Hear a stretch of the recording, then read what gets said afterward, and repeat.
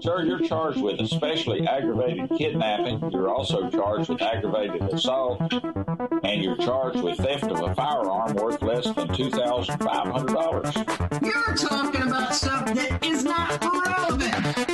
Hello and welcome to the Court of Public Opinion. I am the Recovery Addict, and boy do I have a case for you today. Why is the dog chewing on this guy? I think they have got the wrong guy there. Got the wrong guy, and the dog was biting him. He roughing him up quite a bit. There's a lawsuit. No, I'm not Peyton Ansley John Milton. I am the agent authorized to represent Peyton Ansley John Milton as written in all capital letters. Thank you. And as to Mr. Milton, is there a competency concern, or I am not represented by anybody besides myself.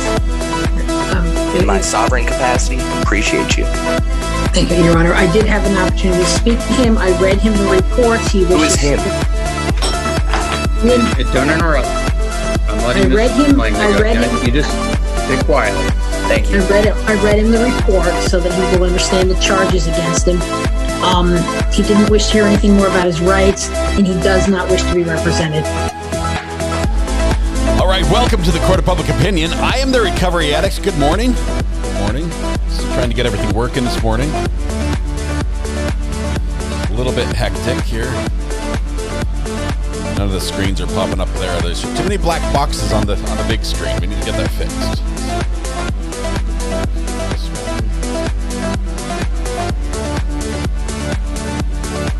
There's one more.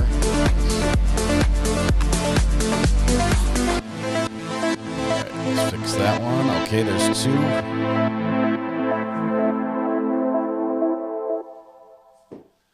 That one's up. Everything's... Are we all good? Are we working? We're working. Okay. All right. Are the seats working? I think everyone's... I think seats are working here. There we go. Okay. Welcome. Good morning. Good Tuesday morning. Halfway to hump day. So that's something, right? We forgot to unstack the chairs. Let's see here. Where are we at? I think, the seats are working. They're working. It just took a minute. You know, some things are a little rough. Give the old cow a couple squeezes for good luck today. All right. Okay. Where are we? Why is 8 not showing anything? 8, where have you gone? Have them send someone with more experience. It helps if I use the mouse that's connected to camera 8. There it is. Let's get rid of those guys. We don't need those. All right. Good morning and welcome. It is a fantastic day. First of all, it's a good day for pretty much everybody except, I might say, not sample user. No, except C-Chinny.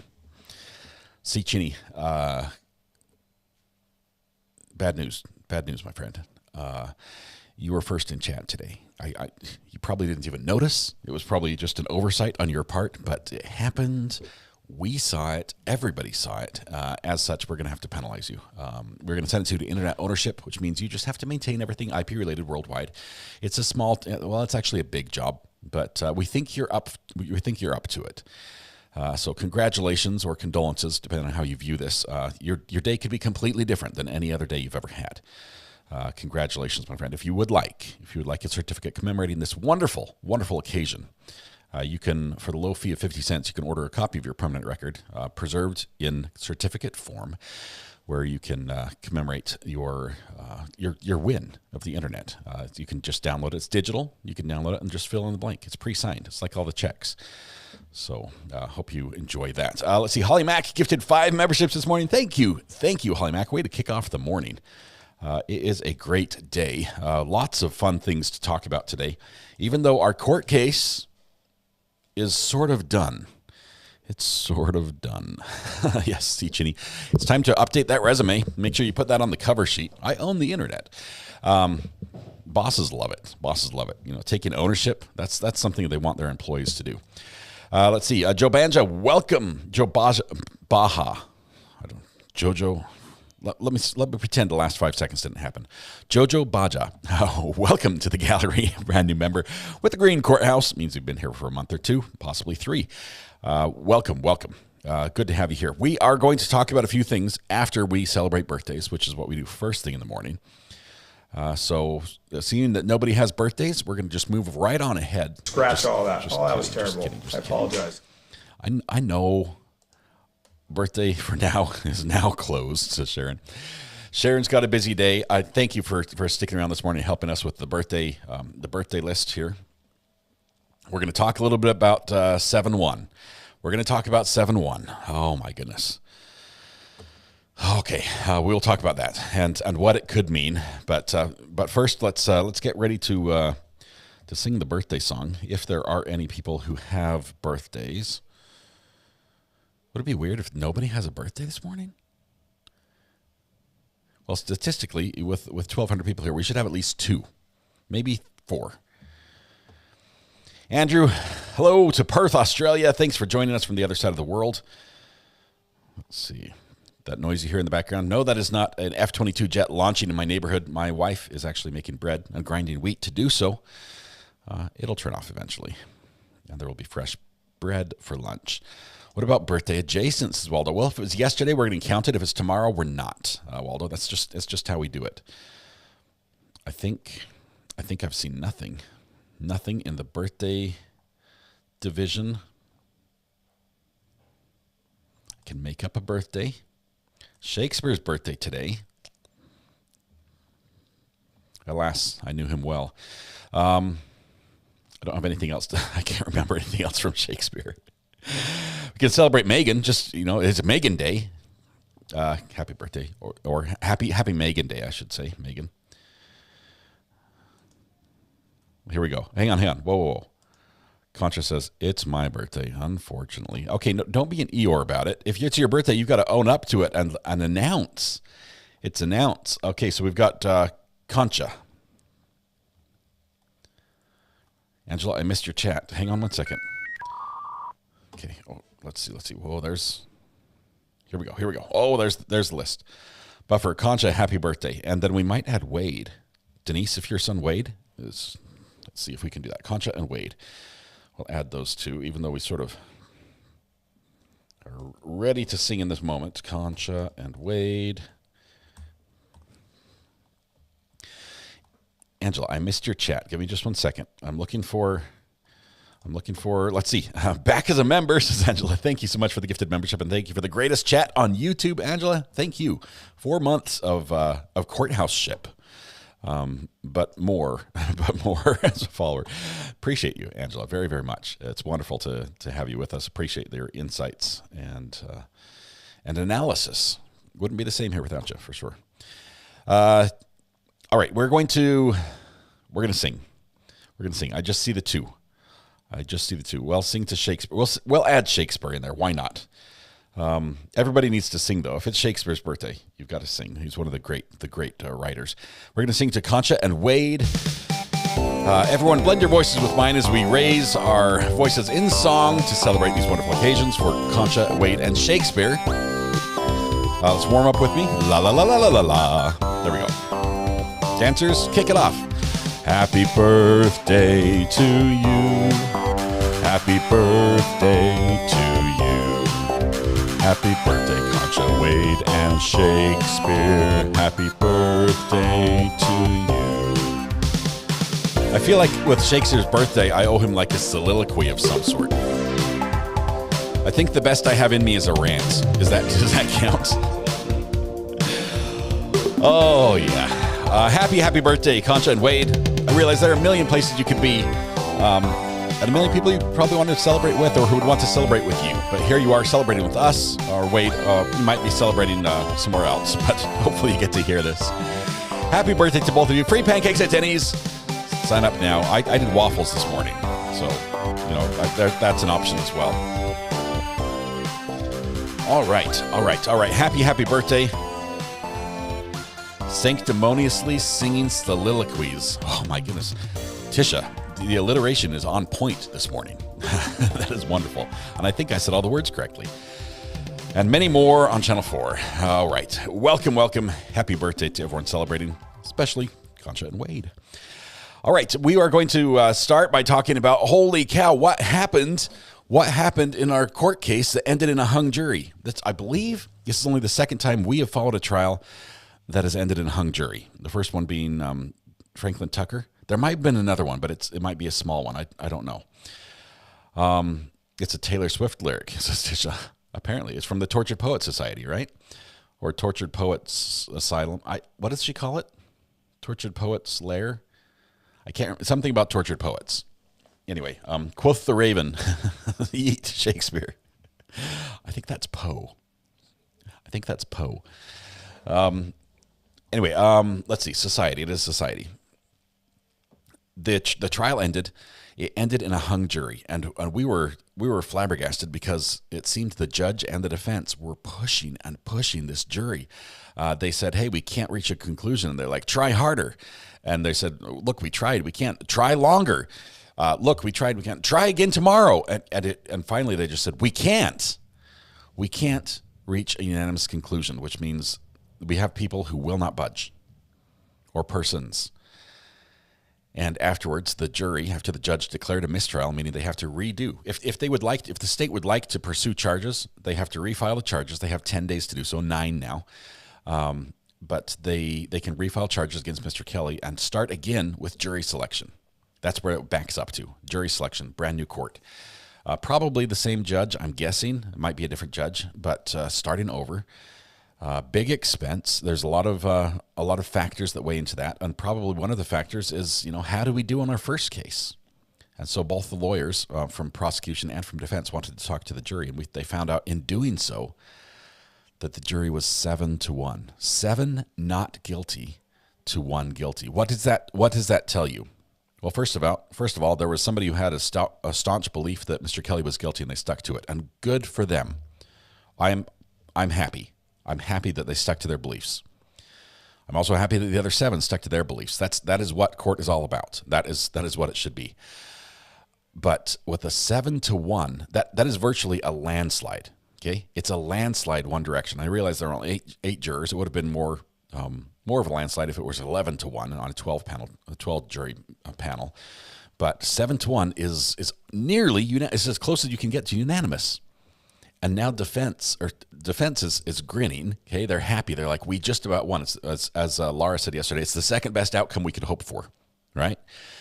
Now the prosecution has to say, okay, we had 8 jurors that we felt good about up there, and we talked to them for 4 weeks, and 7 of them didn't believe us. Do we want to try again? And honestly, I think with that sort of a result, you might not want to try again. So I haven't heard the details about the holdout, about who the one was or why or any of the reasoning. I think some of that will probably come out where it was 7-1. They definitely picked sides, and the 7 might talk about the 1, or the 1 might talk about the 7. So I don't know the details about that. But in the next 10 days, and actually sooner than that, a week from yesterday, the prosecution there will be a status hearing in this case before Judge Fink, and the prosecution basically has to announce then and say, hey, you plan on refiling? And if they are, they're going to start scheduling, because they have 10 days to refile and 60 days to try him. So 2 months. The trial would happen again in the next 2 months, and that is fast for any trial.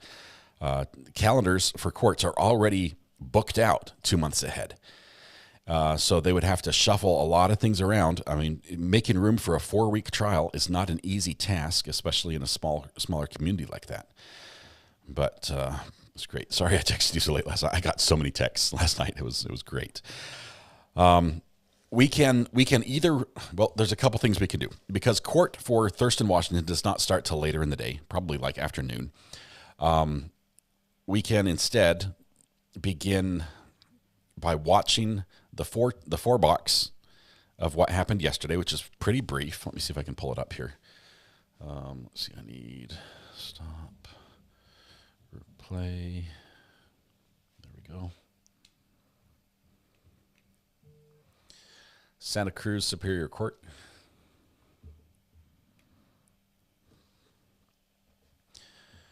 Let's see. Day 18. It's only 25 minutes. 25 minutes of video from yesterday. I want to see some of the facial expressions. Updated 12 hours ago. What time is it now? It's 9, so it's 9 p.m. was uploaded. Let's do that. Let's start that off.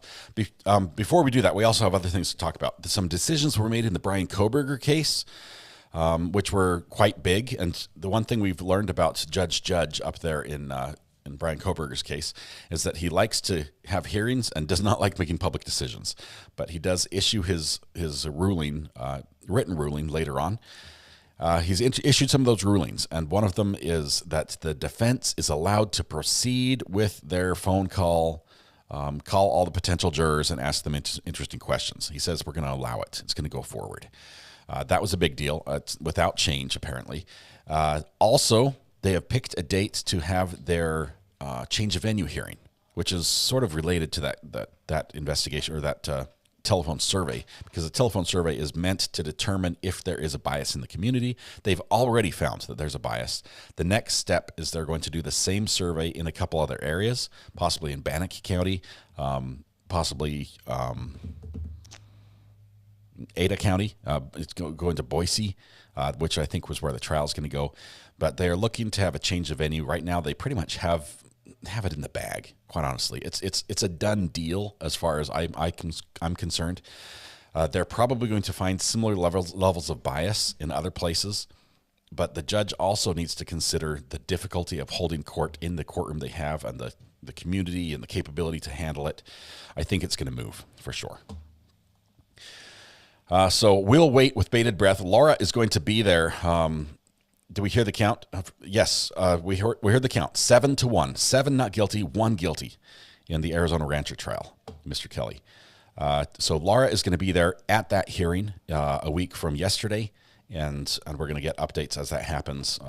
So we're going to know if the state is going to refile. I hope they don't. I realize, Team Minority is saying, hey, we need a better trial, we need a better jury. But I really think that the evidence just wasn't there. And he might have done it, but if the evidence isn't there, we shouldn't convict. So, all right. Let's see. Did we get to see the stuff from the J Hatch hearing? The J Hatch hearing, Sim, was a scheduling hearing. They have picked some dates for when they're going to go over stuff like sanctions, but mostly it was just calendaring.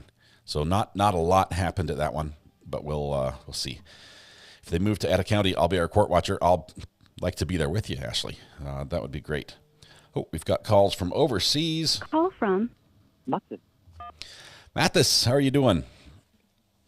I'm doing okay. I have to jump in a different call by the top of the hour, but I wanted to use the opportunity to share some knowledge, because there's something that I think you missed last time. I miss a lot, so please enlighten me. Yes. So while I'm starting, I did actually try to send you a good version of the flow chart. I'll try to send you an even better one at a different time.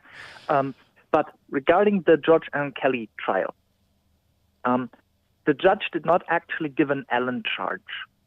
He gave a, what's it called? Impasse.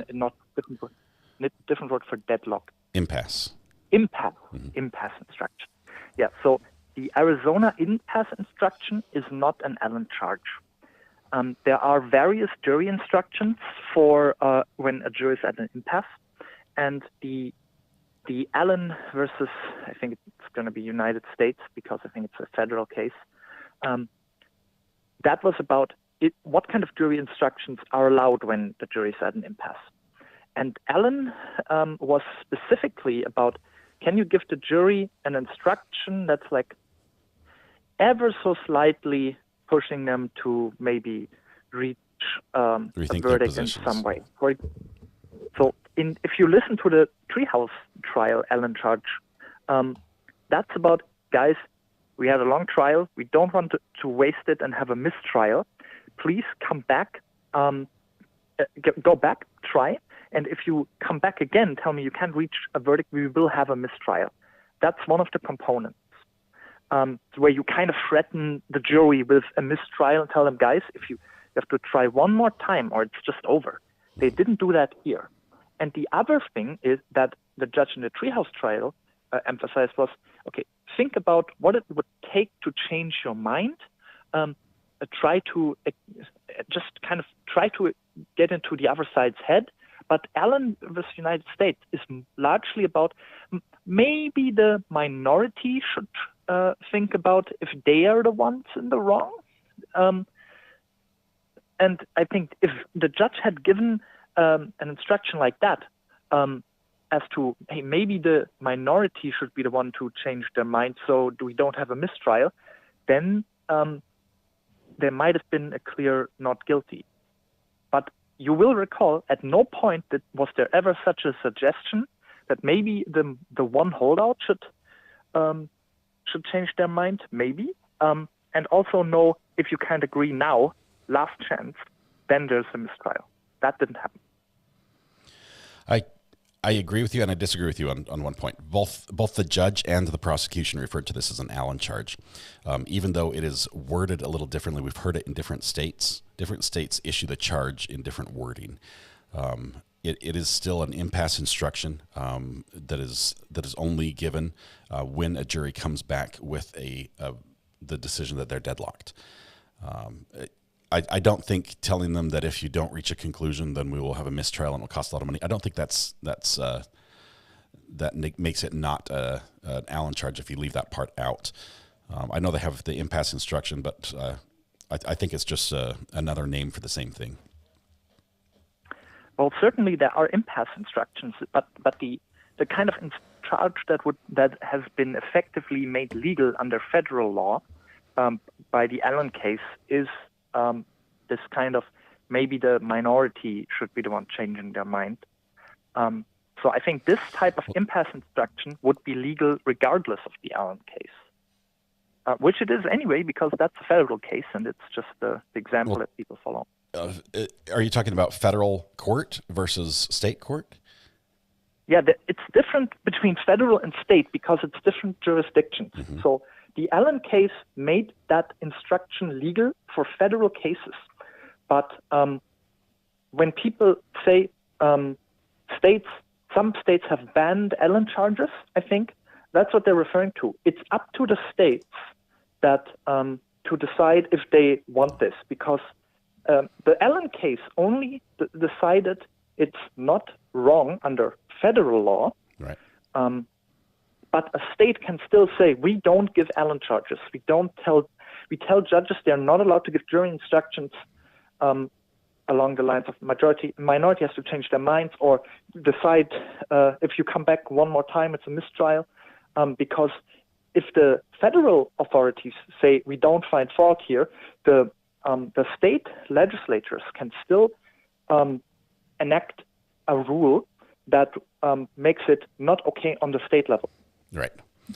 Because all the states are like little countries unto themselves. They operate under the larger umbrella, but the way they do things are a little different. But in this case, the judge, literally, and the prosecution referred to this as an Allen charge. So I think in their minds, but that could just be colloquially. I think impasse instruction is more correct. Impasse instruction is correct. Allen charge is basically the nickname that the law gives it because it refers to the case. It's like citing case law, mixed in the title. We say Miranda rights. It's very similar. That's a case law as well situation. But appreciate it. I know you've got another call to step onto in about 1 minute. So Mathis, thank you very much for so I'll say also the reasonable person test is an objective test and not subjective. And I'm always right. And have a great day. Bye. Love it. Thanks, Mathis. Have a good one. We'll see you. Oh, that's awesome. Little mic drop on the way out the door. All right. How long till we go to Thurston? Trying to figure out if we should lurk and speed work until then. It's going to be a bit. We're going to start with 25 minutes of court from yesterday, which is just the, what we were just talking about, the jury being hung. Let's see. Let's go over here. Reset. Let's pull this up here. I'm not a camel. Okay, so we're going to start with... Thank you. Please be seated. Yesterday's events from court. All right. The records show the presence of Ms. Hunley for the state, counsel for the defendant, and the defendant. The jury is absent. The jury began deliberations this morning again at 8:30 in the morning. They took a break for lunch. At 2:50 p.m., the jury forwarded the following note to the bailiff, who forwarded it to me, and copies have been provided to all counsel. Judge Fink, the jury is still at an impasse, and we don't feel further deliberations will... I think that's net, Your Honor. Net? We do not feel that further deliberations will net a unanimous decision. Are there additional instructions we can follow? Signed, juror number 1, who's the foreperson. I mark the time, and I'll give the note to the clerk with today's date, 4/22/24. All right. Let me hear from the state, and then I'll hear from the defense. Ms. Hunley. Your Honor, the state requests that we provide the impasse instruction provided in the Raji's. The standard criminal 53? Yes, Your Honor. Thank you. We're in agreement with that, Your Honor. We think it's time for that instruction. All right, and before we get there, I waited a few minutes before I came in to make sure you had time to discuss the situation with your client. But if you need more time, I'm happy to give it to you. I want to make sure you've had a time to consult with Mr. Kelly. I think we're okay, Your Honor. All right, so everyone is in agreement the court should give standard criminal 53 impasse instruction, right? Yes, Your Honor. Yes. All right, very well. Then let's bring in the jurors.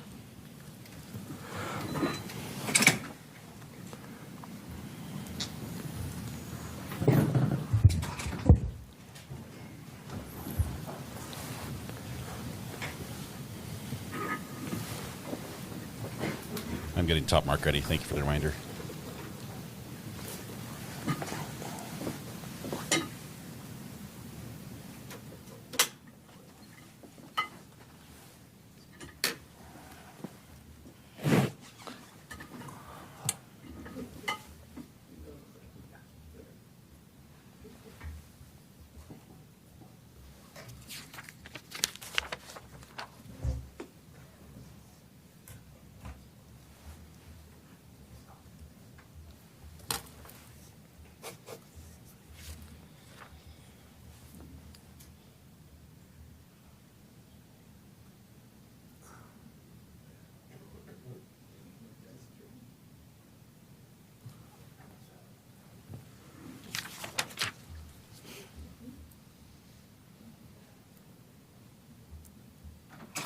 Please rise.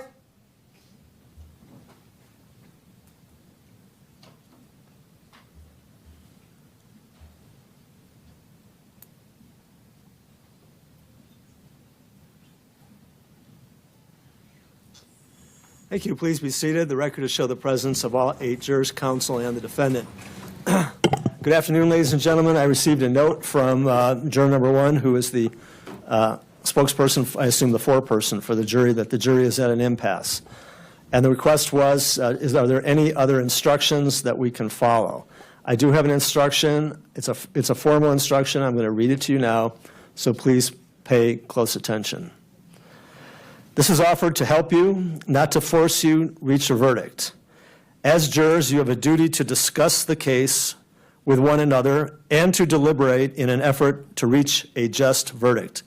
Each of you must decide the case for yourself, but only after you consider the evidence impartially with your fellow jurors.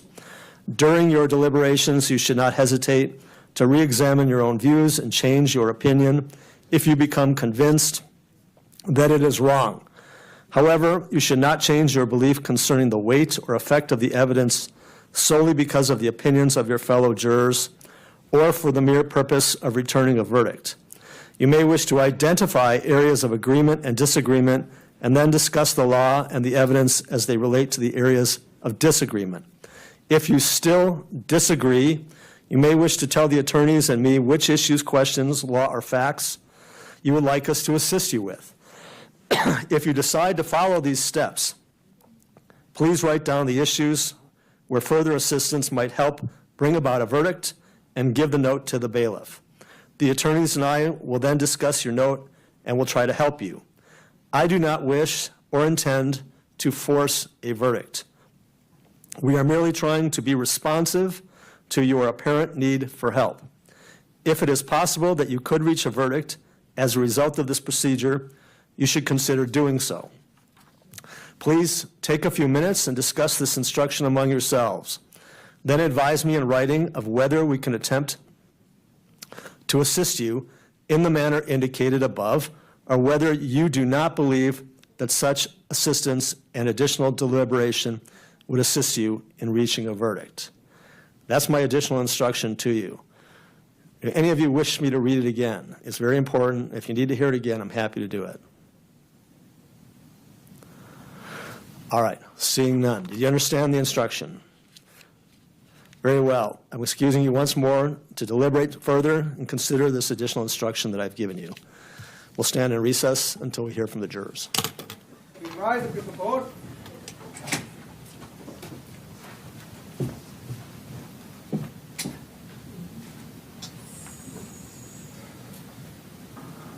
So we were rewatching the just the court time. The judge was on the bench during this during yesterday's events in the Kelly trial. So we just watched the first time they called court, which was about 3 o'clock in the afternoon Mountain Standard Time. So they deliberated since 8:30 in the morning. In total, the jury deliberated for about 17 hours overall.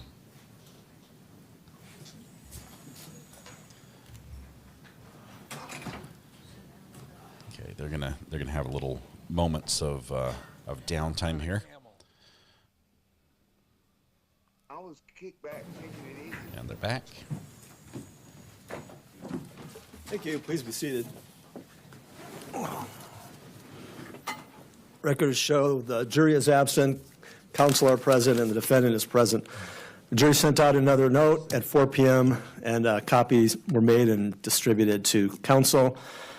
Dear Judge Fink, the jury followed your latest instructions and don't believe we can render a unanimous decision on either count. That's signed by the jury foreperson, juror number 1. Then it says we also need clarification on verdict formed. We also need clarification on the verdict forms based on the above. All right. What's the state's position first as to the first issue? Well, as to both, I guess, really, because they're interconnected. Your Honor, I think we just tell them that if they're at an impasse and can't reach a verdict, then they don't have to do anything with the verdict forms. I think that answers question number 2. I'd ask that we just reiterate the impasse instruction and ask them to continue deliberating and see if they can make progress. What about the verdict form? I mean, I'm not sure what that means. I mean, it would seem to me. I think they're confused. It would seem to me that if you're at an impasse, you're at an impasse as to everything, and I'm not really sure what the issue would be on the verdict form. That concerns me a little bit because the possibility of what they're doing on the verdict form might be inconsistent with what they're saying otherwise. But that's some speculation on my part. Yeah. I think it's because there's not a final checkbox that says we cannot agree on the less final of the lesser includeds. I think that's why they're confused. Because they've probably gone through and decided we can't agree on this, we can't agree on this, and now they're at the third one and there's nowhere to check the box. We can't agree. Do we have to fill it in? Oh, right, because the last lesser included just says guilty or not guilty. And so does the second count. It doesn't have a we cannot agree. So I think that may be the confusion. Like, do we still have to fill this form out? What do we do with the forms? Okay. And as to counsel's first point, I think at this point it would be coercive for us to indicate that they should continue to deliberate, but that would be the state's position, Your Honor, and I would defer to the court on that. All right, thank you. And defense, and what's your reasoning? Just that you only gave them that instruction, I think, 30 minutes or something before they came back out with what they stated. It's been a long trial. I think they're at the end of a really long day. They looked pretty exhausted when you brought them out here. So I think it would be beneficial to at least give them an opportunity perhaps to break for the day and try again tomorrow. And if they can't, they can't. But you recently gave them that instruction. And my concerns, Judge, is the 30-day trial, the cost, the time, the expense that not only this county but each of the parties, it's not an easy one to give up too soon, because then we have to potentially try it again depending on the state. and that expense will be put out there again. No, I understand and agree, believe me. Well, what Ms. Larkin is suggesting is that I offer them, once again, the opportunity to avail themselves of another break and come back tomorrow. And I'm willing to do that. I don't.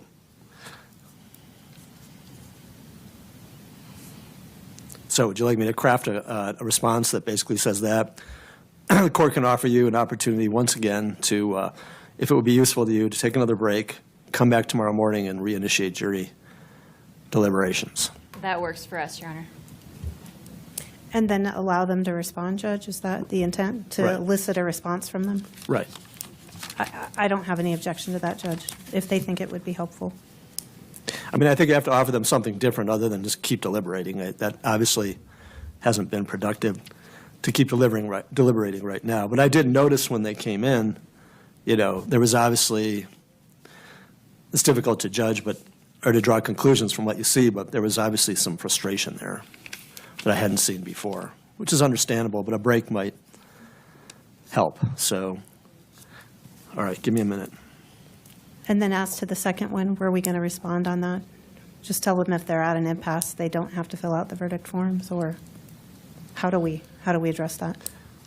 What's the defense position on that? Judge, that's fine with us if we could just instruct them that if they can't come to an agreement, they don't have to mark anything on a verdict form. If you cannot come to an unanimous agreement on any of the charges, then you do not have to fill out the verdict form. Right. Okay, so while the judge is crafting his comments, we are going back. We're just watching because we wanted to see facial expressions and reactions of counsel, which we could not see from the angle we watched yesterday. This is yesterday's happenings in court. It's about 25 minutes. So we're just catching up with the last of it. This trial did end in a mistrial. The jury came back unable to reach a unanimous decision. After the judge was finished in court, I'm not sure what the bailiff just instructed them to do, but. Although, Your Honor, I suppose it's possible that they didn't quite understand the lesser includeds. I don't know if the court wants to just explain to them again.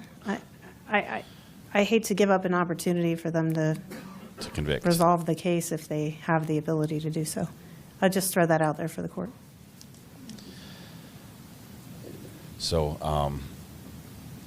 after the judge talked to the jury at the end after he declared a mistrial, he sent them back to the room. He talked to them for a little bit, probably gave them some advice, the usual stuff. You did a good job. Appreciate your service. If anyone hassles you, come talk to me. You don't have to talk to anybody, but you can. All that stuff. Then both defense and the state asked to go speak to the jury, and the jury waited around for that. And in that discussion, the jurors made it known that their vote total was 7-1, meaning 7 not guilty and 1 guilty. There was one holdout that wouldn't change, and it sounds like that was pretty much the result early on as well. We haven't seen any indicators that total switched or the numbers changed at all. So very, very insightful. But with that knowledge, the state has to decide if they are going to go ahead and prosecute again when all their evidence, the best efforts they could put forward in presenting a case, only convinced 1 out of 8 people to convict. So cases are expensive. This is easily $500,000 of combined costs all over the place. It adds up really quick, and doing it again is going to cost about the same the second time through. So that's a decision the prosecution is going to make on Monday. Laura, our court watcher, will be there. She's there in court right now, sitting over by the Kellys. I don't know which one she is. I think she's there with her daughter, so I think she's right behind Mr. Kelly in this image. Yeah. They're going to decide on Monday if they're going to retry it. And if they do, they only have 60 days to go back in court. So clear the calendar if they want to do that. The detective contemplating a career change. Okay. Judge, you got your your words together.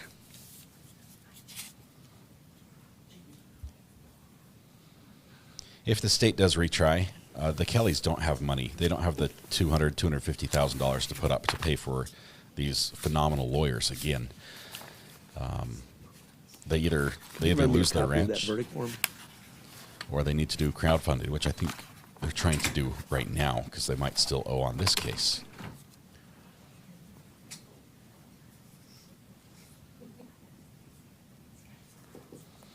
It's interesting that we had 7 not guilties because there was a fair amount of information that we knew that the jury did not, which might have colored or shaded our opinion. But the jury, based on just the information that was presented to them, that was admitted into the court, into trial, they came to that 7-1 total.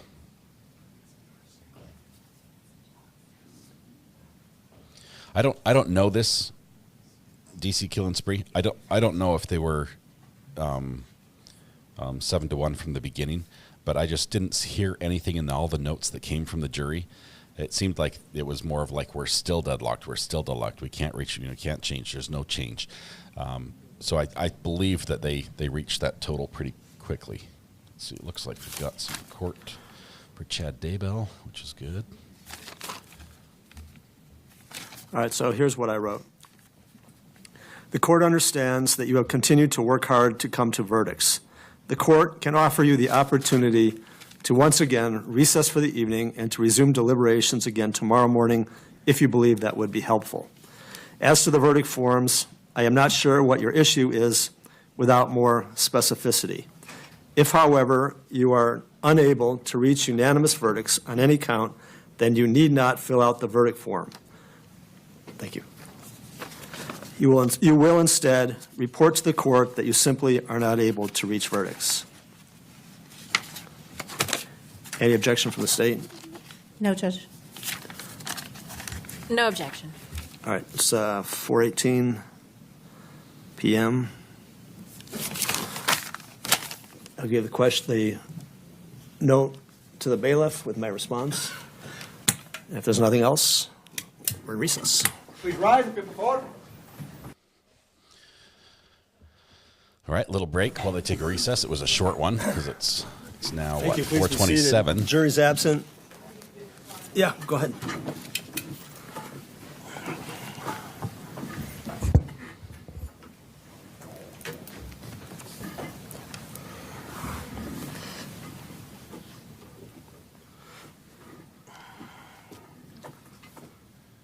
I think Daniel is there in back, right? Is he the one in the hoodie or in the vest?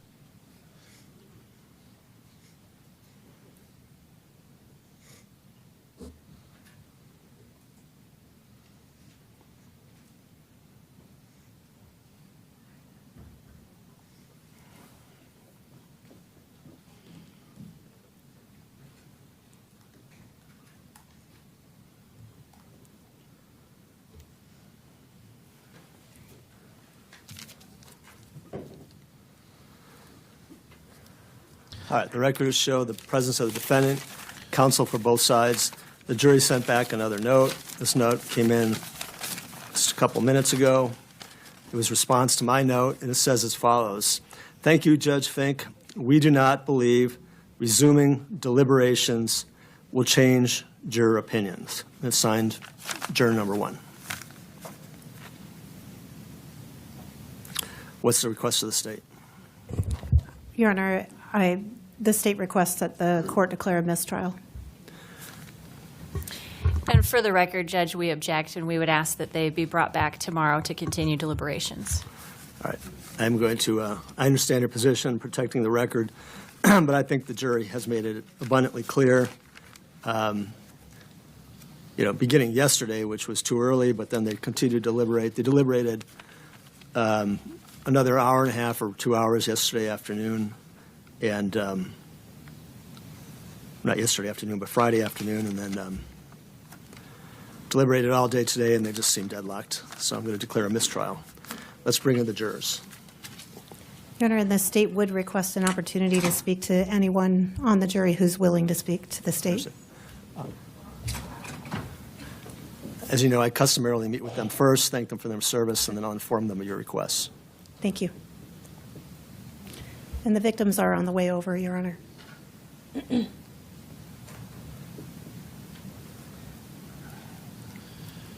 It's interesting. They did not wait for the victims being Daniel and What I think we'll do is family. set the matter for status in a couple weeks. I think we only have 60 days to reset it, Your Honor, so I'd ask that we set it for next Monday. I think we'll have a decision by then. Okay. Any issue with that from the defense? Setting a status next Monday, so see what the state's position is. Lots of bailiffs milling around there and back. Sure. Would that be afternoon calendar, right? Yes. That's fine with me, Judge. You can appear remotely. Thank you. My dog. My dog, she says. I want to get back to my dog. Please rise.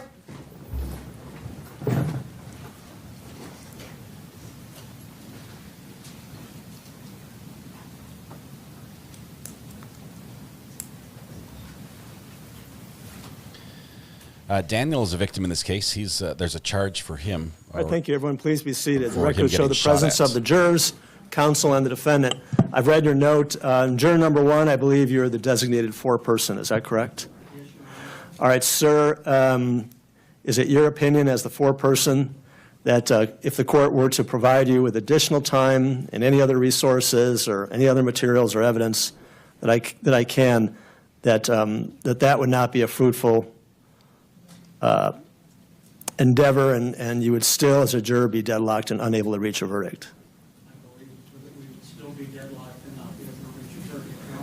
And is the jury deadlocked and not able to render a unanimous decision on any of the counts? Yes, sir. Very well. Any other record that counsel wishes the court to make at this point in time?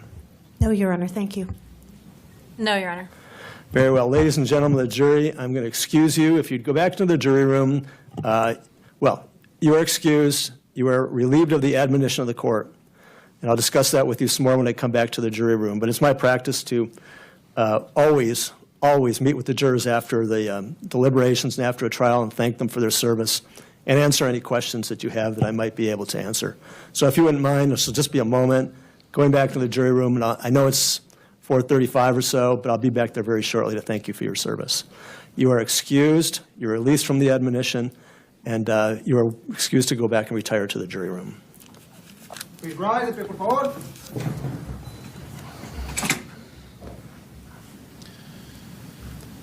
Could the upset lady be the one that one juror? I don't think so, because she was the one that was emphatically agreeing with the defense throughout the case. She was the one person they knew which side she was on from all Please her have a seat. responses. The record will show the absence of the jurors based upon the jury's inability to reach a verdict on any account.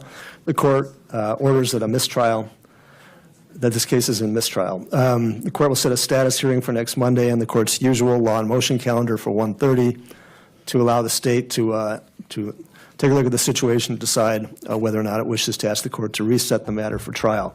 I also want to remind the parties, notwithstanding that any post-trial motions are due under Rule 20 or any other rule that's applicable within 10 days from today's date. So be aware of those time limits. Your Honor, the state does have 2 pending motions. It would be very helpful if the court ruled on those, because we do need that material to make a decision about what we're going to do next. We've asked for the JAVS recordings of the trial and also copies of the questions by the jury post-closing argument and the court's responses thereto. So we're attempting to make some decisions. Understood. All right, very well. I'll inform the jurors of your desire to speak with them. I'm going to go back and thank them for their service. Is there anything else from counsel? Just that we'd like to speak to them, Your Honor. Right. We would too, Judge. Very well. I'll communicate that to them. I'll give this final note to the clerk, and we are adjourned. Thank you. Please rise. That's how it went down. So, all right. Anything else you want to talk about that case before we move on to some of the other things that are happening in the world of true crime? Why is this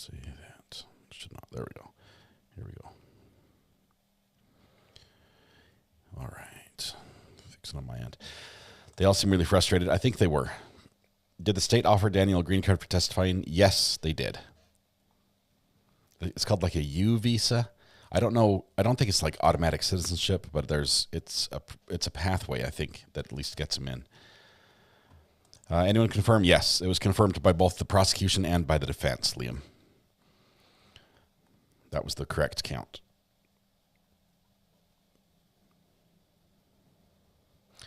See, a news report, the Mexican consulate guy says he still wants justice or something to that effect. Worry about the Kelly's safety.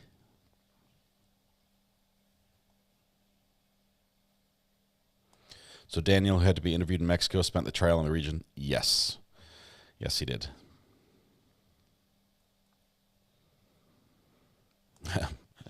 Thank you, Bodie. I'd like to be able to see it as well. I will say this.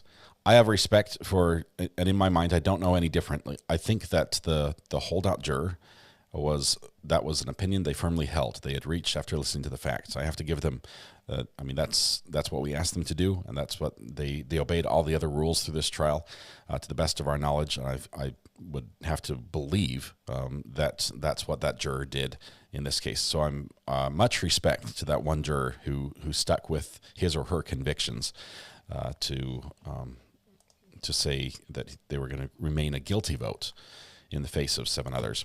It's frustrating obviously for the defense, but this is the process. This is how it works. And the instructions the judge gave were very specific, saying, you're not supposed to change your vote just so you're in line with everybody else, just to make the other jurors happy. If this is something that you've reached and that you're firmly, that's your belief as a juror after listening to 4 weeks of court, stick with it. And they did. So I'm happy for that. I think it will be basically the same effect. I mean, it would have been better, I think, for Mr. Kelly to have a not guilty verdict, but I don't think the state will retry this. They might give it a try, but I don't think they will. Especially with all the information. I mean, honestly, their evidence does not get any better if they retry, right? They don't have better investigators, and if anything, there's a possibility to now impeach your witnesses using statements they made during this trial, which were wrong. Okay, when we know we've got witnesses that gave the wrong answer, that literally gave incorrect answers on direct testimony for the state, and now if they testify again and they change the answer to something else, you're going to be like, isn't it true that on a previous, a previous court appearance, you were asked the same question and you said this? That's something you got to deal with. I just don't think that they can gain any ground. If anything, they're at a disadvantaged position to retry this case. Let's see, maybe a failed self-defense theory. Yeah, defense can change their defense. They don't have to put on a defense at all, but they could literally come out and change their story, as can the prosecution. The theory of how everything happened, prosecution could come out with a different theory. It still has to fit those facts, those puzzle pieces they've assembled. Anyway, Momo Shark. Today we're going to watch a one-day trial out of Thurston, Washington. We watched jury selection, or most of it yesterday. We're going to watch just the tail end. I think we have 25 minutes or so of jury selection. And the reason I like this court is because we actually get to watch the jury selection. We get to watch and hear the jury. You get to see them, hear their answers, hear the questions. We don't get to see that often, but this court does allow it. So we're going to do that this morning, and then, we're going to do that a little bit later on, and then we'll pick up that trial this afternoon. But we do have a couple documents I wanted to go over. Some court documents dropped, specifically in the Brian Kohberger case. Let's see. Got it in the wrong spot. Copy. And paste. Nope, it's not working.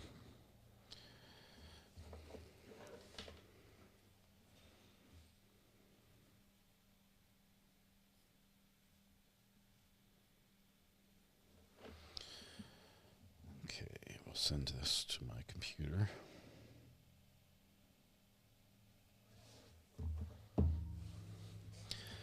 All right, we've got 2 orders in the Brian Kohberger case that are very quick reads, but we're going to go over those just quickly to be caught up on what is happening there.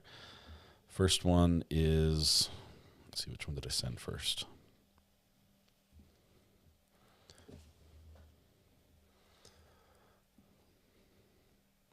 All right. This one is amended order setting briefing schedule and hearing date for change of venue motion. Change of venue means that they are going to hold the court in a place other than the county courthouse. So the crime occurred in a set location, and that location is within a county. Usually the crime is tried in that county's courthouse. Sometimes it's appropriate to say, we are not going to try it where we normally would.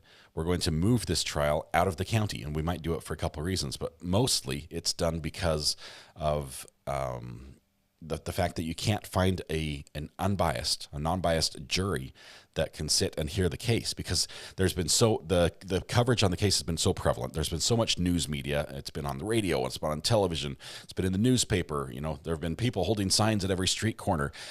There's nobody out there who's like, Brian, who? 4 kids killed what? There's nobody out there who hasn't already maybe formed an opinion. He's like, yeah, I heard about that, and I did a deep dive. Did you hear what he did? Okay, well, if you've done that, that's great. You're allowed to do that. That's fine, but it might disqualify you from being a jury, especially if you have some strongly held opinions based on what you've reached.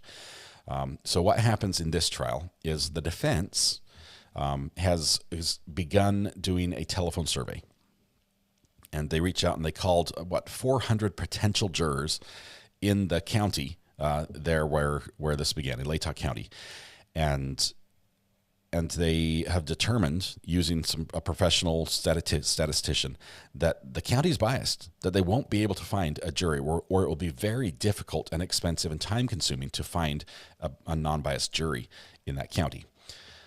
So they are going to be moving for a change of venue. This is not a surprise to the courts. They've been talking about this for a while, but here they finally amended it. So let's see. The judge says, based on the April 10th hearing, the court orders the following. A hearing on defendant's motion for change of venue will be held on June 27th, 2024 at 10 a.m.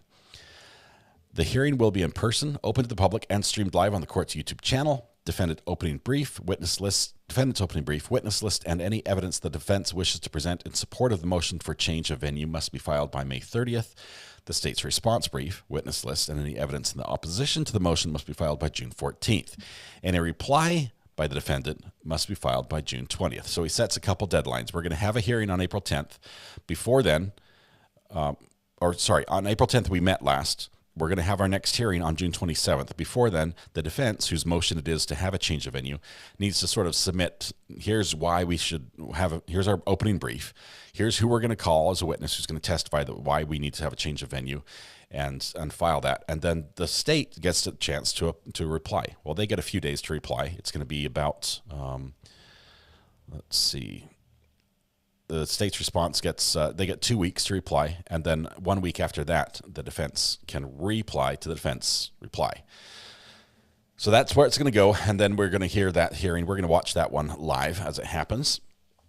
That's going to be on June 27th. But there was another document that also came out. This one, let's see.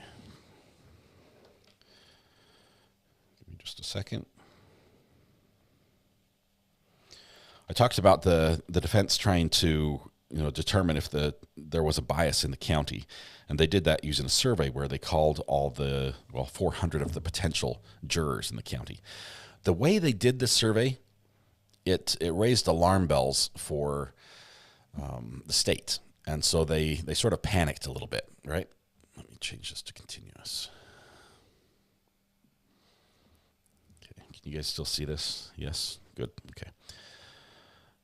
All right, so they raised alarm bells for the state because some of the questions they were asking was literally telling the potential jurors about some of the facts of the case, and some of those facts they were telling them about included a fact that was not true, like the state and the defense knows is factually incorrect, and they were presenting that in the way of saying, "Are you familiar or have you heard that Brian Kohberger stalked one of his victims?" When they say this fact is not true, it was fake, it came out in the media, but it is not real. And they were doing that to determine if they're biased based on stuff that was not right and biased against the client. It raised some issues with the judge, how it went down, raised his eyebrows.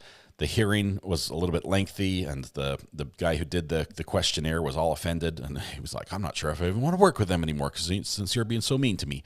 But eventually he said, I'll continue to work with him if you let me keep doing this. This is the order in response to that hearing about that survey. So the judge says, on March 22nd, the state filed a sealed motion for order prohibiting further contact with prospective jurors absent leave of the court, meaning you can't do this anymore unless we give you permission. The same day, defendant Brian Kohberger filed an objection to the state's motion with the promise of a forthcoming affidavit and memorandum in support of the objection. The court then entered a temporary order prohibiting both parties from contacting potential jurors about the case, including via third parties, until further order of the court. A hearing on the issue was set for April 4th. In the interim, the defense filed a motion in support of objection to state's motion, and this gets layer upon layer, for order prohibiting contact with prospective jurors, leave of the court, with a declaration of Brian Edelman, Ph.D., he's the guy who did the survey, attached a motion to rescind the order for failure to provide due process. They were mad about, this defense was mad about how this happened. They're like, instead of talking to us, the state on a Friday, right before the close of court, files this motion, says, emergency, lock this down, and doesn't give us time to reply, and that defeats our due process rights. Anyway, on March 29th, the state filed a declaration in response to the defendant's motion to rescind order for failure to provide due process. This is the ping pong back and forth, right? You said this. Well, here's my response. Well, here's my response to your response. Well, I'm going to respond to that response. They're like bickering children, only it's on paperwork in court. It's in the file. A reply in support of motion for order prohibiting contact with prospective jurors absent leave of the court, and an objection to the defendant's motion to rescind the order for failure to provide due process. On March 29th, the defense filed a reply in support of the motion to rescind the order for failure to provide due process. So we got all the motions filed. The arguments have been laid out on the table. The April 4th hearing was open to the public because neither party requested that the hearing be sealed. And at that time, the court heard arguments from both parties regarding a survey the defense had conducted in Latah County and wished to conduct in 2 additional counties. The state took issue with 9 of the questions in the survey, which were read into the record in open court, and argued that asking those specific survey questions to potential jurors violated the court's revised amended non-dissemination order. Basically, the gag order is what we call this, a gag order, which was issued in June 23rd of 2023. Specifically, the non-dissemination order prevents the attorneys, in this case, or their agents, which would include this doctor who was doing the survey, from making out-of-court statements which a reasonable person would expect to be disseminated by means of a public communication, like a public information officer or a press release, and that relate to the following. Number 1, the identity or nature of evidence expected to be presented at trial or any sentencing phase of the proceedings. And number 2, any information a lawyer knows or reasonably should know is likely to be inadmissible as evidence in the trial. This is the key one. Inadmissible as evidence in the trial, and that would, if disclosed, create substantial risk of prejudicing, I cannot say that word. Prejudicing.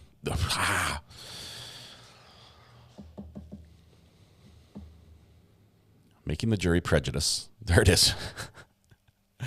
An impartial trial. The state asserted the questions violated these provisions because the surveyors are agents of the defense, and the defense bears the responsibility to honor the non-dissemination order. So the second part is you can't say anything. The word's done. The word's done. We're going to just delete that word out of the language. Vicky, oh my goodness. I'm not a big fan of gag orders either. I realize there are some times when it's appropriate, but I think they should be extremely, extremely limited and short in duration. But this part number 2, they can't make any statement that they know is inadmissible in court. Well, guess what is inadmissible in court? False information, false evidence. Brian Kohberger stalked his victims.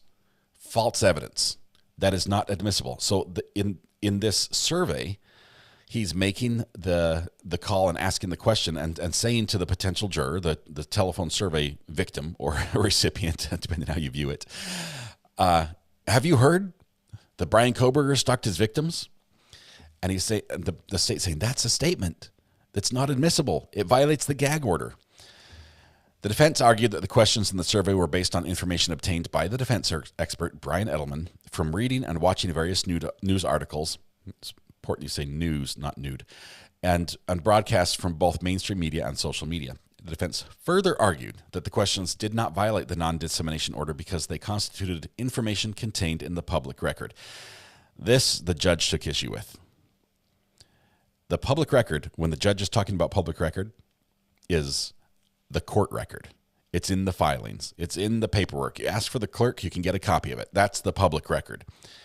And the defense has a broad view of public record. And they say anything out in public is the public record. The newspaper articles are public record. They're public. Judge didn't like that definition, and he still doesn't to this day. But the defense also argued that the public record encompasses all the information in the media for the public's consumption.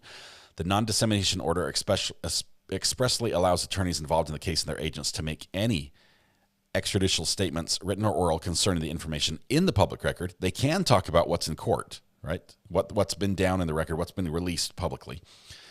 At the conclusion of the hearing, the court ruled the defendant's due process rights had not been violated by the process this little hearing took. The order to pause the surveys was entered after the defendant filed an objection to such order, and the order was temporary, and the defendant was given notice and opportunity to be heard at the hearing set shortly after the temporary order was filed. He's got a due process clause of the 14th Amendment to the United States of the Constitution provides that no state shall deprive any person of life, liberty, or property without due process of law. So they're saying we are deprived of the right to do our survey, which in effect hurts our client because now we're on a deadline and it takes time to do the survey. And if we are pushed out, that limits the defense we can provide for Brian Kohberger. That was sort of the idea they were putting out there. The judge said no. If anything, I'll just push out the dates. Okay, you got delayed for a week. I'll give you an extra week on the tail end. And really that sort of made it a moot point for the defense. The proceedings were fair. They got to speak to it. Procedural due process is not a rigid concept, but rather it's flexible and calls for such procedural protections as the particular situation demands. And that's from State v. Blair. The court also kept the temporary order prohibiting contact with potential jurors in place. So they did not immediately say, yeah, go ahead and keep making the calls. And they instructed the defense counsel to consult with Brian Edelman to determine if there was a way the survey could continue while eliminating the concerning questions the state raised. And the hearing was scheduled to continue April 10th. We had that hearing. At that hearing, Mr. Edelman testified for a lengthy period. And he basically said, you can't change the survey questions mid-survey and compare apples to apples. We have to have that question. As a matter of fact, and they argued quite, I'm not sure if we're going to read the entire thing. We can, but they argued quite convincingly that the Supreme Court has upheld other surveys that are done in the same manner, including surveys that included bits of false information to test how prejudiced a potential jury pool was. And honestly, they won it on case law alone, this argument. They provided all the case law and the facts, and it was just, they were spitting truth. It was a little annoying the way they did it, and the fact that the doctor, the survey guy, had his feelings all trampled on, and he was, well, I'm going to take my ball and go home. I'm not sure if I want to do this anymore. That was just a little bit of drama that probably we could do without. There's enough drama in court. But let me pin your message really quickly, Ashley.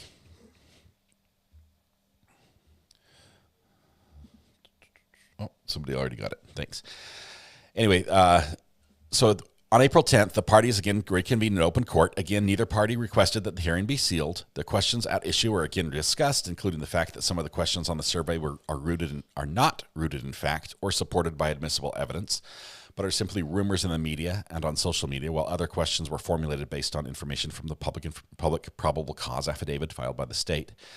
After a lengthy hearing, the parties remained at odds over whether the 9 questions at issue should be allowed to be asked in the surveys conducted by the defense in other counties. Okay, they're done in Latah County. They're not going to call any more people. 400 was the limit. But they do have to call 2 other counties. They want to call 2 other. One is definitely going to be Ada County, which is where Boise is.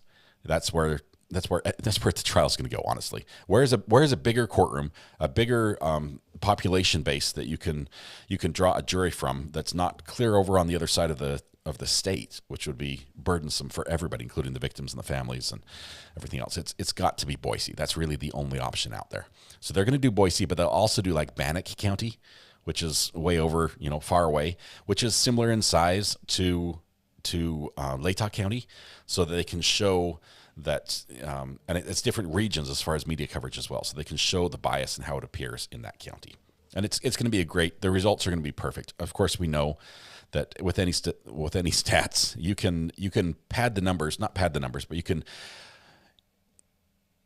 analyze the numbers in ways that will convince people that your side is right, even if you don't know what the numbers are yet. That's how surveys work. The way they ask the questions, the way they skew the results or narrowly look at the results, it's going to basically prove that there's a change of venue. And honestly, I think they're right. The court now orders the following. The public record, as that term is used in the non-dissemination order, means the public court record. The judge is like, I meant what I said, and I said what I meant. Information from public hearings and from documents filed in the case that are not sealed. So he literally just added a definition. As far as this court's concerned, public record is the court record, not the media. So just going forward. Information that formed the basis for 6 of the 9 questions at issue came from probable cause affidavit, a document filed in this case that is not sealed. The non-dissemination order expressly allows attorneys involved in the case and their agents to make extrajudicial, means outside of court, statements, written or oral, concerning information contained in the public record. Additionally, one of the questions was not based on admissible or inadmissible evidence, but instead asked about the feelings of members of the Moscow community. Therefore, the defense did not violate the non-dissemination order by asking 7 of the 9 questions. As to the 2 remaining questions prior to the hearings, there was not information contained in the public record about these media items. However, these questions have now been read into the public record and discussed at length during the hearings, including the fact that these media items may not be true. Because the information is now in the public record, the court does not see any benefit in preventing the defense from continuing its surveys or requiring that the 2 questions at issue be eliminated. Again, these questions and media items are now part of the public record, and the non-dissemination order does not prohibit the attorneys involved in the case or their agents from making extrajudicial statements about information contained in the public record.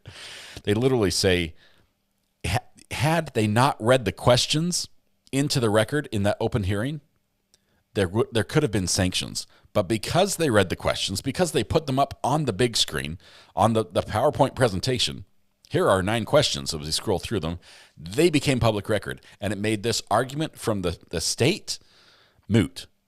It's like, sorry, they're actually in the record now. So they weren't then, but it's too late. It's too late. The non-dissemination order also allows extrajudicial statements that a reasonable lawyer would believe is required to protect a client from the substantial undue prejudicial effect of recent publicity not initiated by the lawyer or the lawyer's client. Any such statement shall be limited to such information as is necessary to mitigate the recent adverse publicity. So what they're saying here is the lawyers are allowed, even though there's a gag order, if somebody comes out and says, hey, did you know that that Brian Kohberger was part of the, a genocide squad that, traveled the world and eliminated whole continents of children? Okay, clearly not true, right? Clearly not true. The lawyer, even though that's not in the judicial record, it's not in the public record, she can come out and she can say, look, that is completely bogus. There's nothing at all. My client is a model citizen, and she can say as much as she needs to basically counter that narrative that's been out there in public. And that's allowed even under the gag order. So any such statement shall be limited in information as is necessary to mitigate the recent adverse publicity. Defense counsel argued at length that the 2 media items not contained in the public record were the subject of extensive media coverage that was prejudicial to the defendant, and that the survey questions asking the potential jurors if they had read, seen, or heard these media items was necessary to support the defendant's motion for change of venue, which is aimed at mitigating the effects of prejudicial pretrial publicity on the defendant's right to a fair trial. So first of all, they're allowed to make those statements because they're not true and detrimental to their clients. And second of all, they're needed to detect pretrial prejudicial sentiments in the community. The goal of the non-dissemination order is to ensure a fair and impartial jury can be impaneled so the defendant receives a fair trial. If defense counsel believes asking these surveys questions, which arguably contain prejudicial information or misinformation about defendant, is more beneficial than harmful, as defendant's expert testified, this court does not at this juncture have sufficient information or evidence to second-guess that strategic decision by trial counsel. Even though the questions literally could be in part biasing the potential jury pool, okay? Because defense thinks it's more beneficial to detect the bias than it is to, that outweighs the small prejudicial effect that their questions will have, the judges said, fine, we'll go with it. The court's order prohibiting contact with prospective jurors until further order of the court is lifted, and the defense may continue its surveys without modification to the survey questions. Any extrajudicial statements by any attorneys involved in this case or their agents must continue to comply with the non-dissemination order, and it's signed by Judge John C. Judge. So that was dated the 19th of April, just recently filed. It's one of the latest documents that's filed in the Brian Kohberger case. I think this was a really good decision by Judge Judge, a thoughtful decision. I really wish that he had the ability to... You have like 1,000 messages after reading. I've got a ton. I'm sorry, I've missed everything. I really wish Judge Judge was able to speak off the cuff like this. I'm really asking for like a superhuman judge, right? I want somebody to be extremely eloquent, well-versed, well-read, knowledgeable about the law, and fair in their rulings, without taking any breaks and just instantly respond. I want the instant gratification of the judge responding, okay, in the moment.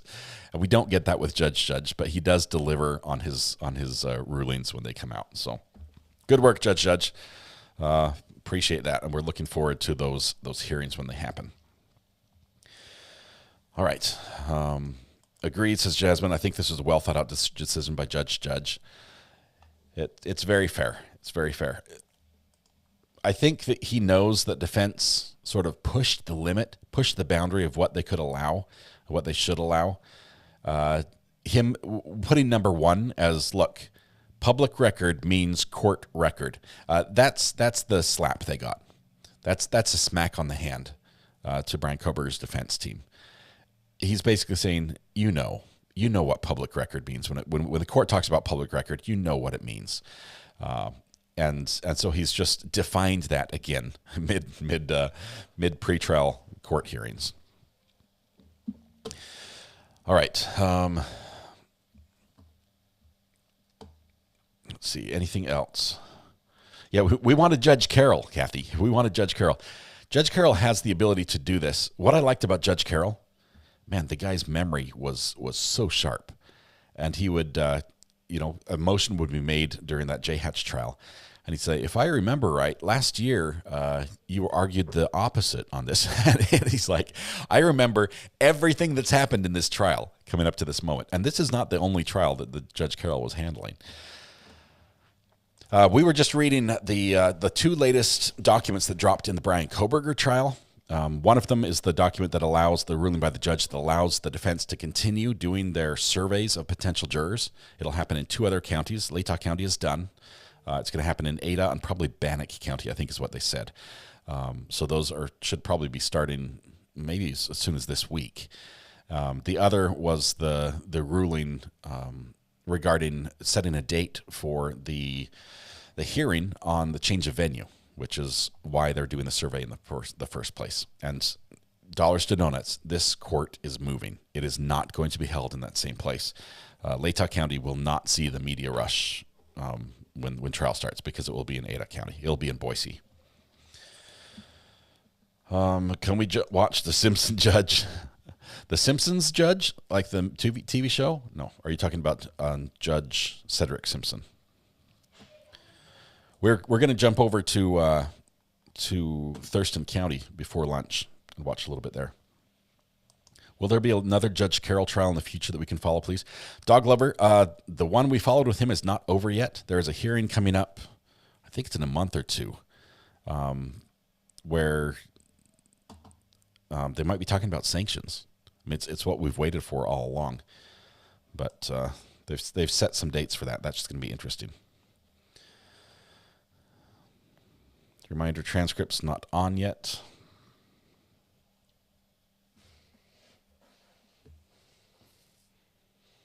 Okay, everything's good over on the Daybell side. Looking good. Okay. Judge Simpson had a juicy hearing yesterday. Angela, are you talking about the lawyer? It was just him and the lawyer that pulled a no-show. She went and got a new job. She left her public defender status and just walked away from her court cases.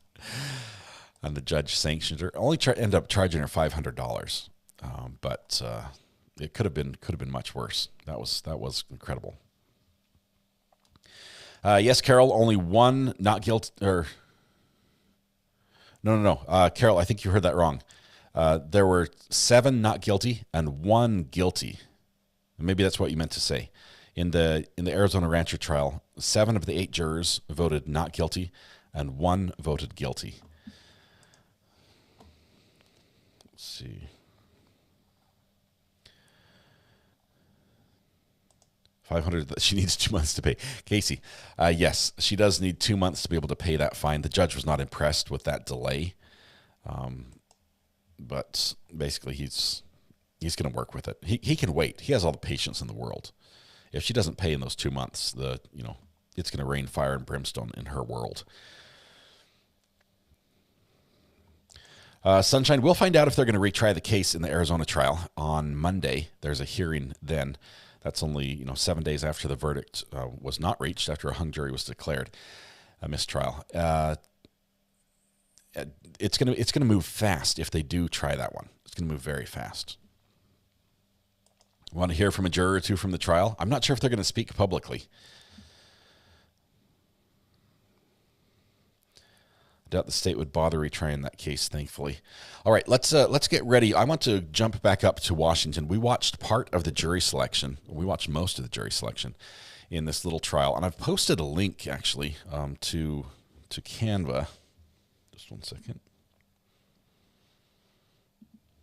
I might post it again. This is we're going to call it the Green Sky trial because in the jury selection, the prosecution in voir dire asked the potential jurors that if the judge told them that the sky was green, they could accept that. And it's the weirdest analogy I've ever heard because it's something that basically all the jurors had some experience with, knowing that it was false. And so he asked this question, and everyone's just sitting there like, and one guy's like, no, because it's blue. The sky is blue. It was a little funny. It was a little funny. I've never seen a potential jury pool that have been so reluctant to share information and that have so few connections to the typical things that tend to eliminate jurors from the jury pool. It's amazing. It's a fun little case. I've got it here on the record. Let's see if I can bring this one up. Let's go to channel 2 here. Is this where we left off? I appreciate your position, juror number 1. We do appreciate you being honest about that. So I have no further questions, Your Honor. Thank you. So defense just finished asking questions. And I'm going to follow up on a couple that you did ask, and I'll go straight to juror number 1. Juror number 1, you reflected your concern about your wife's work in the domestic violence field, and then indicated your thought that frequently when it's male, female, that you said females aren't treated fairly. In this case, that's not the case. They're 2 males. So you had sort of indicated that you felt you would feel very uncomfortable serving. Does that change your view of that? No. Okay. No, You're he's still indicating guilty. that you don't think you could be a fair juror if chosen to sit on this jury. No. I think violence is really good. He wants off the jury. He's gone. And juror number 9, you had left me a little confused as to what you were saying, and don't worry about me being confused. I just want to make sure I get the tenor of what you're saying. Did you say that you believe that Mr. Thomas sitting here must be guilty because he's sitting in a courtroom next to a lawyer? Or let me ask that, is that anyone by accurate? a lawyer is guilty by association? I think that if you are in this position, probably here for a reason. Whether it be guilty or not guilty, there was a reason that Okay. you've been brought up. Can we separate the reason? Can you listen to the testimony in this case and be fair and impartial with the opportunity for Mr. Thomas to get a not guilty verdict from you just as much as a guilty verdict? Okay, thank you. And juror number 11, you indicated that you just don't know. I'm assuming what you're saying to us is at this point, you don't have enough information to decide one way or the other whether the fact that Mr. Thomas is sitting there means he's guilty or not guilty. Is that inaccurate? Yes, Your Honor. Okay, so we've chosen for the jury the fact that Mr. Thomas is sitting next to Ms. Rowe won't sway you that he must be guilty. You're saying you want to listen to the testimony. Am I correct? I understand that she just defended him the best she can. Okay. All right. Thank you very much. Okay, counsel, if you'll approach, please. So when counsel approaches here, the judge is going to first rule on individuals who are should be removed from the jury pool for cause. For cause means that they have presented information that will show that they are not fit to serve. Okay, they cannot be impartial. They have a conflicting schedule. Say like the juror in the back left-hand corner. He's a dishwasher. He's the only dishwasher at his business. They need him there. He was only able to work limited hours. He said, I can't do this. I'm missing work already. As soon as I'm out of here, I'm going back to work. And if I have to sit through another day in court, that would be a hardship for my company. Judge may or may not believe that, but they're gonna go over that and say, for this reason, there's another juror on the back row who's caring for her 90-year-old mother and saying, this is trouble for me. I can't just be up and be gone. She needs me at home. These would be for cause dismissals, and the judge handles those first. And once that is done, and they won't know until the very end if they were dismissed. Or the jurors won't know if they're dismissed for cause or for one of the preemptive strikes that the both sides get. But they're going to start with jury number 1 after they've eliminated the for cause, and both sides they'll have to go to the state. State, do you have any objections to juror number 1? Yes or no? No? Okay, he's still on the panel. Defense, do you have any objections to juror number 1? No? Okay, number 1 serving. In this case, I can tell you number 1 will not serve because he's going to be gone for cause. He's literally told the judge, I cannot be a fair and impartial juror. I look at him. He's been accused of domestic violence. He's the male. He's guilty. Okay? I'm sorry.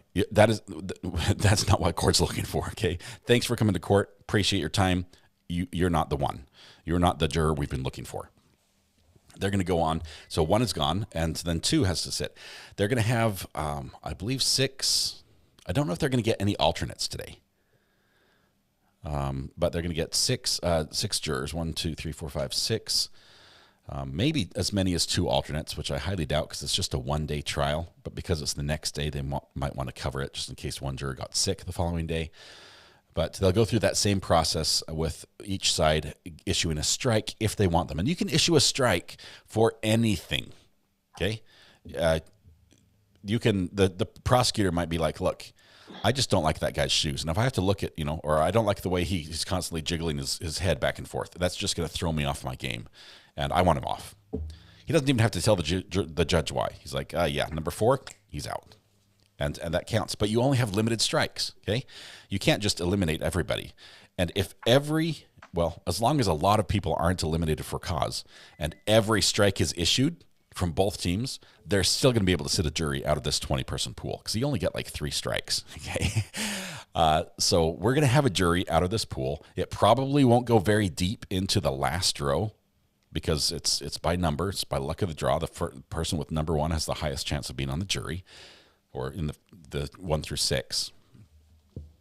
But that's going to happen right now. The judge has turned off his mic. In previous trials, we've been able to hear this as they mumble back and forth about for cause and everything else.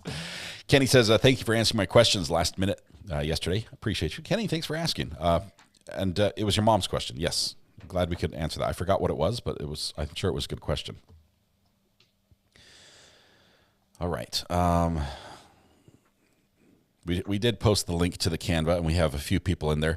What we would like you to do with that Canva document is create graphically a representation of the events that have happened in this trial. This will be a one-day trial.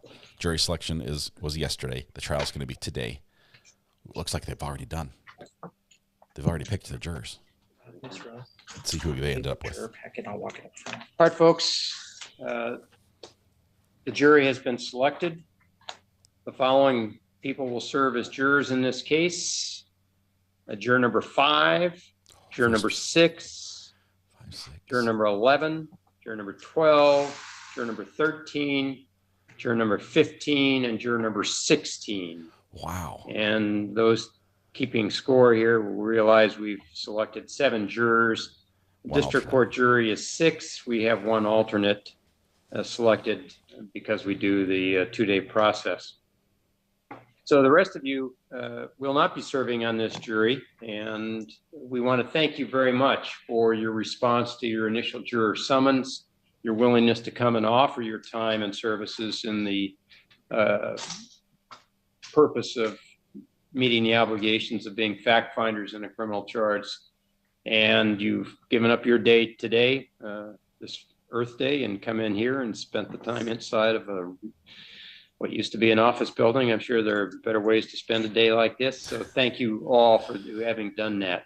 Those not selected are free to get up and go. You have no further obligation during this 14 was jury the term. dishwasher. You do not have to call back anymore. He's standing right now. Those selected for the jury, just stay where you're seated, and we'll get you reseated shortly. So thanks again to the folks who are departing. 1, 2, 3, 4. Off you go. They don't serve. Looks like the wow. Very few people who really answered questions are remaining. What was that? Our law enforcement officer who served in I think his number what? And our jury, folks, if you will step on up to the chairs over here and bring your belongings. Number 6 is the guy who's worked in every law enforcement. And at this point, it doesn't matter which ever. chair you select. Just go ahead, and we should have 7 chairs, and we do. The one who took care of her mother, she was on. Ms. I think she Rowe was and 17. Mr. Thomas, if you want to switch your chairs around, Ms. Rowe, move around to the other side. Thank you. Yeah, pretty much any citizen can be summoned for jury duty. I think a felony will get you off of the list. But if you registered to vote, signed up, got a driver's license, basically interacted with your government in any way, that probably puts you on the list for jury service. 10 was gone. Yes.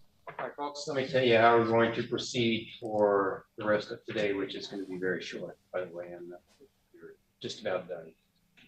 I'm going to have you stand in a moment, and I'll swear you in to try the case as the selected jurors. I will then give you your initial instructions for trying the case, and then we'll recess for the day, and you'll come back tomorrow. You'll hear opening statements of counsel, and then there'll be a presentation of the testimony by calling witnesses. At the conclusion of all that, I will have further instructions for you. Those instructions are the law that you are to apply in deciding the case. And then you'll retire to the deliberation room, select one of you to act as presiding juror, and then deliberate on your case. One lady in back So is just a member of the public. General scheme for what happens. Or a witness. Now and then tomorrow. So if you'd all rise, please, and raise your right hand.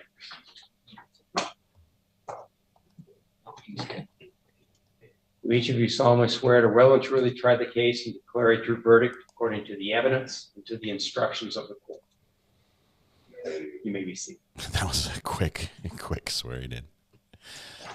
Yes, we have seen this defense lawyer before. She won her last I will case. now explain the procedure to be followed during trial.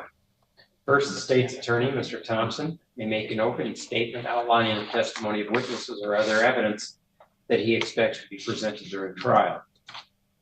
Ms. Rowe may then make an opening statement, or she may choose to make an opening statement at a later time. Mr. Thompson will then present the testimony of witnesses or other evidence to you. When he is finished, the defense may, but need not, present the testimony of witnesses or other evidence. Each witness who testifies may be cross-examined by the attorney for the other side. When all of the evidence has been presented to you, I will instruct you on what law applies to this case. I will read those instructions to you, just like I'm reading these instructions to you.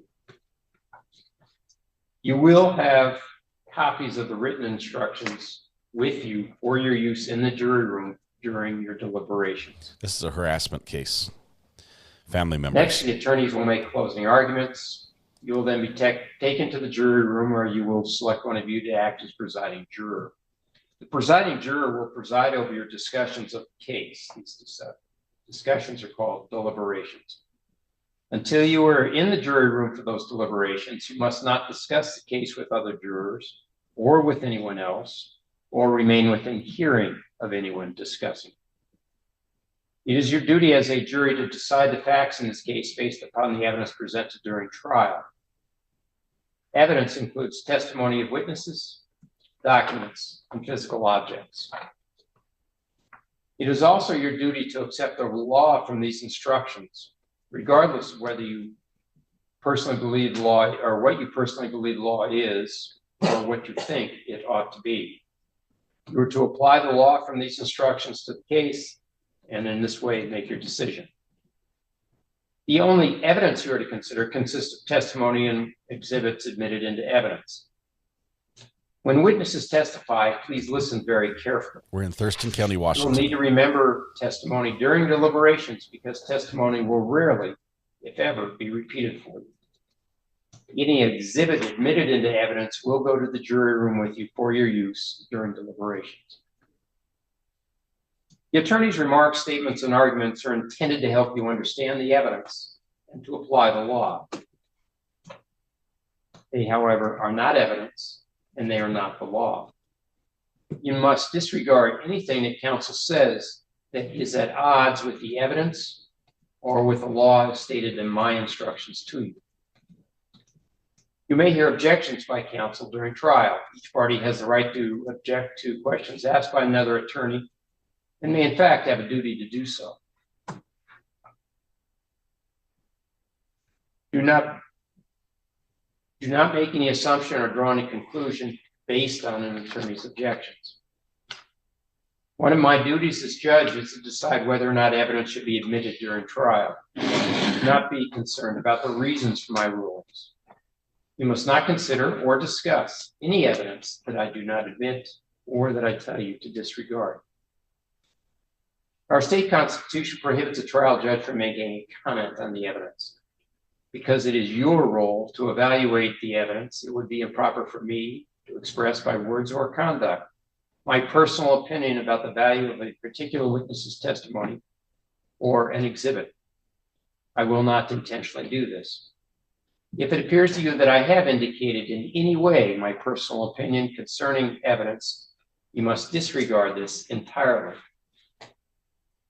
You will be allowed to take notes during trial. Whether you or not you choose to do so is entirely your own decision. If you choose to take notes, you should make sure that it does not interfere with your ability to listen to and to observe the witnesses. You must not discuss your notes with anyone or show your notes to anyone until you begin deliberations on their verdict. This includes fellow jurors. During your deliberations, you may discuss your notes with your fellow jurors, and you may show them your notes if you wish. You are not to assume that your notes are necessarily more accurate than your memory. You are also not to assume that your notes are more accurate than the memories or notes of other jurors. Throughout trial, you must come and go directly from the courtroom. Do not remain in the hall or courtroom, as witnesses may not recognize you as a juror, and you may accidentally overhear some discussion about the case.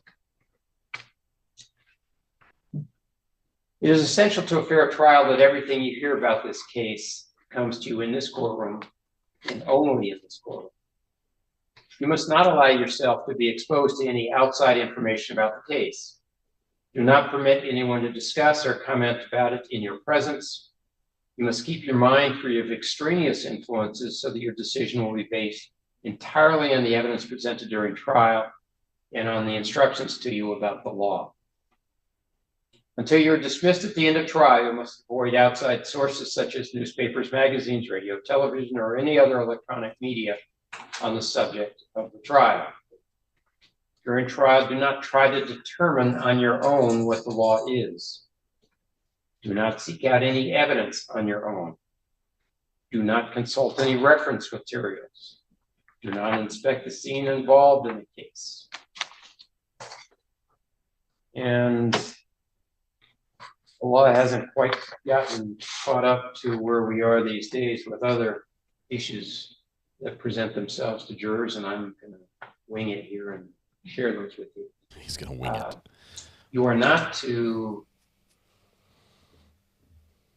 go online and start your Thurston County District Court I'm a Juror blog and start telling everybody about all the fine people you met and everything you know about this case, which is maybe this much.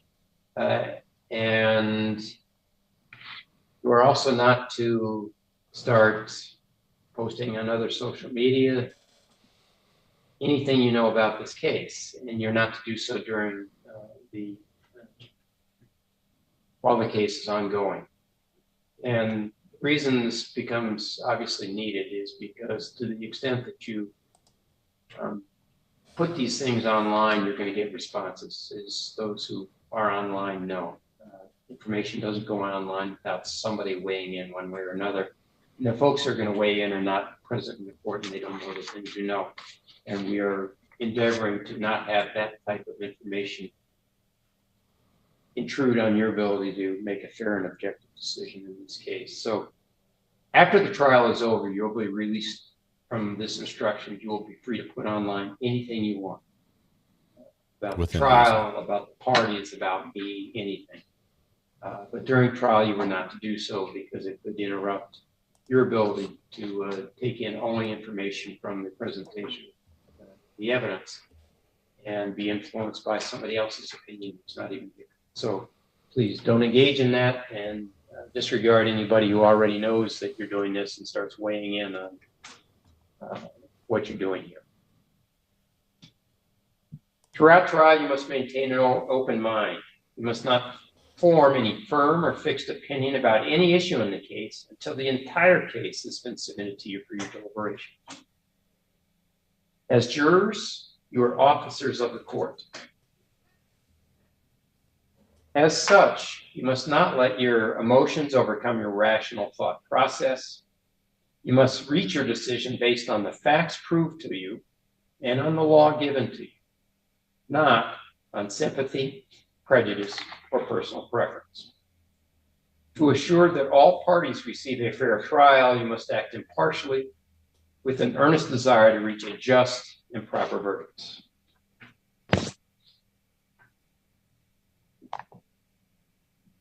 Now, as members of the jury, and we're going to conclude with this line of instruction, you are going to have the opportunity tomorrow, if you wish, to propose questions for any witness who testifies on either party's case in chief. The way that works is when we finish the testimony of any witness, I will ask you, the jurors, whether you have any proposed questions.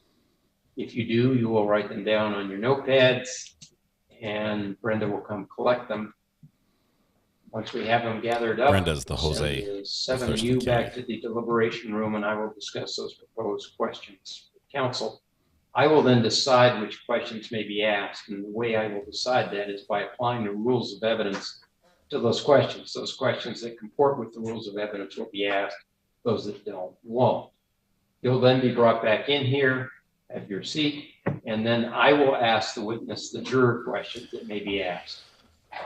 Now, a couple of cautions He's almost done process. Here. First of all, this process is not intended to interrupt the normal flow of a trial. So when we conclude the testimony of any witness, I'm not going to give you a few minutes to start leading through your notes to see if per chance you have any questions. And I'm not going to give you much of a chance at that point to write those questions out. So you're wondering, how am I supposed to do this then? And the answer is that as questions occur to you during testimony, write them out. If at the end of testimony you no longer need an answer to that question, fine. So we But get if you juror still questions. would like an That's answer good. to that question, you then have the question prepared and ready to submit. Also, if you choose to propose a question, you should do so acting only in your role as fact finder. You should not propose a question trying to act as an advocate for one party or the other. And finally, you are under no compulsion to propose questions. This is merely an opportunity for you if you wish to do so. Yes, sir. If I could ask questions now. Is that, you say there, we have one opportunity to ask questions, or? At the end of each the testimony of each witness.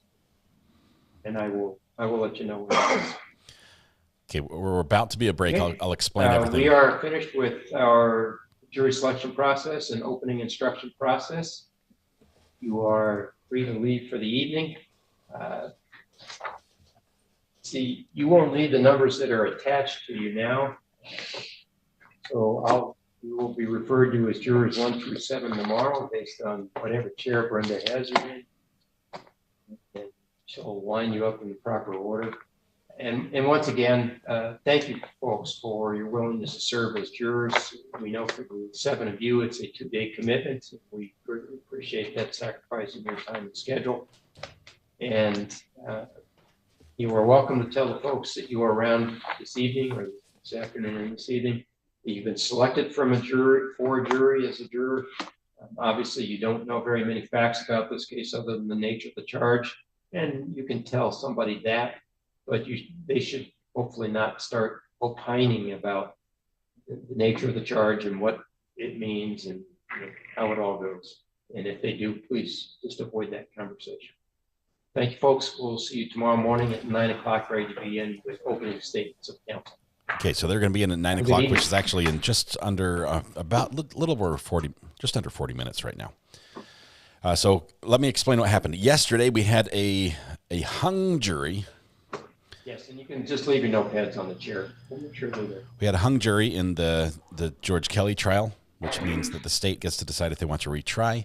The vote was 7 not guilty to 1 guilty of the 8 deliberating jurors. Let's see. So I think they're done here. Just want to make sure there's nothing else happens. And may be seated.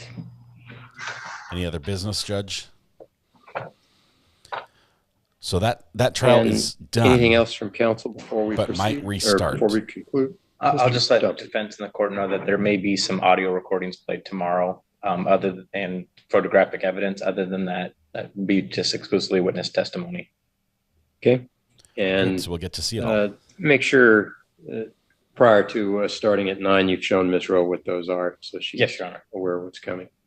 And Ms. Rowe, did you have anything before we conclude? No, Your Honor. Thank you. Okay. We'll see everybody at 9 tomorrow morning. Thank you, Your Honor. Thank you. Good evening. Thank you, sir.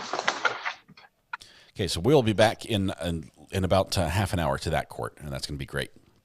So we had a hung jury in the George Kelly trial. The jury could not reach a conclusion. There was 1 holdout. 7 people said not guilty. 1 said guilty. They would not change their minds one way or the other, and so the judge declared a mistrial. That means that they can restart if the state chooses to refile charges and try them again.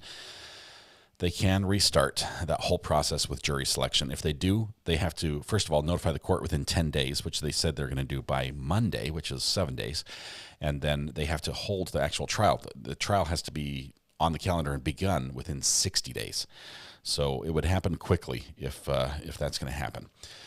How do we know the numbers? We know because both the defense and the prosecution went back and talked to the jury, and the jury told them what their count was. They said we were 7-1. 7 of us not guilty. That person right over there. They wouldn't change their mind.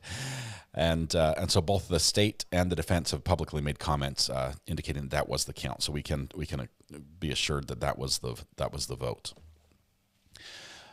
With that done, now where do we go? Well, we go to another trial while we wait and see what's going to happen. Mr. Kelly is still free on bond. Bond will continue in his case, so he's paid the bond. It will continue until either the case is dropped by the state or they reach a verdict in the state.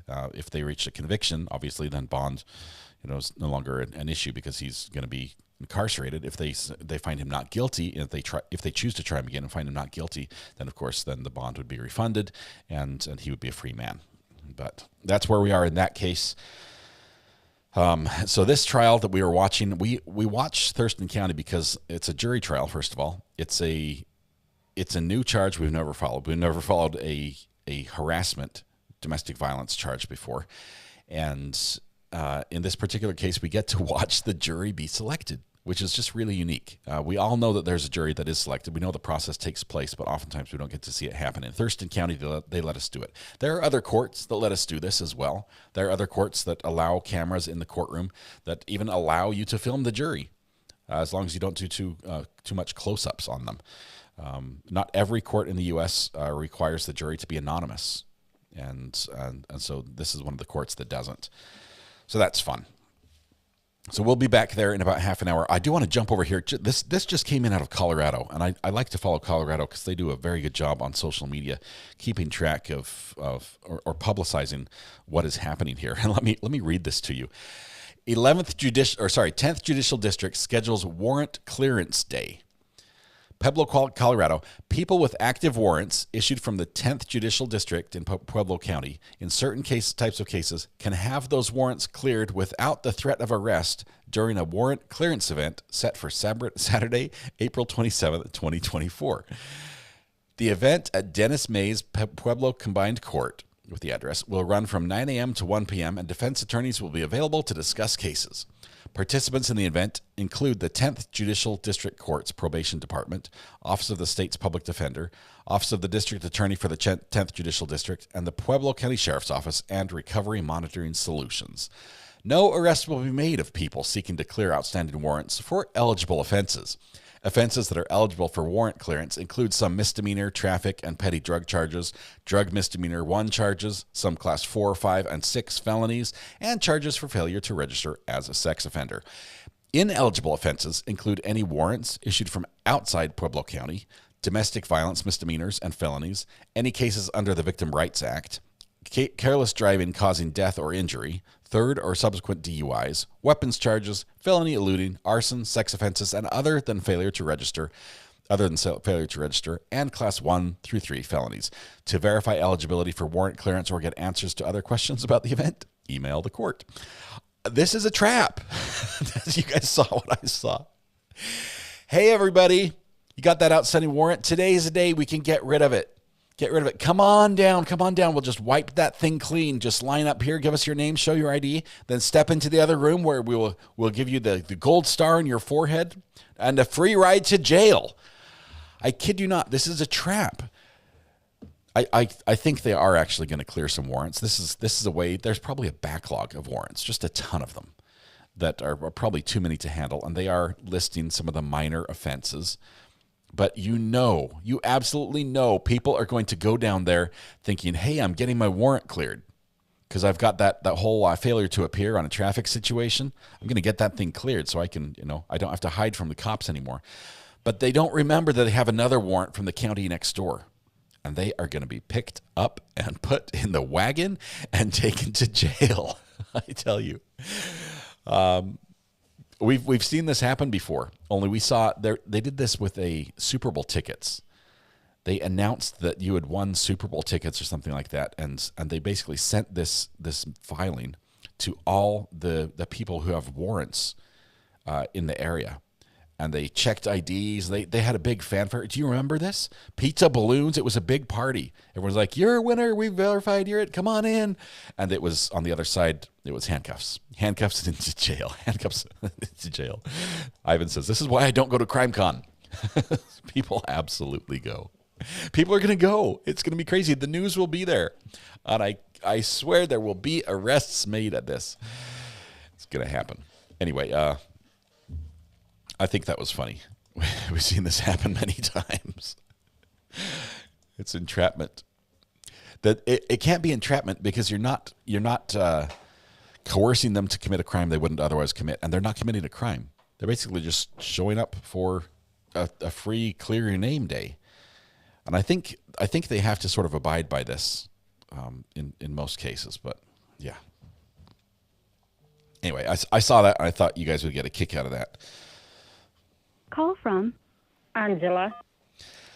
Good morning, Angela. It's still morning, barely. It's afternoon for you. How are you doing, Angela?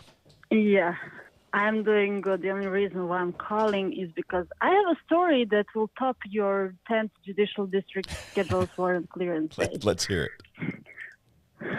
Yeah, well, I don't know where that happened. If someone recognized the story, please write in the comment section where that happened. But there was this undercover mission where in one of the states they had a high drug use and selling and so on. So they sent people cops undercover, and they built a case. There was a woman and a man, and they were undercover as a couple. And at the end, they had to arrest all of these people that they built a case on, and how to do it all at once. So what they came up with is they decided to get engaged, and they decided to have a wedding. And guess who was invited?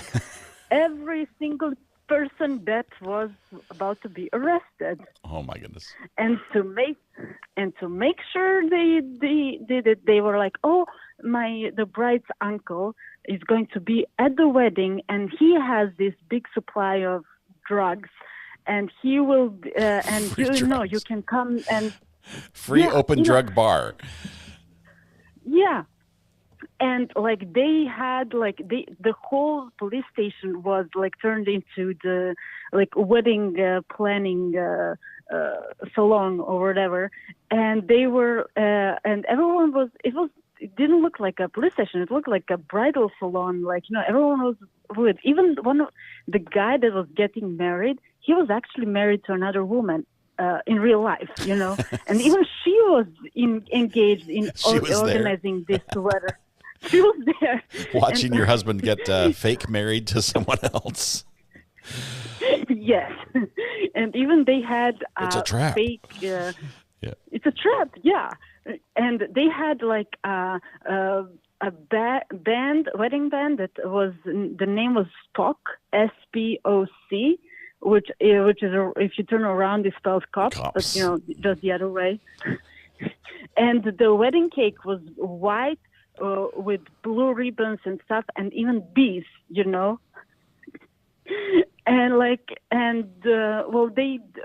they did arrest quite a few people before the ceremony, and they went through the whole thing, and at the end it ended there was it was full with undercover cops among a lot of criminals, and towards the end they were someone wanted to make a toast, and he or she was like, everyone who is a cop stand up, and all the undercover cops stood up, and SWAT swooped in and arrested everybody. That is crazy. Bring your toothbrush. And it's a true story. Bring your toothbrush. That's funny. Yeah. Man, nuts. I think, I guess the 10th Circuit, they really haven't done much at all. They're just like, hey, free warrant clearance day. That might be enough. They don't even have to do all the wedding dresses and the band and everything else. This might be enough to get them in. But. Yeah.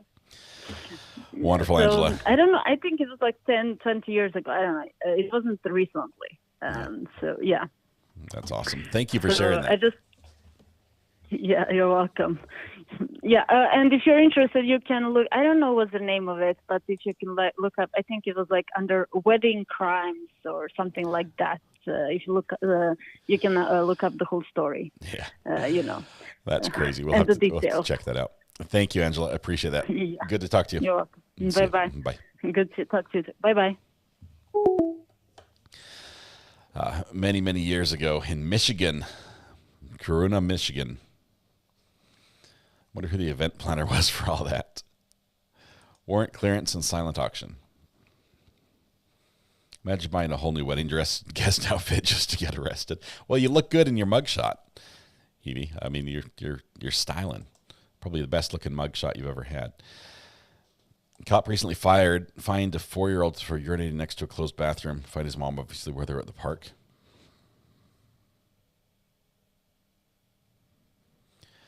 Okay, does this cop not have kids?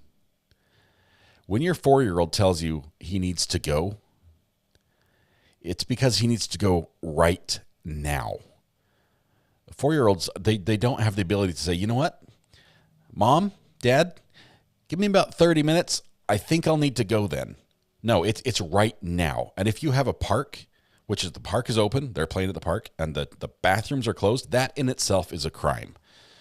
I say that. I used to, long time ago, I used to be responsible for locking up the parks. You have to unlock them in the morning. You really do. We had to lock them at night because people would do things in the bathrooms that was other than use them for their intended purposes.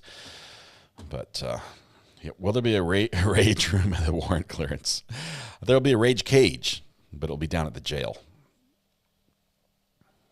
Who goes to weddings of people they don't know?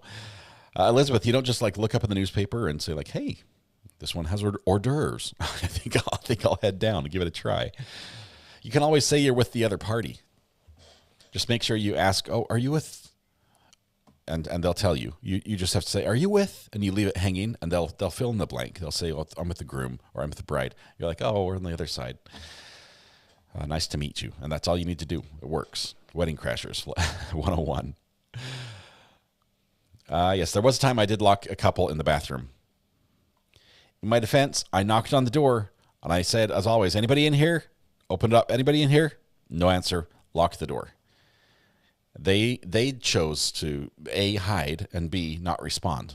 And so I ended up locking them in the bathroom, which apparently you cannot get out of unless somebody on the outside lets you out. So I got a phone call about half an hour later from my boss saying, we've got two of them down at the park in the women's bathroom. Yep. That was a funny occurrence. They made a beeline. As soon as I unlocked it, they made a beeline for their car. I'll tell you that. What if that person is deaf? Dog lover? Then they probably wouldn't hear me bang on the door and say anybody in here. The story, please. That's pretty much it. Betsy Jean, I used to part-time, I used to work for the city, and I would drive around on my motorcycles because I got to ride on the sidewalks in the park. The cop stopped me one time, and I showed them that I worked for the same city that they do. They're like, oh, cool, go ahead. Told them what I did. But I got to ride my motorcycle around at night and lock up the restrooms in the park. And sometimes we'd turn off lights for some of the parks that had lights and stuff like the skate park and all that. But I'd ride around and lock up the restrooms. And my job was to make sure people were not going in there at night because they would cause problems and they would do things that were not appropriate. And one time, people were hiding in there and they were being naughty. And instead of admitting the fact that they had been caught, they allowed me to go ahead and lock them in. And then inside, where there's a phone number to call in case you get stuck inside, they called and they said, we're stuck inside. And I stood there while they walked out, got a look at them. They kept their eyes down and headed to the car. So why would you? Yeah. A restroom of all places. All right. Where are we? We're at 11:38. Thurston courtroom doesn't start till noon. This is when they had payphones in bathrooms? No. This was 5 years ago.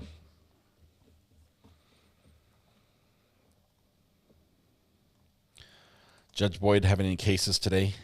Possibly, but we're going to pick up this other trial here in Thurston is the next one. Do we want to break? Is it too early for a lunch break? We just barely started. We've only been here for 2 hours, and I'm already thinking about food. And I had waffles for breakfast too. It's all in good fun, Sinbad. A little bit of football heckling, probably not the best decision in my mind or that I've ever made, but. I was a bridemaid, and the groom got arrested for a warrant. Oh. When are we going to break for lunch, Judge? All right. Read my above, please. Lizzie Dog says, Fun fact, caught 2 people in the bathroom on a U.S. Navy carrier when we were on deployment. I was waiting to use it. They both came out, and I was like, naughty, naughty. Yep, that's basically what the situation was. They do not get to have it their way. They do not get to have it their way. We do have a spicy Judge Simpson case on Thursday. Angela, which one is that? I cannot remember. Let me look at the updates here. Upcoming cases. Thursday is the 25th, April 25.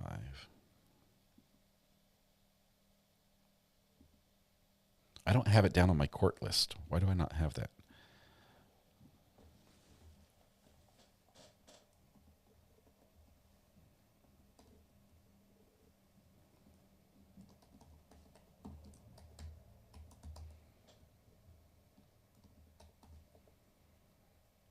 It's spicy. What trial is that? Oh, is that the pro se guy?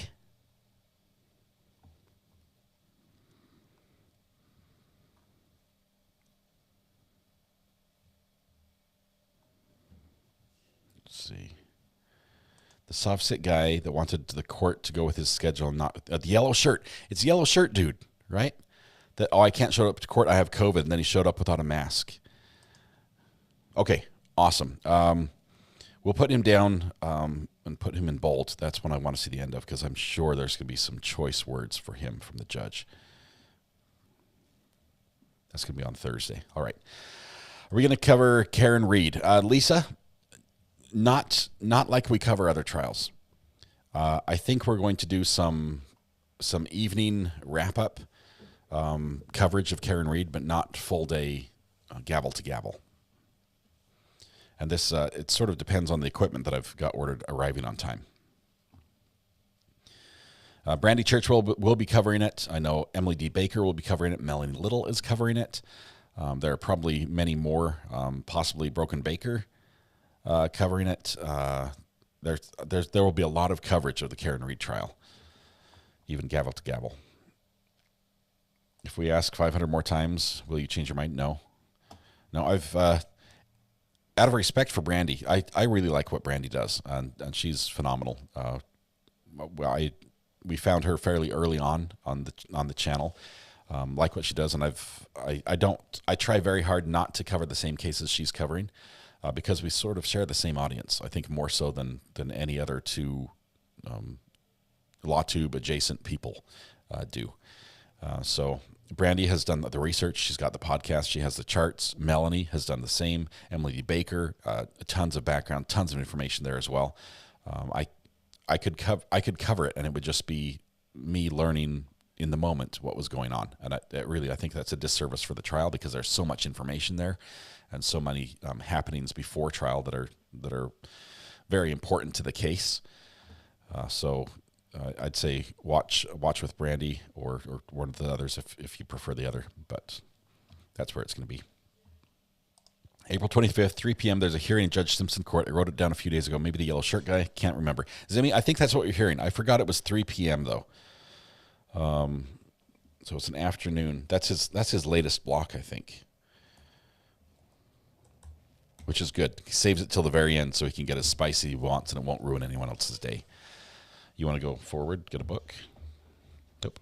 There you go. Sorry.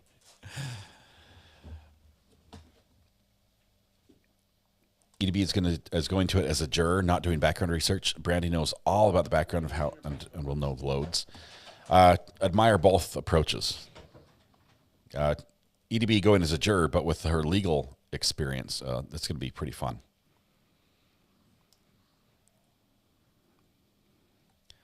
All right.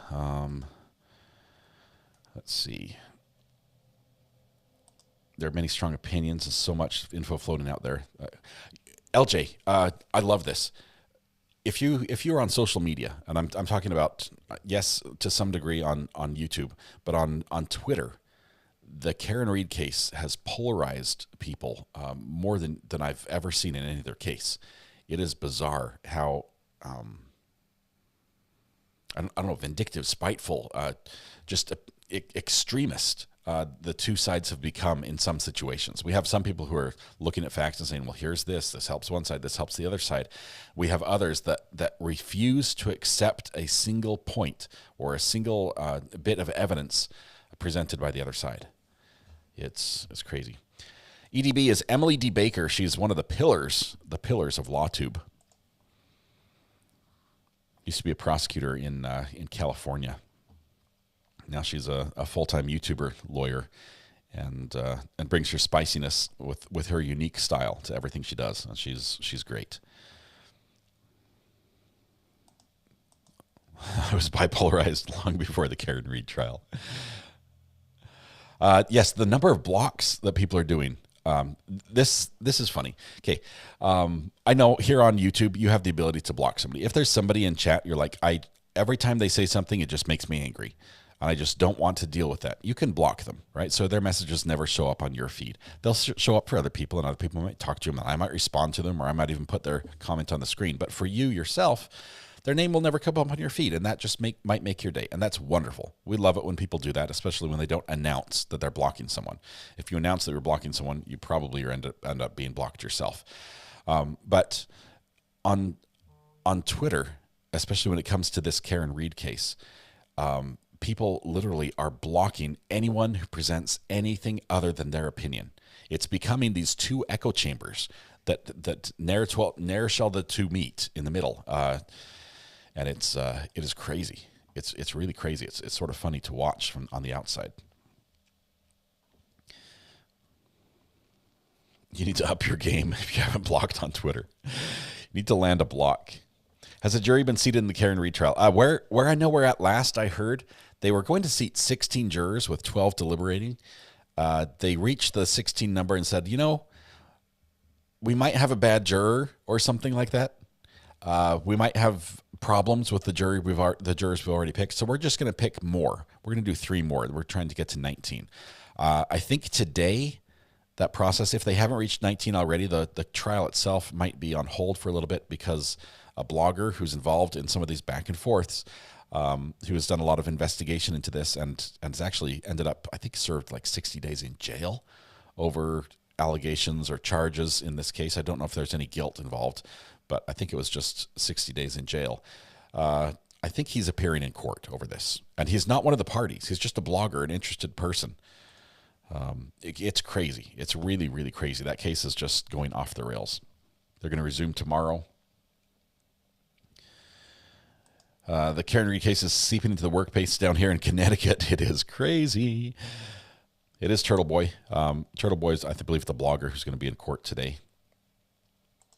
I'll tell you, Bap, one of the reasons why it's so divisive is the defense, which is Karen Reed's side, is alleging that this is, it's not just a not guilty situation, but they're alleging that it's corruption and that there was, not just a little bit, but systemic corruption in the police force, and that it impacted every aspect of this, even that it's a frame job, a cover-up. The allegations are quite eye-opening, and it might just be the way they twist the media. But if so, they're doing a very good job of it. They're the things that I've looked at. I'm like, wow, it's a lot like the Arizona trial where I said, it just isn't right. This investigation, that isn't right. There's a lot of those things in the Karen Reed case. That just doesn't seem right. It seems that there are way too close of connections with the victim and where the victim was found and individuals who lived there, and the investigators. That it seems that, lines have been crossed quite in a big way. And that's why I believe that's why, in addition to the allegations the defense has made, the federal government has stepped in to do investigation into the investigation. Tracy says, I think that people are tired of all the shenanigans of many prosecution.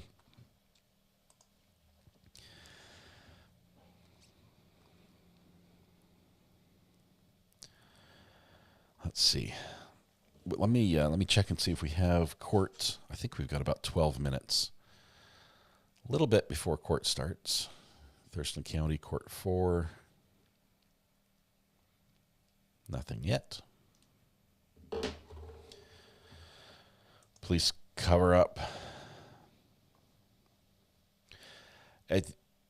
there are individuals. If you're on Twitter, obviously Turtle Boy is the blogger.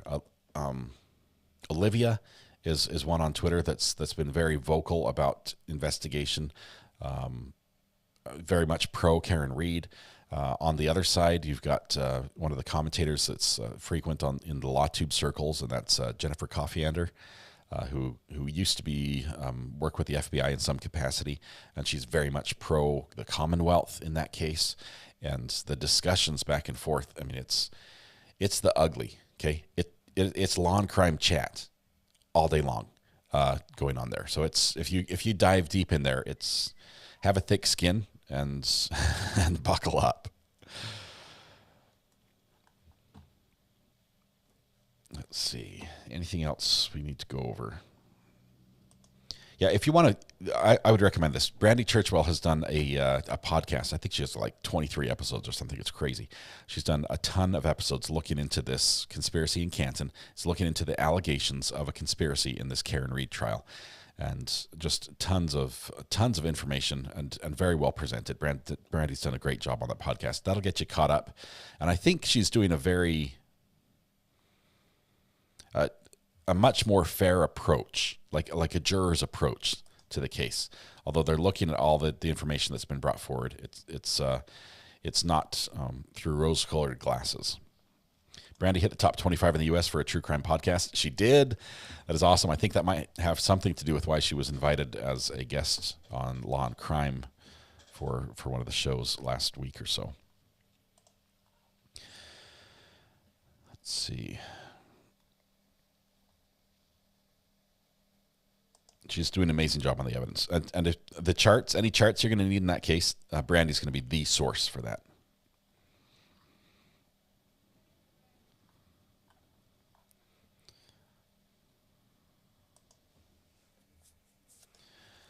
See, politics has no business in the justice system, in my opinion. I hear you, and we to a large extent, we try to do that with our Pickles, Not Politics slogan. But sometimes, the sheriff is a key element in a case, and the sheriff is a political office, and so you have to sometimes look at a situation and say maybe there's more to this story, because we have to view what motives the sheriff might have for doing a certain thing politically. So, but we try our best to steer clear of the politics when we can. Thank you, Scott, for keeping this a downtime channel with no politics. I appreciate it. Thank you, Hazel Pretzel. Appreciate that. Although we all have our own political beliefs, we probably have more in common with each other than we have, different from each other. I'd like to focus on the commonalities. Just wait till there's a metal detector true crime conspiracy. I'll be on Court TV every day. I don't know. There are some great metal detectorists out there.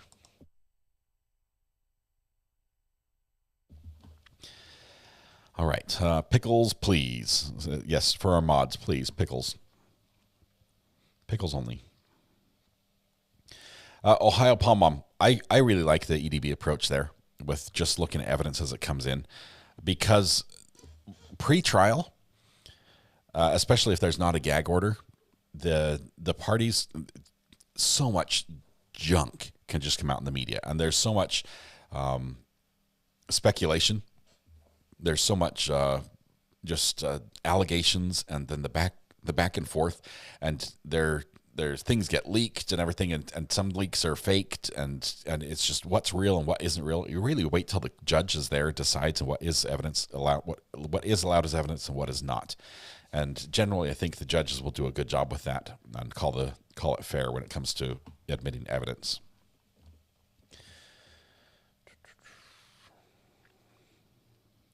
This guy loves your channel. Hey, thank you very much. Jay Tizo, this guy loves your channel. I'm not sure if that means me or Jay Tizo, but wonderful channel, one of us. Shout out from Zimmy Zimmy from the bus stop. After 7 months, I finally figured out how to find my membership time. Thank you for your work, mods and RA family. You missed the first 6-month memberships messages, but from here on out, I expect to see a monthly comment from you, Zimmy, in green. Bab's like, I'm just here to watch court. Yep.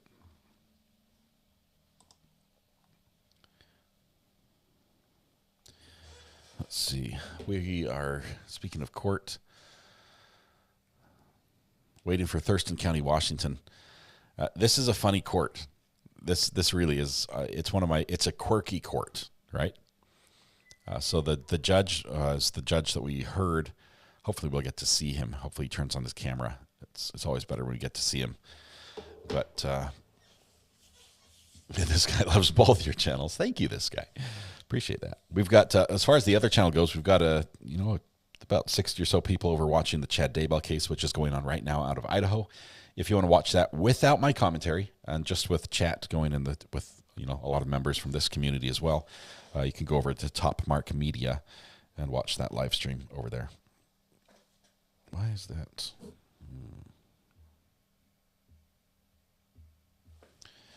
Let me check this out.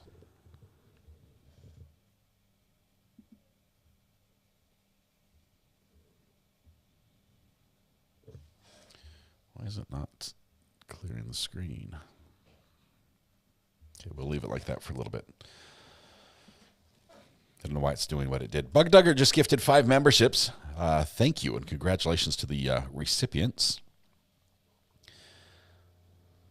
The judge and prosecutor in the Thug case got in a shouting match. I would never yell at a judge. I watched that shouting match. It was terrible. And the jury's walking in at the same time. That was, the shouting match was over. I think the prosecution, it was the prosecution he was yelling at. They had like a late piece of evidence that had just barely come in and they wanted to admit in court. And the judge said, no, you didn't show it. You didn't give the defense enough time. We're not going to allow it. And man, she just went off. One more month and my courthouse changes color. So excited. Miss the birthday song. Inquiring Mind, I'm sorry. Gallery for 11 months. You are almost a year old on the channel. Thank you very much. Appreciate that, Inquiring Mind.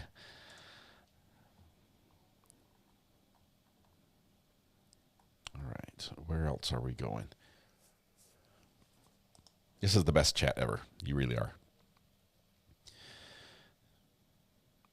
Angela needs a strong cup of coffee. I'm very tired and have dance class later. Picky made it to orange. Congratulations. Lynn says, I usually do not post much in chat, but I have to post during our downtime. I've learned so much in the past 6 months from you and from Brandy. First full trial was Treehouse. Thanks, Lynn. Thank you very much. Appreciate that. That was a fun trial. Don Calito says, ditto, Zimmy. Just ditto for 7 months. You found it. That's awesome, Don. Thank you very much. All right. Give me a minute to start hunting for court to make sure everything's lined up.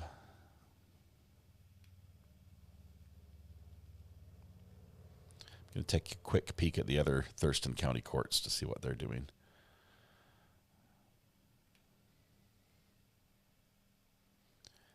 It looks like nobody's live yet. It's early in the morning for all of them, so.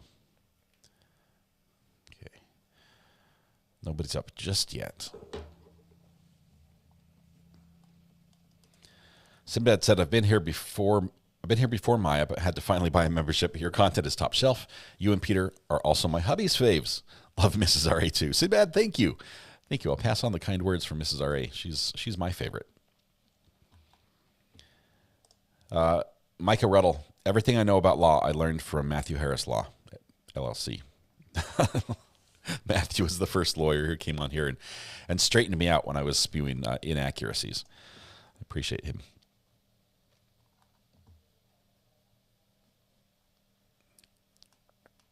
Okay.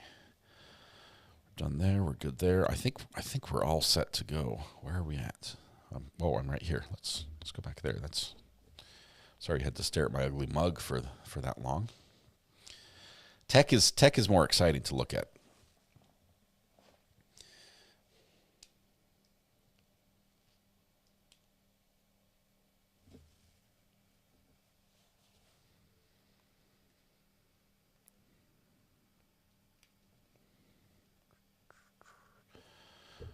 Washington courts. Oh.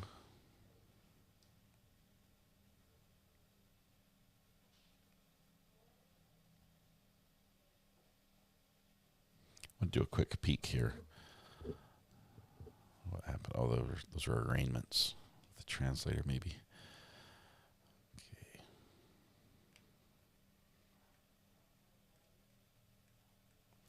The only downside about Thurston County District 4 is there's absolutely no warning for the press. They just hit the live button and then we just go.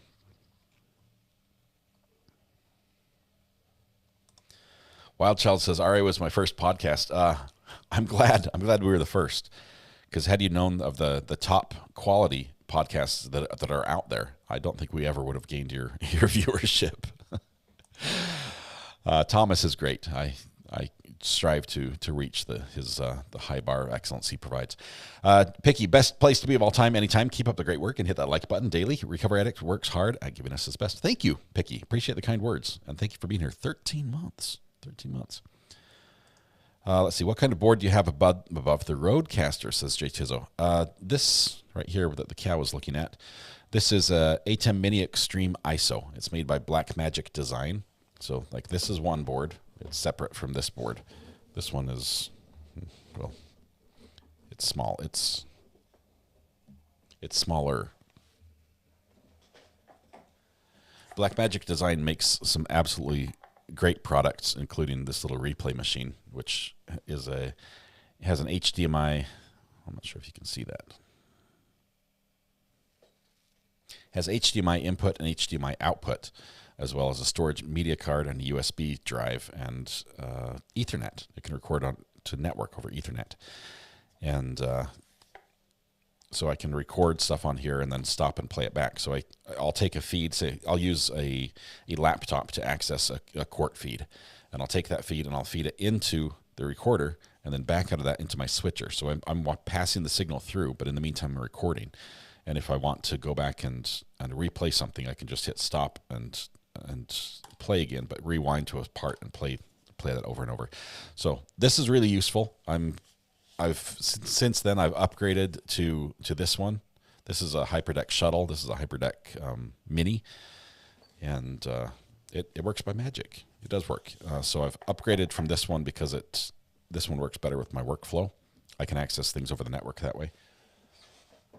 And we have just ordered a replay machine and some more network storage, also made by Blackmagic, that will allow me to, once this update from the firmware comes out from Blackmagic for my switcher, it will record all 8 channels. So everything you see up there on the screen, every single channel will be recorded separately, audio and video separately, all at once onto a network drive, and simultaneously my Mac you can't see. There's an iMac, there's a MacBook Pro, there's a MacBook Air, and there's a Mac Studio right down here. The Mac Studio will be able to run replay on all 8 channels simultaneously with them synced together. So I can cut between things and rewind and replay using that keyboard. So we just ordered. We did.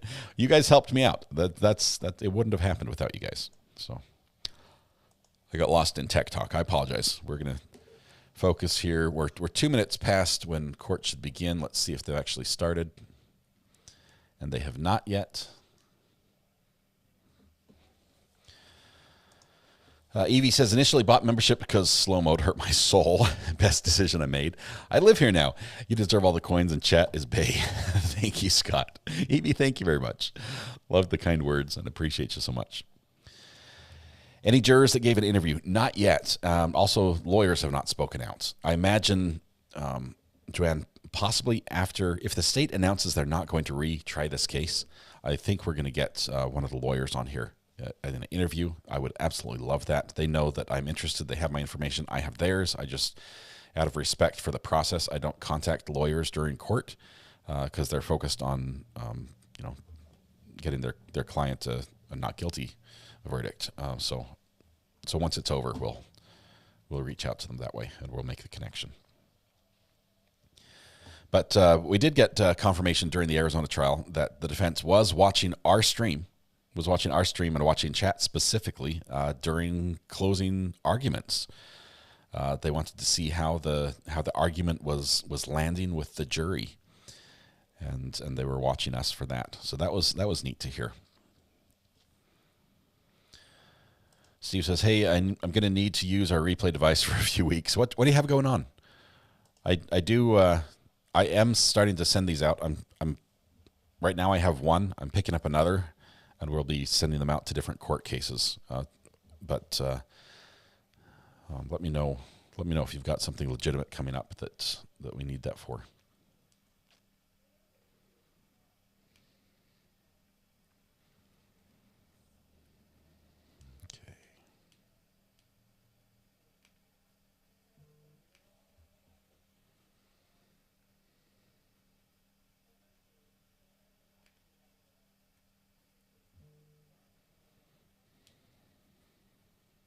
Okay, so holding off for court.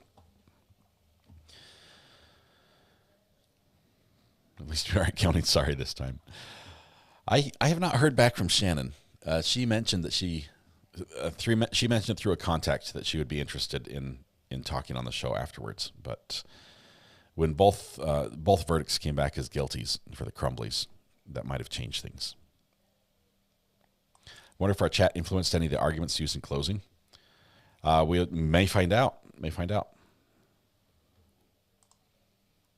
We've found out that many times lawyers do watch chats of people who are following the court case because it gives them an insight into what the jury may be thinking. Karen says, I found you through Letitia Stout trial. That was a difficult trial, but one of my favorites because I found this wonderful group. It was difficult and also fascinating. Love that judge. What an amazing judge.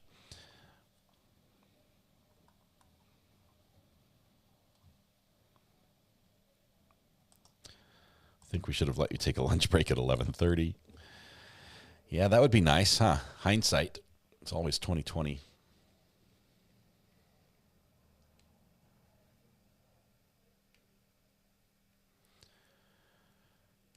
Not sure why they haven't started yet. Wild Child, welcome to the gallery. Thank you. Love the yellow courthouse. Thank you. It looks good on you. Is that a drum in the picture there? It looks like a drum in the background, or it might be foreground. I can't quite tell.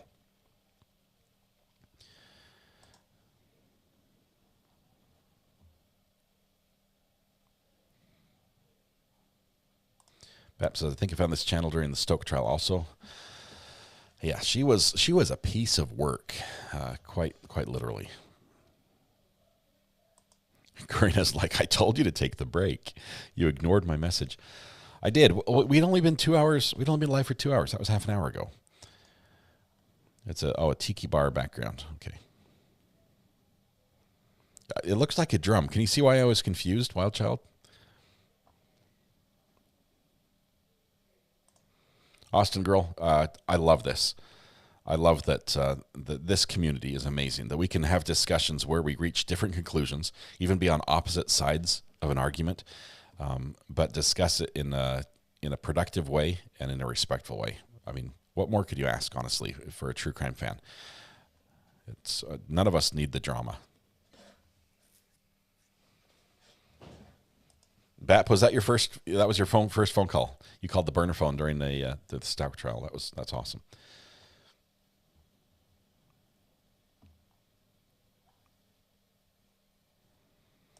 You were tiling his house, and we had a party at the Tiki Hut. That's awesome.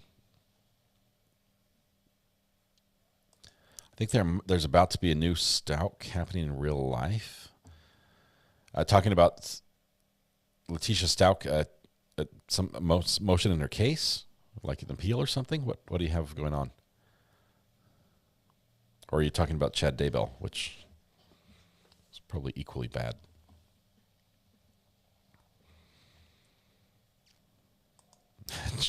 Jolinda, I found this child because my sister made me come here. I'm glad I did. I really like it. Where's your sister at? Thank you, sister. Appreciate that. All right, let's check Thurston County one more time. See if we're up yet. Man.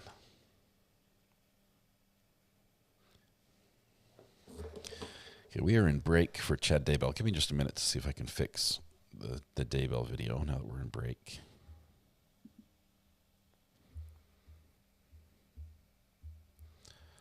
I could go full screen again. There we go. Okay, sorry about that, all those watching. It should be a better image now. I had the timeline on the bottom of the screen, which is frustrating to watch.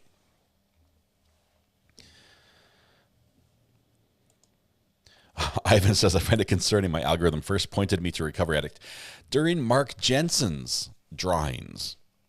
Mark Jensen was that was a retrial. He had appealed, and yeah, that was something else.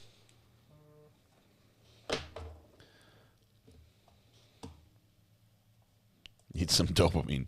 Pump it. You know what? You know what happened, Allison? We watched the full trial and we didn't get to listen to the verdict music. That's what happened.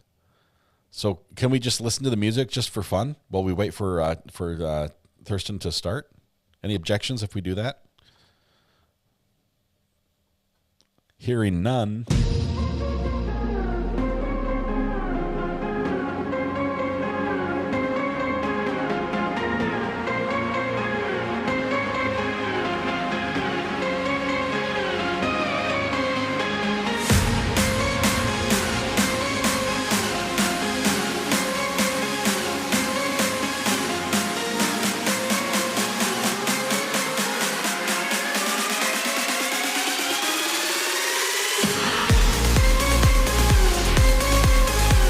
Oh, it's good. It's good to hear this music again.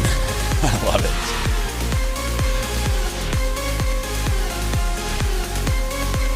The dancers are out in force.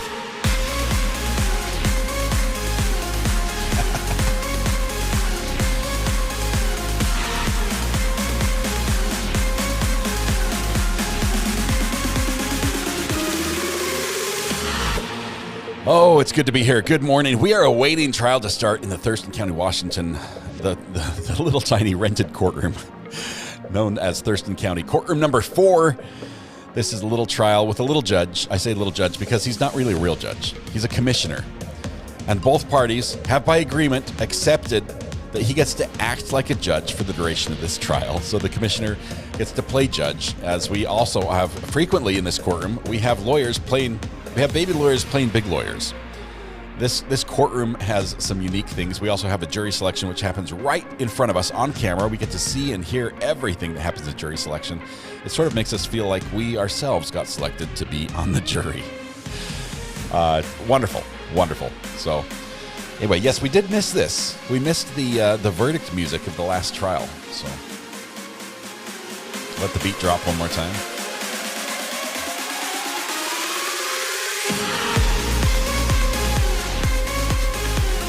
The room is pretending to be a courtroom.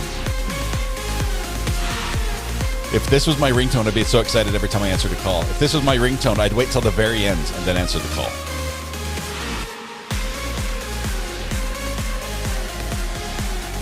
I love it, Teresa. Hands up.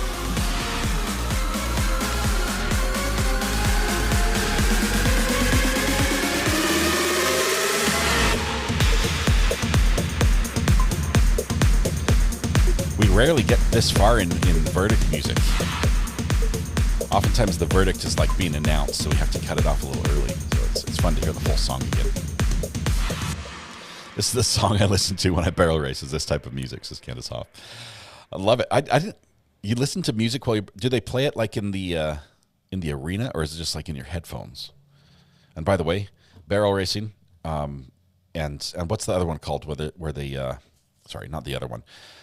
Both barrel racing is incredible. Just the ability for the rider to stay on the horse when the horse is maneuvering as quickly and as sharp of turns as that is amazing.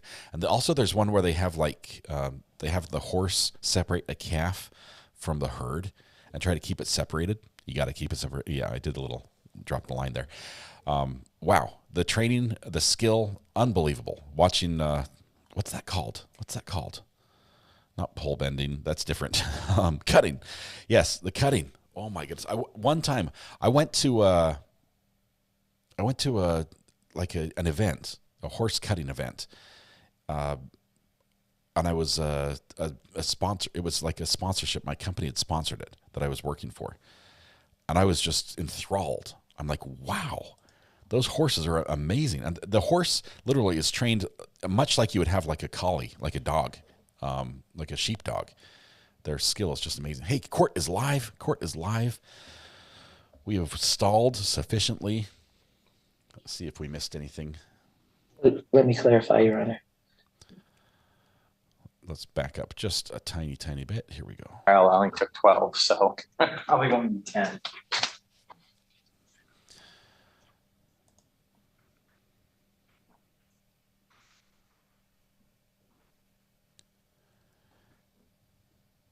Your Honor, I likely will be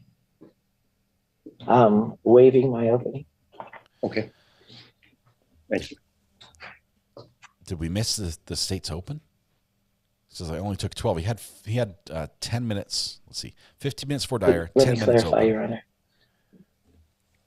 I like to give my opening right before, after the state's case has rested. If the court has no problem with that. I'd like to reserve. Yes. This is Ms. Rowe, the attorney for the defense. Our defendant is there on the far left. Looks like the jury's just coming in now. Perfect timing.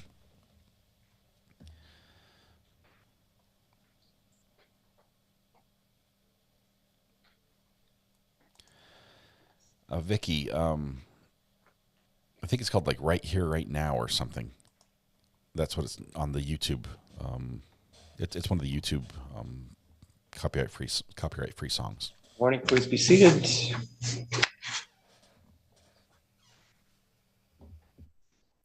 Good morning, folks. Everybody had a good evening. There will be a number of times you come into the courtroom today and you're going to find the parties standing, pardon me, they're standing out of respect for the role that jurors play in our judicial system. So when you come in, you feel free to just go ahead and have a seat. And members of the jury, if you would please give your attention to Mr. Thompson for the state's opening statement. Mr. Thompson. Thank you, Your Honor. Here we go.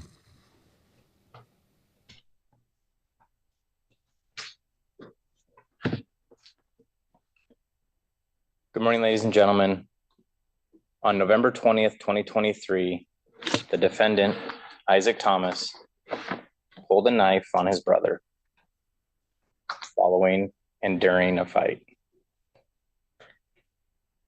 Isaac and Travis are brothers. They were living down in Rochester. Present at that time was April Kerwin, Travis's fiance. Thurston County Sheriff's deputies respond to a report of two brothers in a fight, and that one of them has pulled a knife. When law enforcement gets there, they conduct their interviews.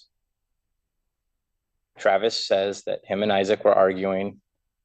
It's not really what's important in the argument. Cigarette, drinking, a .22. You're going to hear a lot of variation on that. Probably all of it, frankly. Different parts of the same argument, maybe. What is important is that a scuffle ensued, and Isaac pulled out a 6-inch blade, black knife, fixed knife. Travis wrestles the knife away, gets a cut on his hand, cut on his nose, and throws the knife down the hallway. Now, you may hear from Travis that he wasn't afraid or scared of the knife being pulled on him.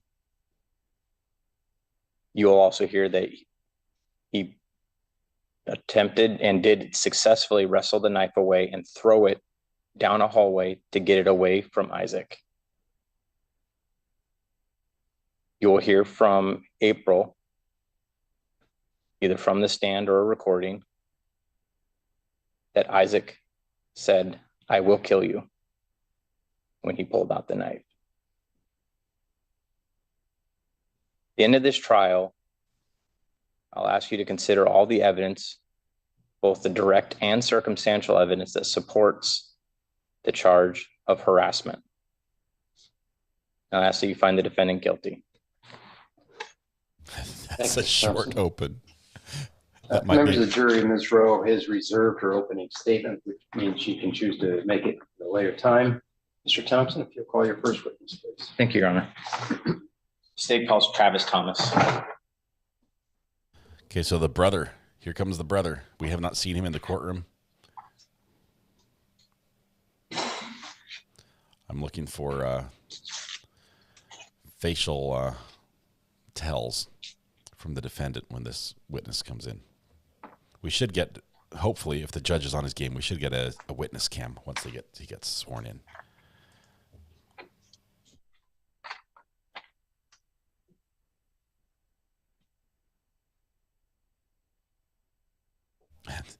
The state's by himself. He doesn't have any assistant, so he has to go out and get his own witnesses.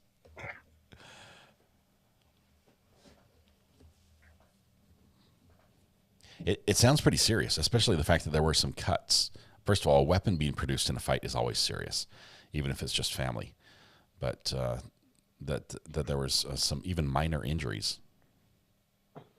Trying to figure out what the slideshow was being shown to the jury over there on the TV.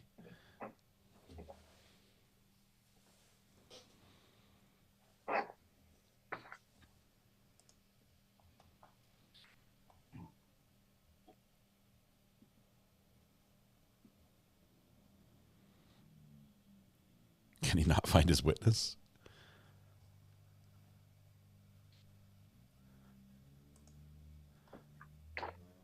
Paging Travis.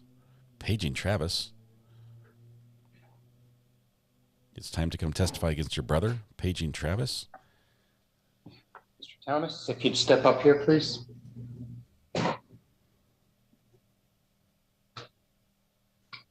Raise your right hand for me. Do you swear the testimony in this case will be the truth, the whole truth, and nothing but the truth? Go ahead, next. And Mr. Thomas, you have a somewhat soft voice, I just heard. Yeah. So these 7 people over here are the ones that need to hear you. So Okay. make sure that when you're speaking loud enough that all Yeah. 7 of them can hear you. Okay. Okay, so nice and loud.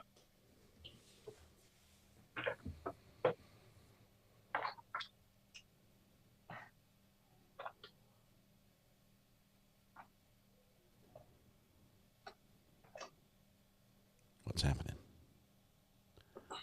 We're hoping we get to see Travis.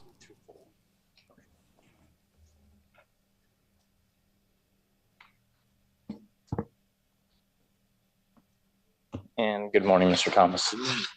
I'll do my best to not stumble over that. I know a few times we've talked, I have. So can you please state your full name and spell the last for the record? My name is Travis Thomas, Thomas. Okay, so Mr. Thomas, I can tell right away, you're really going to need to elevate your voice. Travis Thomas, Thomas. And you almost got to kind of shout, just shy of shouting. And I know it's hard, it's unnatural, just because the recording needs to be able to pick you up. So you got to really try to project for the recording. And do you recognize anyone in the courtroom today? Brother.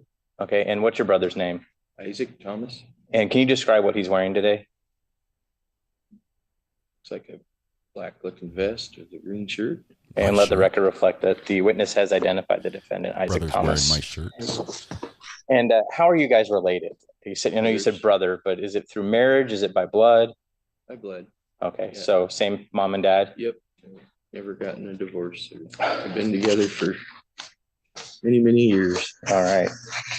I want to take you to November 20th of last year. Do you remember that day? Yeah. And what happened between you and your brother on that day? Well, let's see. I remember we kind of were arguing about. Okay, so Mr. Thomas, remember, I know you're talking to the microphone, but that doesn't assist the jurors to hear Yeah. you. So you're going to need to direct your comments to them. Okay. I remember woke up in the morning and I, just have coffee and all that stuff. And then,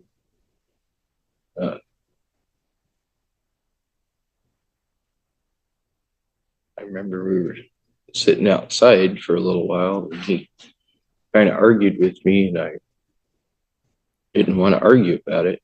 Okay, and I'm going to interrupt just here and there. So what were you guys arguing about? Well, I was urging him not to drink, because he was kind of waking up early in the day and drinking. And I remember arguing kind of about gun safety and stuff, and talking about when we went hunting and things. And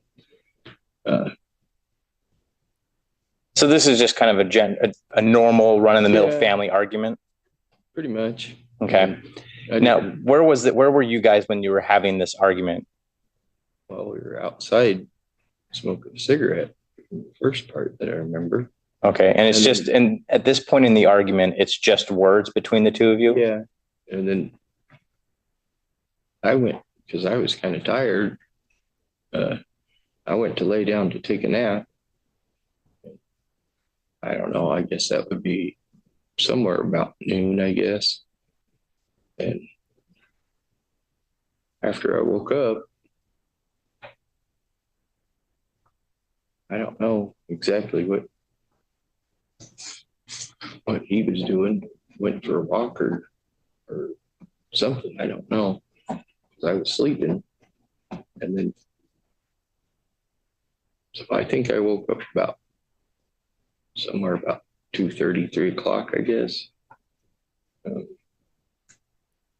Could you please speak up just And a then little he louder? was, Hey, Mr. Thomas. speak up. So I took a nap for what, probably two hours, 3 hours, somewhere in there. And when I woke up, he was still kind of irritated with me or something. And then I remember my mom come back, and she had to go to a doctor's appointment with my nephew. And me and my fiance were watching the animals and stuff, because we got chickens and dogs, her old dog.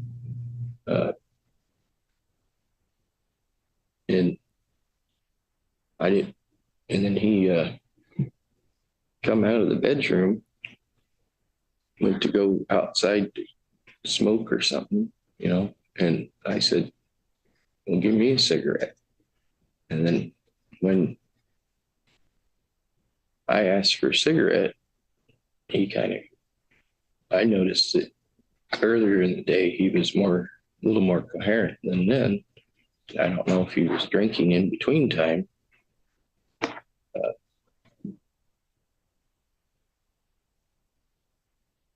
And then he said, fuck off. I grabbed it from his mouth. And then that's when it seen the knife. And I grabbed for it and said, no, drop it. Don't do that, And why did you grab for the knife? Well, because I didn't want nothing to happen, So you were worried something could happen? Well, yeah. Either one, I didn't want him to stumble or fall or anything like that. And my first reaction was just get it away. If I may approach, Your Honor. You may.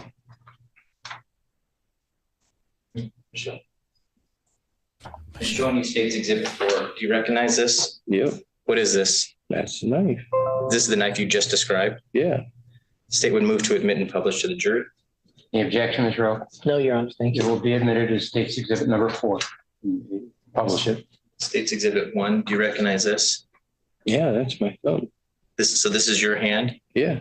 And does this accurately reflect your hand on November 20th, 2023? Yeah. Okay. And what's this on your knuckle? I guess where it kind of got me there. Okay. A little bit. And what's it? The knife. The knife, okay. Ms. Rowe, showing you State's Exhibit 2. Do you recognize this photo? Oh, that's me. My nose, I guess. Does this accurately reflect what your face and nose look like on November 20th, 2023? Yeah. And what is this right here? Well, looks like I got a little cut from it. Because I remember saying, no, don't, put it down. And he kind of rose up with it, and I went to kind of block like this to get it out of his hand. In between, I don't know if it was, I think it was kind of that end piece there. It hit me by the head. Down at the bottom of the hill? Yeah. And the first thing I remember in the hallway was like this direction, that I just grabbed it, threw it down the hallway. Okay. And then knocked it to the ground. Stop you for a second. The state would move to admit exhibits 1 and 2 and publish them to the jury as well. Any objection, Ms. Rowe? No, Your Honor. They will be admitted as state's exhibits. May I approach the jury, Your Honor? You may.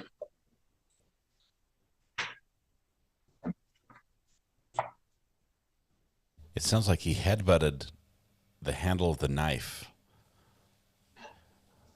and got a little cut on his nose and a scratch on his knuckle. And we're showing them like their medical examiner's photographs.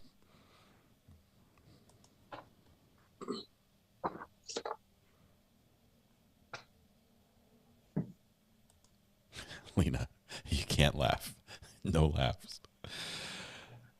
It's sad. I mean, this is violence, domestic violence, and that's sad. But the painting the picture here, it's not what I expected to have happen in court today. Well, we were out watching the chickens, and I wanted a cigarette. My brother said no, and he said, "Play off." And so I grabbed for the cigarette, ripped it out of his mouth. Then I saw the knife. Yeah.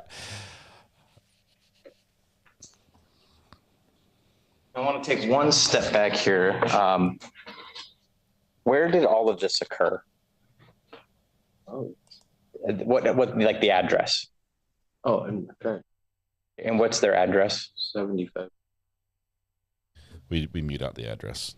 Washington. Chester, Washington. Is that in Thurston County? Yeah. Okay, so you said you got the cut on your knuckle and the cut on your nose when he'd lifted his arm and you went up to block it. And then you started to describe, and I think it kind of got lost as we were talking about the photos, but what did you do after you put your arms up to block it? Well, when he kind of rose up, he was kind of moving kind of this direction, you know, and the only thing I could think of was just get it out of his hand. And as soon as I was able to get it from his hand, I threw it away down the hallway, you know, get it away. And then I just, with this arm, I pushed him towards the, you know, tried to take him down. I punched at him a little bit to get him down, you know, knock it off. Who's the aggressor here? Wasn't even a few seconds. All of a sudden, he got up and went out of the house. And the only thing I could think of was, you know, clean this and bandage it. So the bandage on your thumb, that wasn't there prior to your altercation with your brother? No. Okay, so you had self-bandaged your thumb. No, because right after that, it wasn't even probably, I mean, it all happened so quick. The deputies arrived. I remember going over to the sink because I was bleeding. Tried to stop it, you know, and then they came and then they were like, well, we got the medics out here. So I went out there and then they asked me for that. The guy wrapped it with that thing, the medic guy, and asked me if I needed to be transported to the hospital. I said, no, I think I'll be fine. And yeah, that's about what happened. The state rests. I'm showing you State's Exhibit 3. Do you recognize the floor here? Yeah. And whose floor is this? My mom and dad's. Okay, and do you recognize what that is? Yeah. What is that? Blood spot. Okay, It was dripping. Okay. And does this accurately reflect what happened, or at least what your mom's house looked like on November 20th? Mm-hmm. The state would move to admit and publish State's Exhibit 3. Objection? No objection, Your Honor. It will be admitted as State's Exhibit 3. I may approach the jury, Your Honor. You may.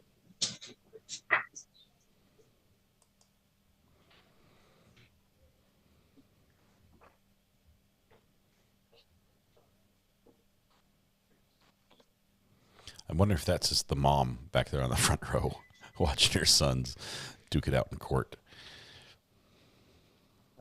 We'll take care of that.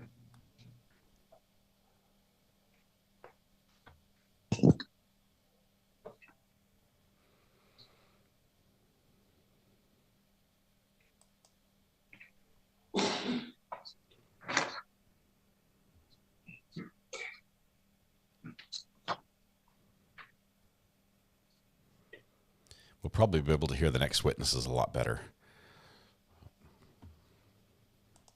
That's Travis's fiance. Could be.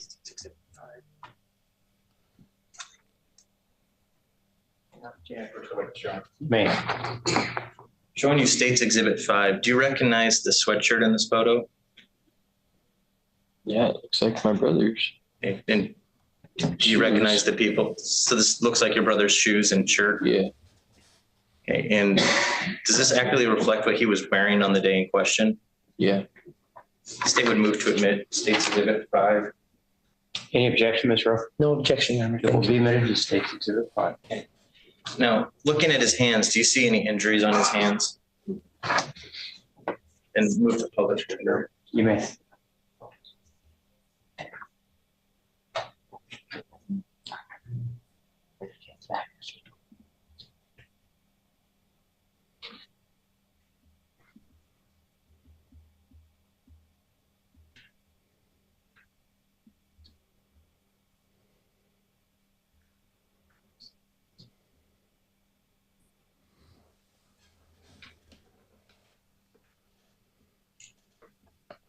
I still want to know who called the 911. That part's been left out. Hoping they go over that. Prosecutor gets dry mouth from all the talking that's going on this morning.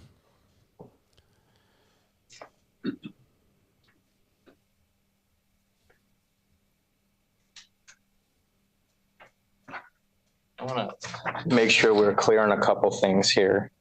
So you guys had been verbally arguing, so just words being exchanged.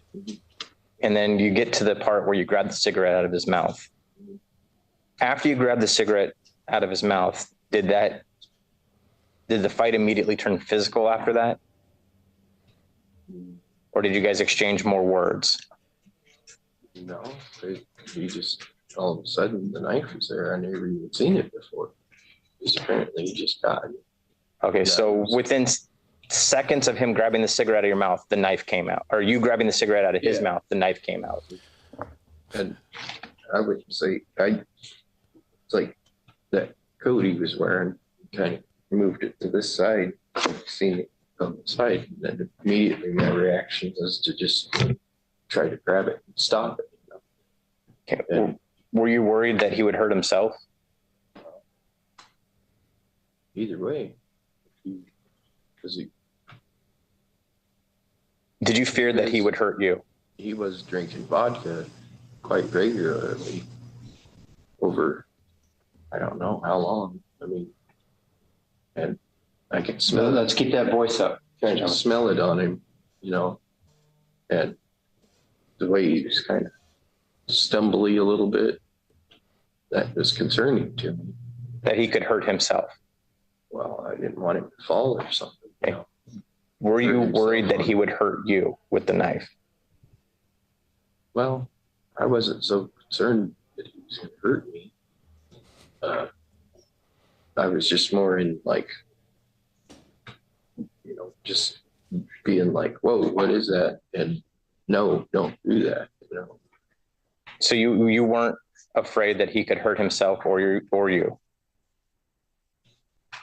Well, that's why I tried to get it away, so neither one of us got hurt.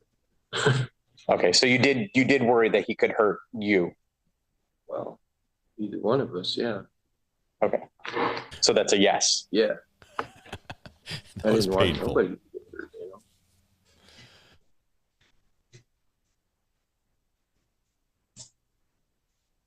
Now, do you remember being interviewed by law enforcement? A little bit. And do you remember your brother saying anything to you when he pulled the knife out? Anything specific? The thing I remember was when I said, give me a cigarette, and then he said, fuck off.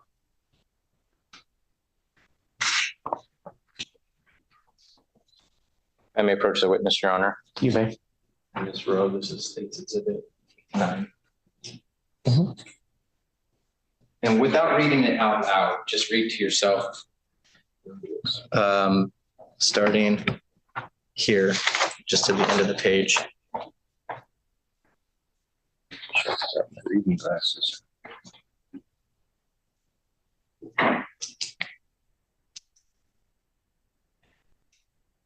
As you continue to struggle. Oh, no, I'm sorry. Just read to yourself, not out loud, please. He's like, I am reading to myself, just out loud. I believe this is a police report. I don't remember him saying going to get him. Oh man, the one thing I remember. No, I understand. You don't F off. So you remember him saying F off. I'm not trying to say that word, but No, I appreciate that. But you don't remember him saying anything else to you? No. So you don't remember him saying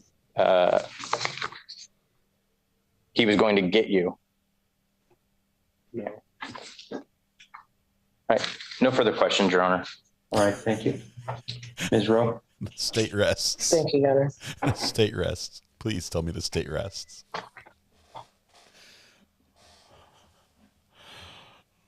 The victim is not making a good witness right now.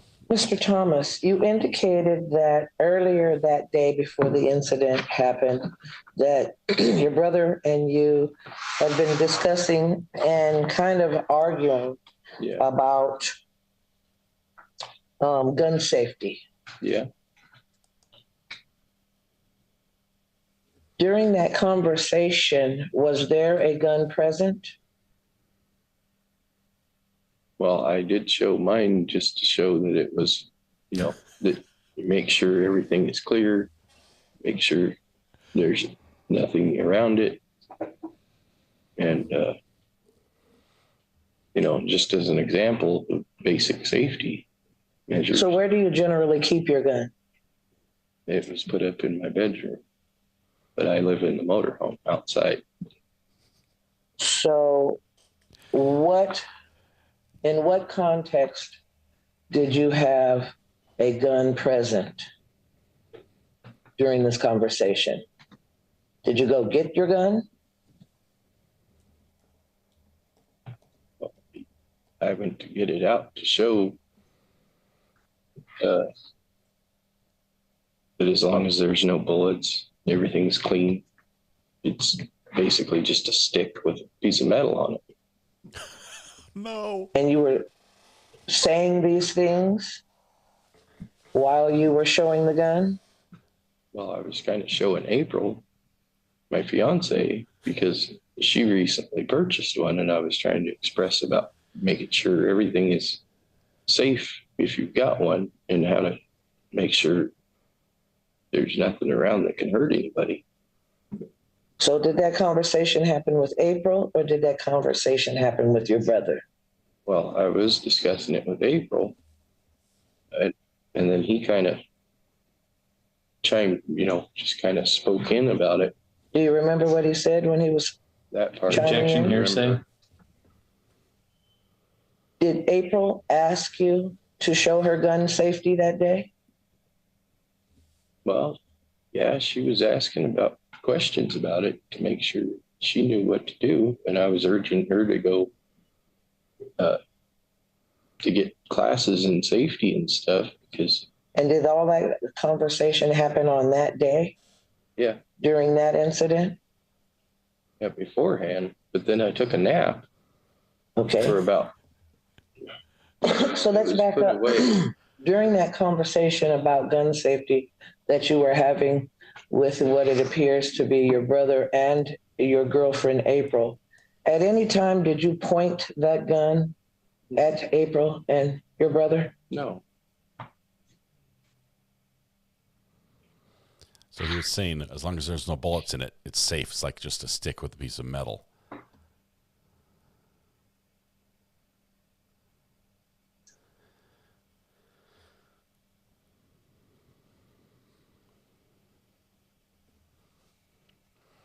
So then you indicated you went and took a nap around noon. Yeah. You woke up, saw your brother. It appeared that he was still irritated at you about something. Do you think it's possible he was irritated that you had pulled the gun on him earlier? Objection. That's not in evidence. I'll allow the question. Do you think he might have been irritated at you pointing a gun at him earlier in the day? I didn't Yes or point no? it at him. Keep it down. Now, you indicated that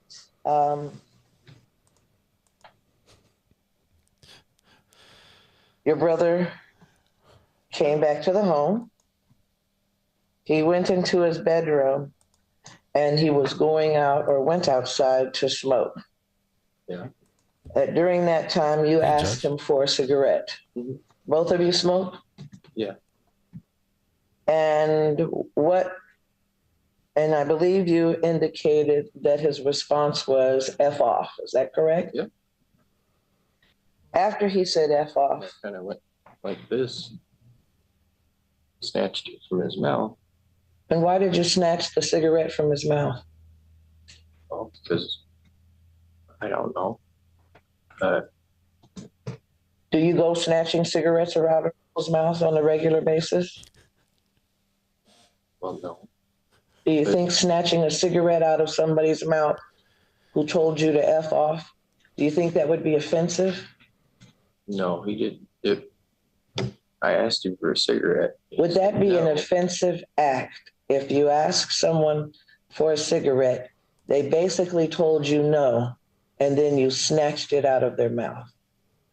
Could you consider that to be offensive? Well, earlier he gave me one freely. This time he said no, correct? Well, he did. Mr. Thompson, I'm simply asking for a yes or no answer. He didn't say. I'm not asking you what he said. I'm asking you. Hey, Ms. Rowe, don't debate. Just ask your question. And I'm just asking you if you could answer yes or no. Do you think Mr. Thomas might be offended when you snatched a cigarette out of his mouth? Objection calls for speculation. Yeah, I'll sustain that objection. I'll move on. Okay.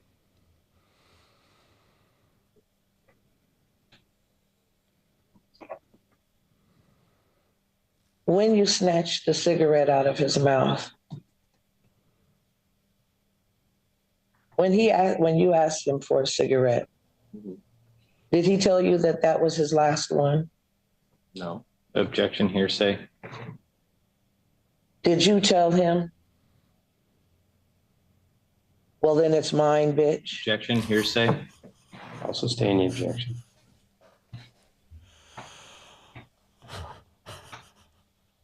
Are you the older brother or the younger brother of Mr. Thomas? I'm the older brother.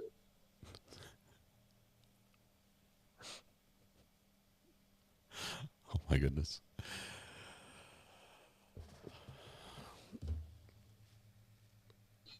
The judge is trying to keep a straight face.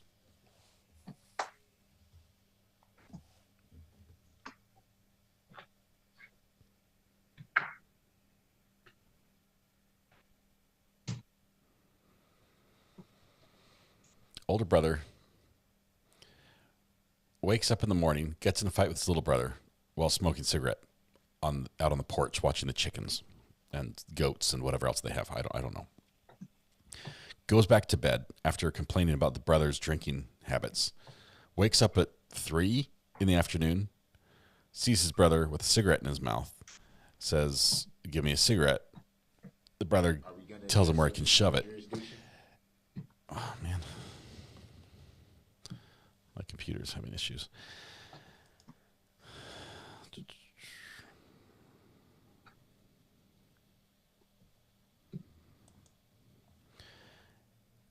So he snatches the cigarette out of his brother's mouth.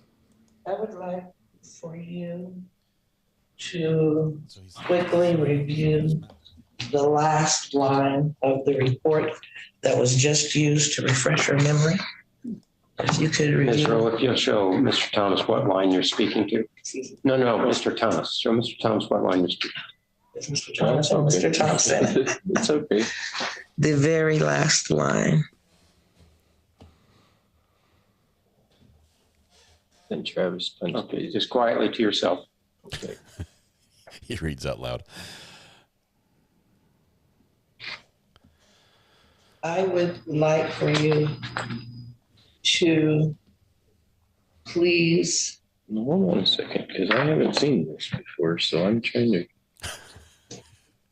Hold it there. Hold it there, defense attorney. I'm still reading the police report. This is all new information for me. Hold up. Hold up. No.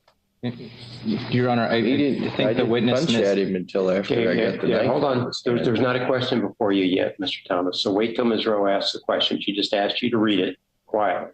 Now you wait for a question from Ms. Rowe. I'm guessing GPC.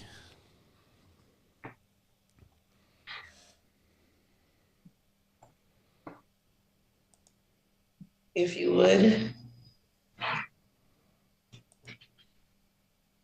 would you please read the last sentence of this page?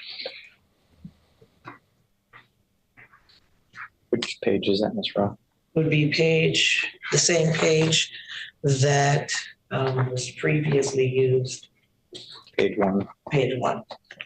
Can you please just read the last sentence? You're asking him to read it out loud now? The objection. I'll sustain the objection. It's hearsay.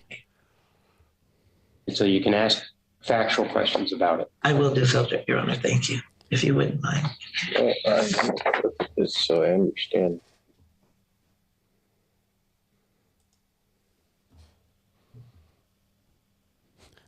The jurors are literally missing work for this.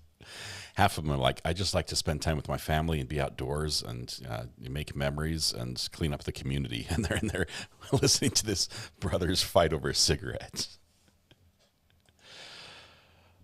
Oh, man.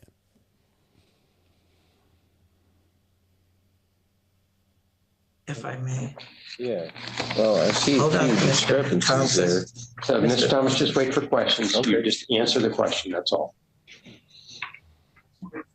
I have had you refresh your memory from what's been marked as State's Exhibit number 9.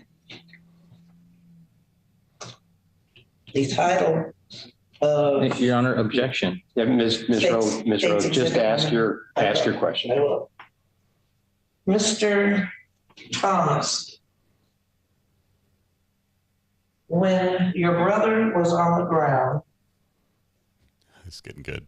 After you had thrown the knife down the hallway, did you punch your brother in the face?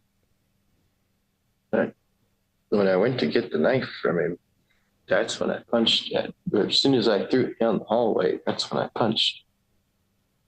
And then when he went down to the ground, I kind of kicked at him like this, and I said, "Knock it off! No, just stay there. Brother shouldn't hurt another brother." This is the biggest thing I wanted to do was. Okay, so right now there's no more question, Mr. Thomas. So wait till there's another question. I'm sorry. I kind of kicked at him and said, a brother shouldn't hurt another brother. Stay down. I think we've charged the wrong brother, I think is what happened here. We've got the witness on the stand who was stolen property from the younger brother, has attacked him before being threatened and without feeling threatened, and then confessed to kicking and continuing the attack after the threat is gone. When you gave your statement to the officer that day, did you tell the officer? Objection, hearsay. Well, I don't know what the question is, so we'll find out. Go ahead, ask the question. Judge wants to hear. When you spoke with the officer that day, did you include the gun safety incident in your statement to the police that day? Objection, relevance. I'll allow the question. Go ahead. Yeah.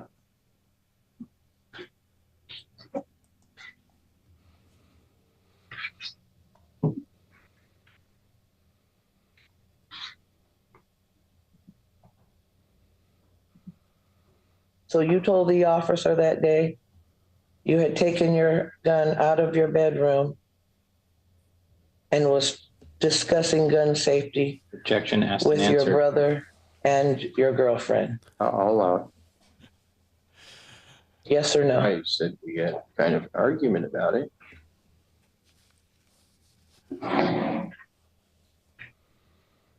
And what also argument ensued regarding your gun safety tutorial?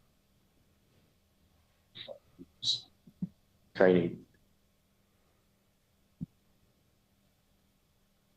saying that I didn't know what I was talking about. Who's saying that? He did. And what was your response to that? I said, no, I do know. I've taken a hunter safety course. I've had. What did your brother believe? Objection calls for speculation. Were mistaken on? What did your brother argue? What point did your brother argue about gun safety? Objection, hearsay. I'll allow that. It's not offered to prove the truth of the matter asserted. He didn't think my fiance was capable of handling one, having one, because she recently purchased custody and got her license. And then I was urgent to make sure she went through safety course and stuff about it and try to basically do a little home instruction about it. And what kind of gun do you possess? I have a hunting rifle. And was that the gun that was the topic of discussion that day? A hunting rifle? Well, no, I was explaining the difference between a pistol and a hunting rifle, that if you don't have anything in there and the bolt is not even in it, it's useless. So what gun were you using as an example? Mine. And what kind of gun was that? Objection, relevance. I'll allow. It's a 30-06 hunting rifle. It's a big gun. That you can hunt moose with a 30-06. Now, are you sure? He was explaining about it. Hold on, Mr. Thomas.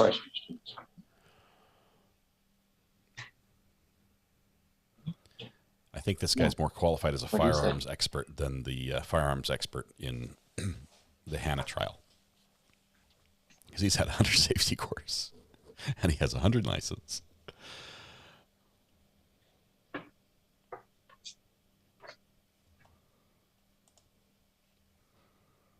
April's the girlfriend. She might be the one in the courtroom. Poor girl. Mr. Thomas, where do you live?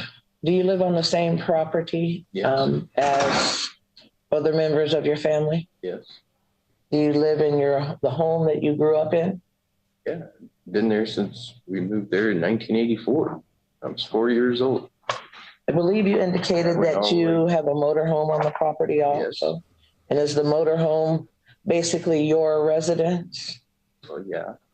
So you have you live in a motorhome on, is it your parents' property? Yes. So you live in a motorhome on your parents' property. Paid rent, all that, you know, and then disabled. I'm just trying to get a clear picture of the let you know surroundings. I want to bring your attention lastly to the display of the knife. Do you remember which end of the knife was pointed towards you? The knife was not pointed towards me. You got to say that. There was no like pointed like this or anything. I seen it when he went to pull it, and half of it was kind of out, and I grabbed it to stop it. Say, no, don't drop it. And then pulled up like this. That's when it kind of got me in the thumb. And when he kind of come up like this, I kind of spun around a little bit just to get it from his hands. And that's when it kind of glanced here and hit me by the temple and then So the knife was never pointed at you? No.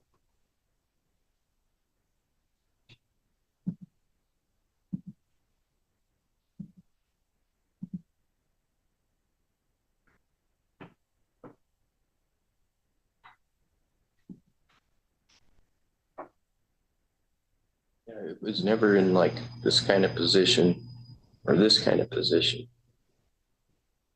So never held in a really, it never held or pointed in a threatening manner Well, that against part, you? yes, it was not. The aggressor's on the stand. Literally, we've charged the wrong person.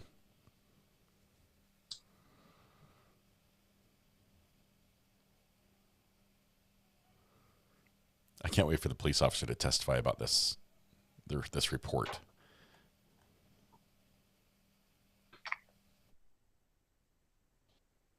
I have no further questions, Your Honor. Thank you. Mr. Thompson. Thank you, Your Honor. Have you ever seen a prosecutor regret calling the victim in a case? I think April called the police. So I'll make this quick, and at the risk of backtracking too much, how much time between this gun safety, firearm safety discussion and the knife coming out had passed? We had the discussion, I'd say right around noon, and I felt I went to take a nap for at least 2 hours, possibly 3. While April took care of the chickens and stuff because I was already stressed and not feeling well. And I woke up the time my mom came home, and I don't know if he was with her or I don't know where he was, but the one part I remember was he come out of the bed. So at least 2 to 3 hours between you talking about the firearms and the altercation where the knife came out. Yeah. Okay. And in between that 2 to 3 hours, you had taken a nap. Yeah. Okay. I ate some lunch and laid down. The firearm, is this a pistol or a rifle? It's my rifle. Rifle. Okay. And is that something that you can conceal on your person easily? Can you conceal it on your person at all? No. Okay. So it's not something you could have had tucked into your waistband? No. So for someone to have seen you hold with it, they would have just seen you holding it or presumably on your shoulder, on the strap, something to that effect. They couldn't not see it is what I'm getting at. Yeah. And I held it like this, opened up the bolt, took the bolt completely out to show that it is virtually useless if it doesn't have that in there. So this is a bolt action rifle with the bolt fully removed. And that was the biggest thing. What I wanted to show was it is basically disassembled, you know. And this was 3 hours prior to the altercation. Yeah. Okay. And then he was discussing about the way a pistol kind of breaks down. I may approach, Your Honor. This is State's Exhibit 4 that's already been admitted. Now this is the knife, and what's the thing next to the knife in that picture? The sheath. Sheath. And what is a sheath? For it to hold it. Okay, so that's where a knife sits when it's not being used. Yeah. Okay. So you described that you reached out and grabbed as the knife was coming out. Yeah. Were you grabbing for the sheath at the time, the knife in the sheath? No, it was partially pulled. So I would say my thumb was roughly about right there. Okay, let me rephrase this. So when the knife was on your brother and you noticed that he was pulling it out, where was he pulling out of? Was it in his pant pocket or was it in the sheath? It was right here. Was it in the sheath? In the sheath. Okay. Yes. So it's in the sheath and you see him start to pull it out and then you reach for it instantly. Yeah. Okay. So is it safe to say that he didn't have enough time to point it at you directly prior to you reacting? Yeah. Okay. And you reached for it, as you stated before, concerned that he could hurt you or himself. Well, yeah, and I didn't even know he had it. Apparently just got it or something. So he didn't make a direct threat with the knife by pointing it at you. No. But you were threatened by the fact that he was just pulling it out itself. I was kind of more in shock that I even seen it. But it caused you to instantly react. Yeah. No further questions, Your Honor. Ms. Rowe, anything else for Mr. Thomas? No, Your Honor. Oh, yes, Your Honor.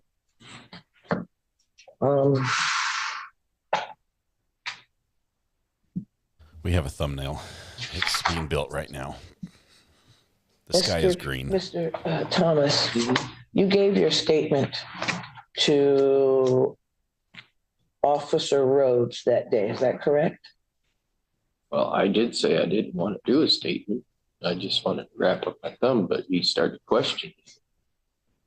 And that was Detective Officer Rhodes? Rhodes, yeah.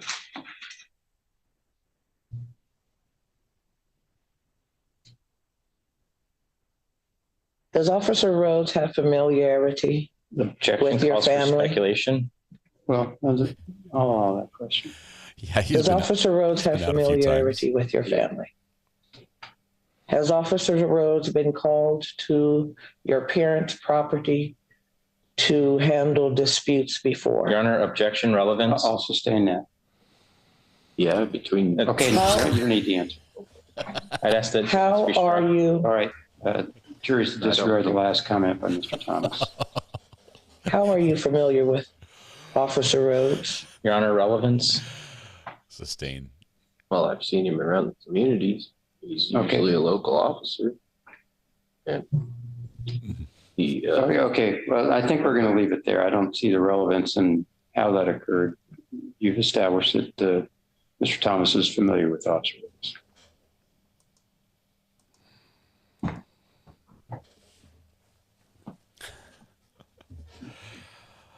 We might need some of these things a little bigger on the thumbnail. It's going to be a quick trial. We're not going to use up all the space.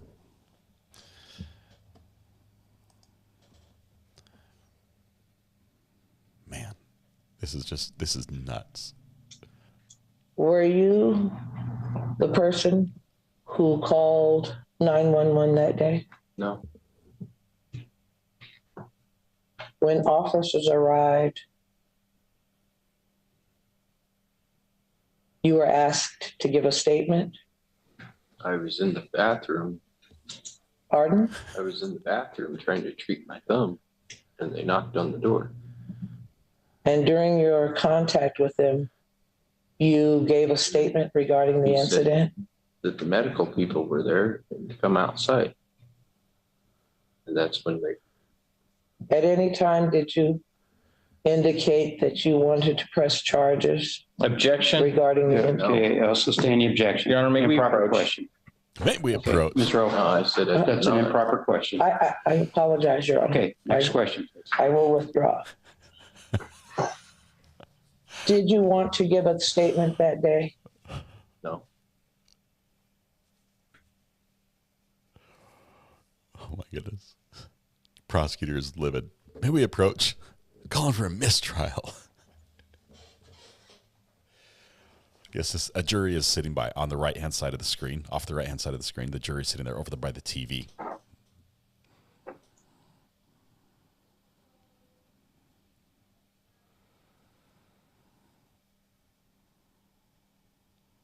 I don't believe I have any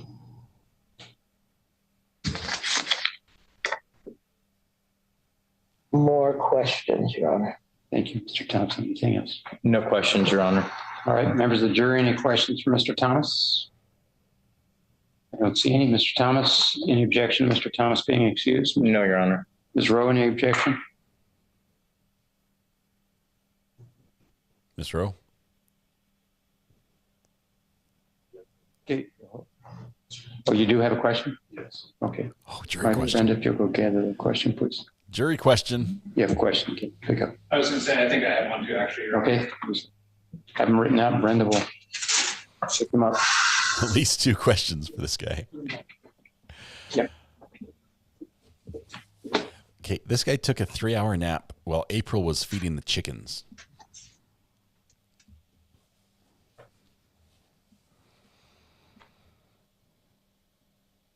Okay, somebody who's better at math do this. He says he's lived on the property with his family since he was in 1984 when he was 4 years old. So he was born in 1980. Is that what you're hearing? He was born in 1980, which makes him 44 years old.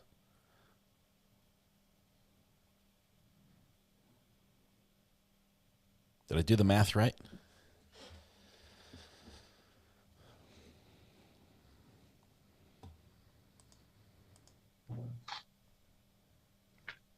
He's taken a hunter safety course. He's explaining to his girlfriend and his brother how if he takes the bolt out of the gun, then it's safe because nothing can happen. You can't shoot. It's just like a piece of metal. But no, he didn't point it at anybody. May we approach Juror? Yeah, first of all, excuse the jurors. Hopefully we can hear these questions. Juror's going to step out while the judge snickers slightly to himself and reviews the questions. What about the witness? Is the witness going to get to hear?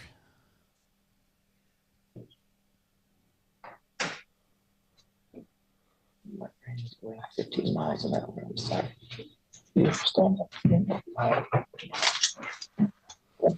Puddletown, welcome.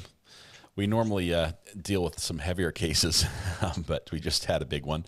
And we're having a little light break with this live case out of Thurston County, Washington. This is a jury trial. 6 jurors are deliberating to see if Mr. Thomas, I think, who is seated to the left of the image on the right-hand side of your screen. There are 3 questions, and we'll go through each one. And you don't need to answer anything right now, Mr. Thomas. The first question is, who called 911? Mr. Thomas Thompson. Any objection from the state to that question?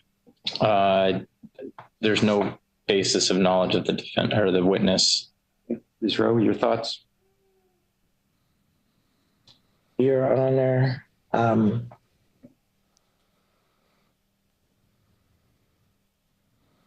not sure how the state, I think we should inquire whether Mr. Olson had any knowledge as to who called Thomas. Mr. Thomas.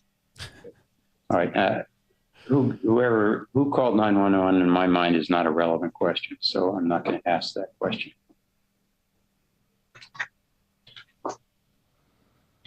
All right, next question is, I'll read what it says and then I'll try to interpret what I think it means and then I'll hear from counsel.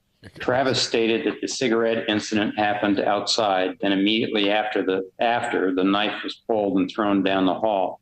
Did they move during the altercation? Good jury. Good jury. Mr. Thompson, any objection to that question? No, I think it does clarify something that was, I think, lost during a couple of the exchanges because I think. And Ms. Rowe, any objection? I don't like it when the juror's first question gets shut down because it seems to sort of stunt the jury's desire to ask questions further on. So I'm glad this one is going to be asked. So the question is, where did the cigarette? Did they move between the cigarette being pulled from the mouth and the knife being taken out? Were they standing in the same spot or did they move? That's the question that the juror is asking. Any objection to that? No. Okay, I will ask that question. Then the final question is, was the cut to Mr. Thomas's face from the blade or caused by the butt of the knife? Mr. Thompson, any objection to that question?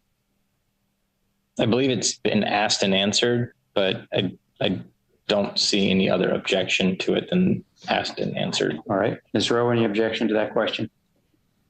No objection, Your Honor. I will ask that question as well. So I'll ask 2 of the 3 questions. All right, let's bring the jury back in. And before we bring the jury in, Ms. Rowe, are you going to have any objection to Mr. Thomas being excused, or do you wish him to remain for the duration of the trial? Your Honor, while I don't usually ask this, I would ask that he remain. Okay, you have the right to do so. All right, let's bring the jury in. In Your Honor, may I ask the basis? To my knowledge, Ms. Rowe put no one on a witness list and subpoenaed no one. I don't see the purpose of having him remain. For rebuttal, Your Honor. Yeah, I'll allow for potential purpose of rebuttal. Okay, Let's bring the jury in. So the witness can't leave. Well, the jury comes in. Let me show you what our thumbnail is starting to look like. Here it is. We are our amazing graphic artists on the channel are collaborating to build this thumbnail image to depict the happenings of the case, so it can be remembered forever. Let me fix that so it shows up a little better here.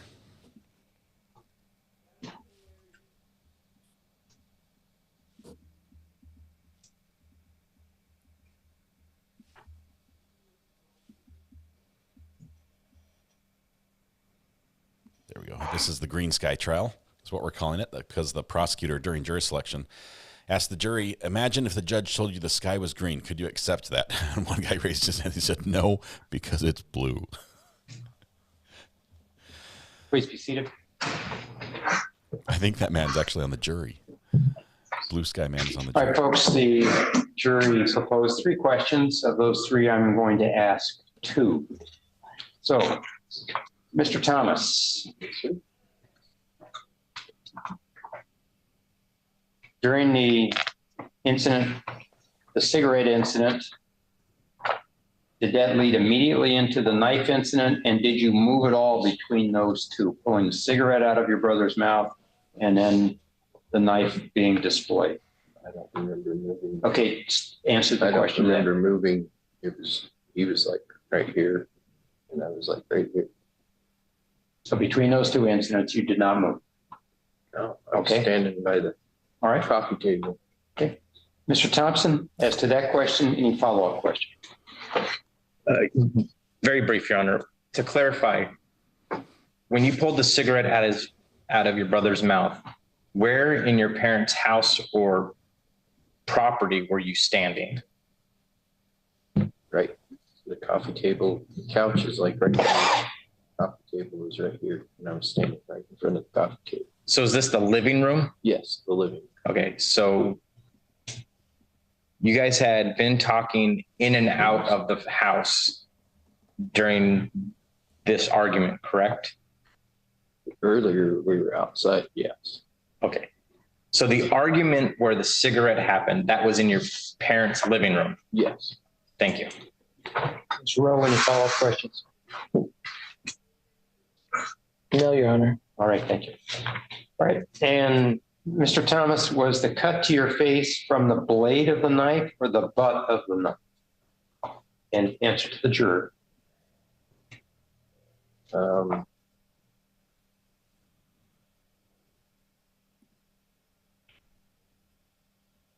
That part was when I was just trying to get it from his hand, so I don't really know for sure which one. Tell the jury.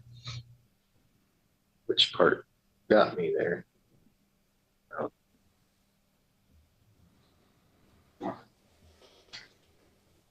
I know this spike part is what hit me by the head. So it was kind of sharp. So I'm kind of thinking this part is the way it grows up. I mean, it would have been this direction. Now this hand is the one I had.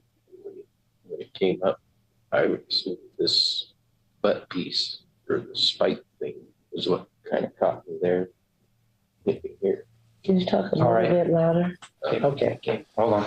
Thank you, Mr. Thompson. Brief, Your Honor. And so we can describe the spiky metal part on the bottom. I'm going to call that the glass breaker. Yes, the glass breaker. So that hit you up by your temple. Yeah. Okay, to clarify, that's what hit you on your temple. Mm-hmm. You're not sure what caused the cut on your nose, if it was that or the blade itself, correct? I'm thinking it's this part though, because of the way it rose up. Okay, but you don't actually know what part of the knife caused the cut on your nose. No. But you do know that the glass breaker is what hit you in the side of the head. Yeah. Okay. Ms. Rowe? No further questions, Your Honor. Thank you. Okay, Mr. Thomas, thank you very much. You are done. You are not excused. You'll need to remain on back where you were, and counsel will come let you know later. Okay, thank you. And Mr. Thompson, yes. Get your exhibit.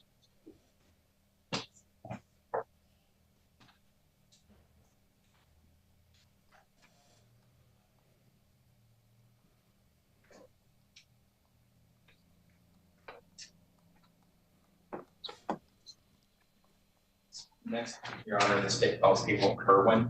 All right.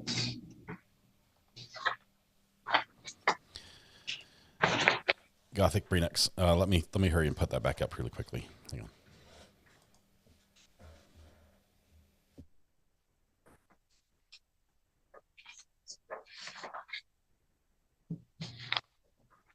Kerwin, step over here, please.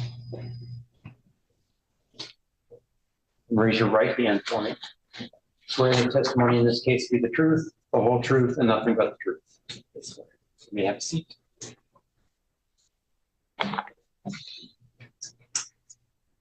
And Ms. Kerwin, I know it's a little awkward. You're going to be asked questions by the attorneys. The folks who really need to hear you are to your right, so make sure you project your voice in that direction. Okay.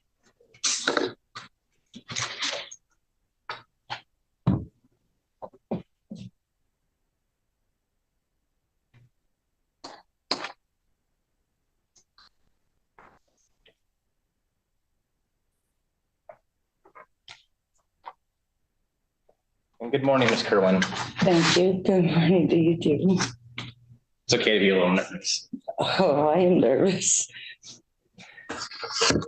Can you please state your full name and spell the last for the record? April May Kerwin, Kirwin. Okay, and I'm just have you speak just a tad bit louder. The microphone in front of you, it doesn't amplify your volume, but it just records. So you have to make sure you project real good so everyone can hear, okay? April May Kerwin, Kirwin. Perfect. Is that the second time we've had an April May? Do you recognize anyone in the courtroom today? I do. And who is that? His name's Isaac Thomas. And how do you know Isaac? He's my fiance's brother. Okay, and your fiance being who? Travis Thomas. Okay. And is that who you just passed on your way in? Yes. And can you please describe what Isaac Thomas is wearing? He's wearing a vest and a green sweater. Let the record reflect that the witness has also identified the defendant.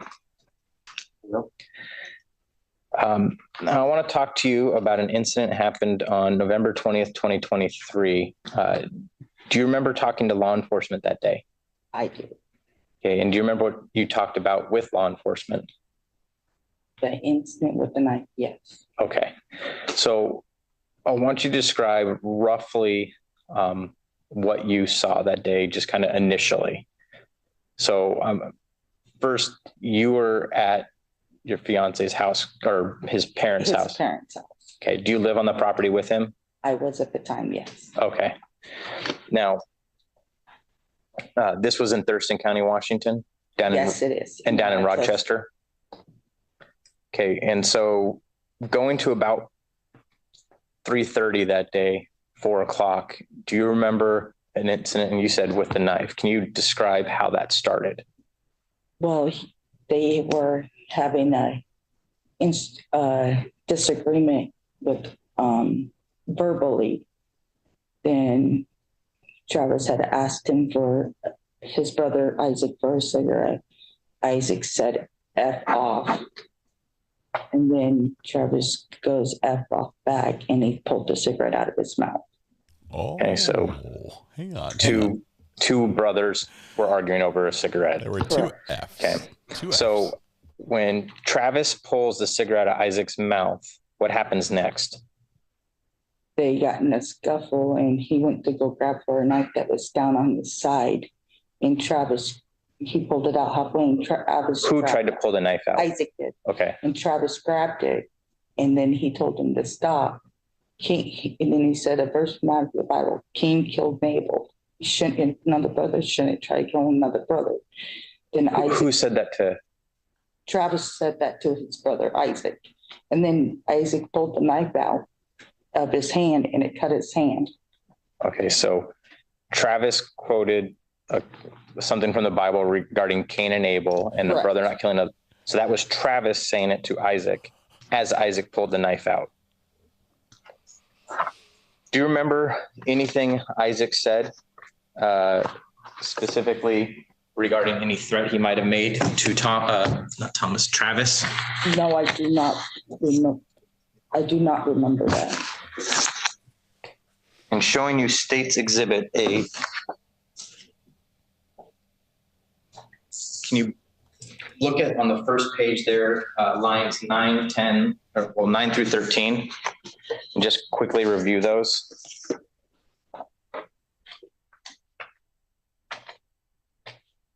Now I've handed you a transcript. Do you recognize the transcript here, at least the words that are said? Do you remember saying any of these? No, I don't remember.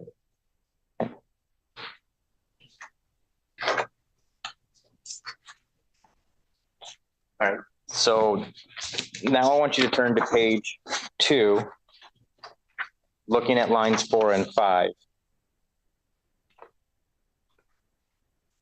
Do you remember saying any of that either? No, I don't.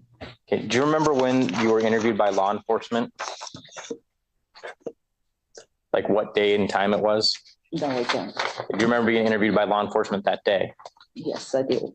Okay, was this hours later? Was this 20, 30 minutes later? It all happened so fast. Okay, so I was pretty shook up. I was stressed out. I have PTSD, depression, and anxiety as well. So do you remember this, or you said it happened so fast. When we talked about that, are you saying that you were interviewed within minutes of the incident happening? Correct. Now, do you remember looking at this thumb drive earlier? Yes, I do. Okay, and this has been marked as State's Exhibit 6. And do you remember listening to 2 audio clips on this thumb drive? Yes. And the voice on in those audio clips, whose voice was it? It was me and the officer. Okay. And was that from your interview that day? Yes. State would move to admit State's Exhibit 6 containing 2 audio clips labeled Clip 1-Thomas and Clip 2-Thomas. Any objection, Mistrial? No, Your Honor. And what's the exhibit number? State's Exhibit 6, Your Honor. Okay, we get some good, reliable evidence here from the scene of the crime. Audio recording. Please let it be good. Please let it be good. I want to hear chickens and a rooster. Please let there be a rooster in the background. The jurors for bingo. That the documentary exhibits will go to the jury room with you during deliberations. This exhibit will not. You will not have the opportunity to replay it. So pay attention to what you're hearing now. Mr. Thompson, go ahead. Thank you, Your Honor. And then they end up getting into a little disagreement, verbally talking things out, brother to brother. And then out of nowhere, his brother pulled the knife out on him and told him that he was going to kill him. And then it kind of went into a voice fight on the floor. So that was Clip 1 on State's Exhibit 6. This is Clip 2 on State's Exhibit 6. Okay. And then you said Isaac pulled out a knife? Yes. And what did he say when he pulled out the knife? He said, "I'll kill him." Okay. How was? I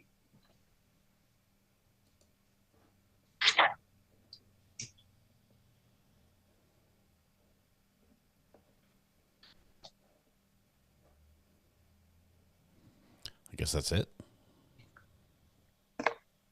So did you see the entirety of, I guess, for want of a better term, their scuffle after the knife was removed from Isaac's hand?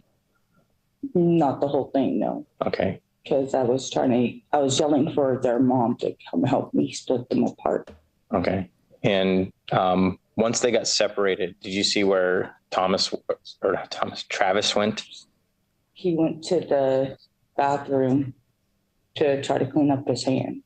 Okay. And I was trying to wipe up the blood before their mom's dog, he's blind, and I didn't want him to track it all over the floor.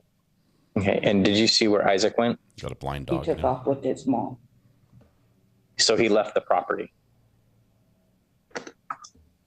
No further questions, Your Honor. His mom? Ms. Rowe.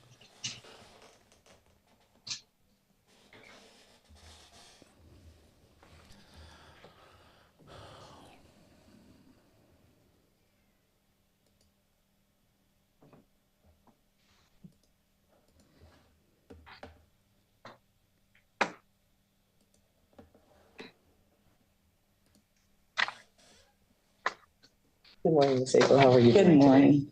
Thank you for being present today. You indicated that at that time, you were living on the property. I was. Of, I believe it's the brother's parents' property. Yes. And were you residing in the motorhome that the brother Travis was residing in? Yes. And bringing your memory to that day, do you remember a conversation that was had earlier in the day regarding gun safety? No. The gun safety course. I don't remember anything about no gun safety. Do you remember Travis showing you his hunting rifle and telling you and teaching you safety measures on a hunting rifle that day? That part, he did show me the hunting gun, yes. Had you recently purchased a gun yourself? Yes, I have. And did you ask Travis to teach you gun safety? I did. And I'm also taking classes for the gun safety as well. And Your Honor, the state's going to renew its objection to relevance. So, do you remember having a discussion regarding gun safety where Isaac was present earlier on November 20th, the date of this incident? I do not remember that. Do you remember any incident that happened that day where Travis pointed a gun at both you and Isaac? Objection, lack of foundation.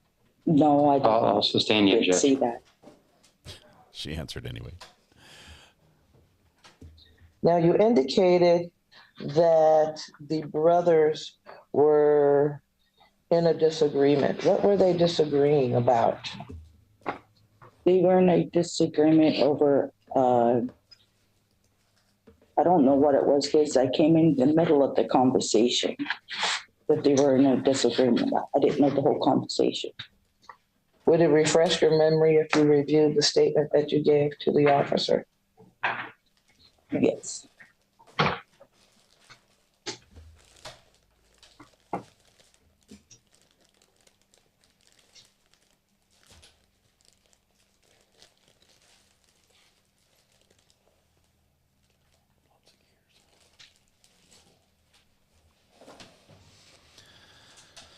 Oh my goodness, this is getting good.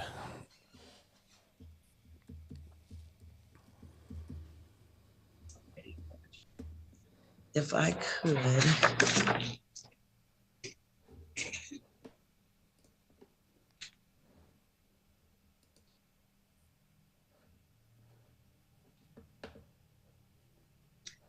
If I could bring your attention to lines 14 through 20 of this page. If you could just read those to yourself, that might help jog your memory.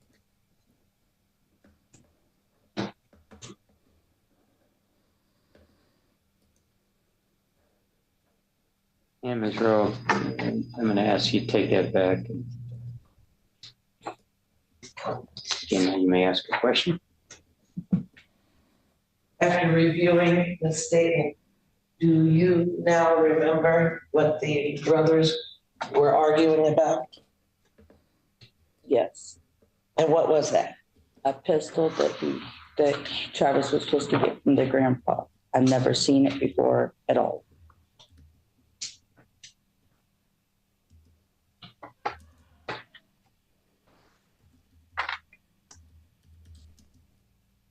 And you indicate that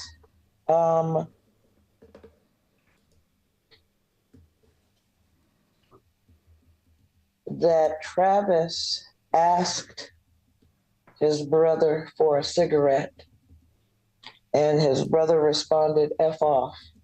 And that Travis then pulled the cigarette out of Isaac's mouth. Is that correct?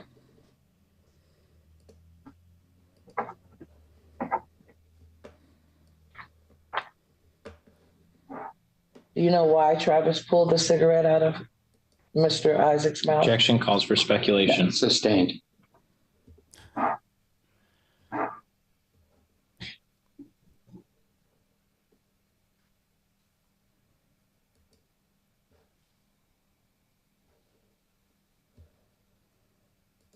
When Travis pulled the cigarette out of his brother's mouth, how far apart do you think they were? I don't remember the question, honestly. Could you take a moment and kind of recollect? I seriously don't remember.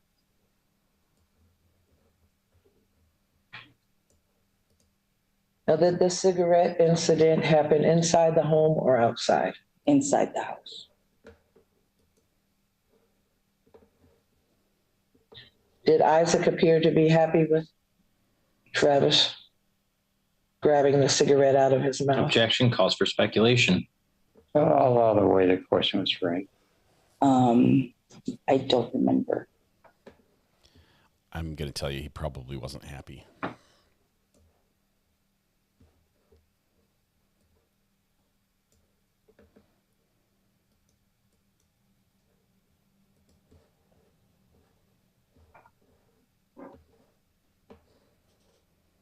Now, when you gave your statement to the officer, did you include the statement referencing Cain and Abel to the officer as part of your statement? Yes, I did.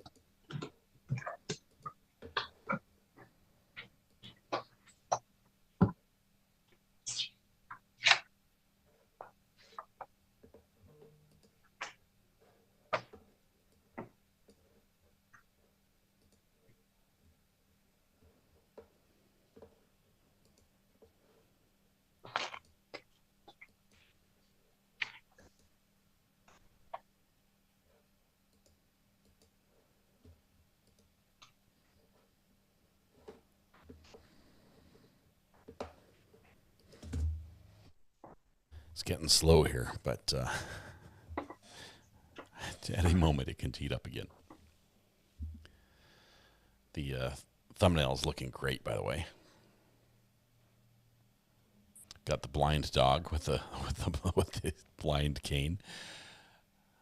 The fight going on. I'm not sure what the medal is in the middle.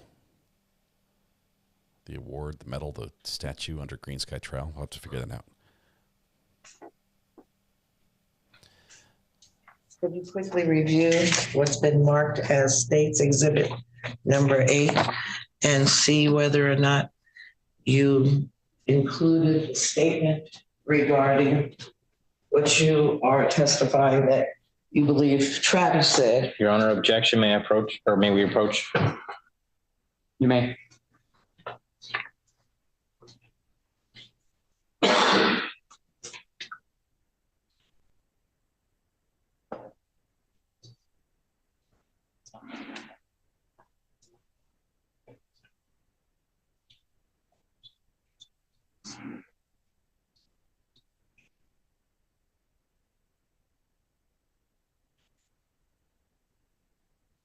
Well, I'll allow you to get into that.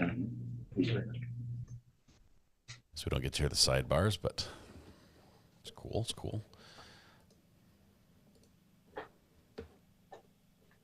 Just quickly glancing through that document, do you see that statement included in the transcript?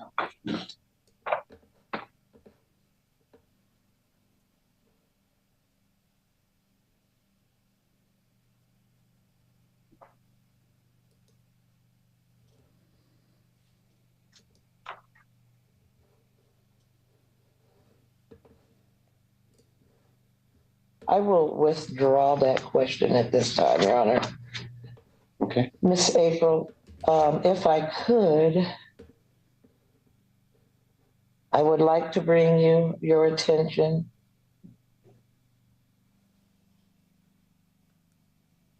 to page 4 of that document.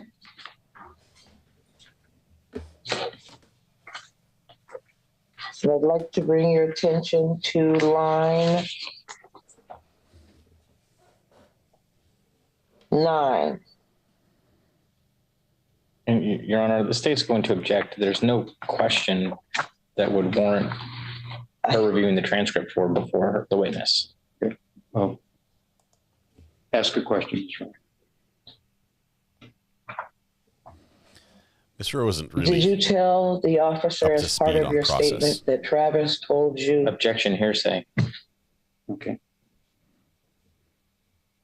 I'll sustain that objection.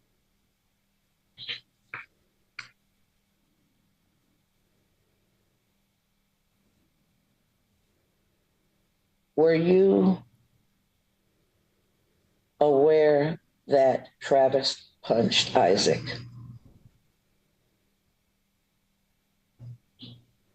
I was not aware of it until after he told me, before the cops got there.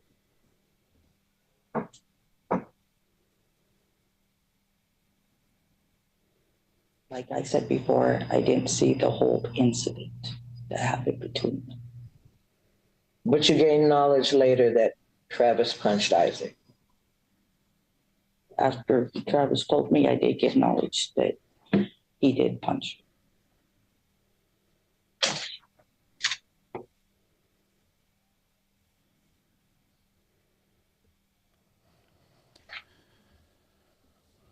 Did you personally witness the knife incident? I did witness the knife incident. I was trapped between the coffee table and the couch at that point.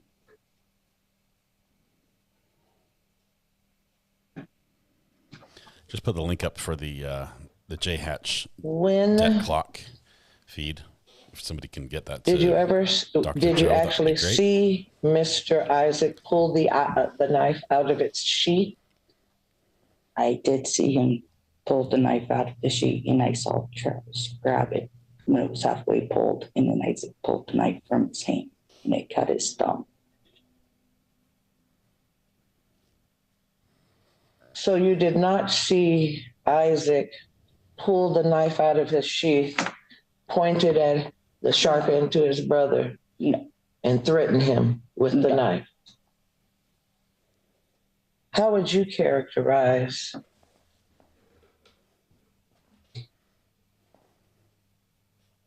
let me re-ask this question.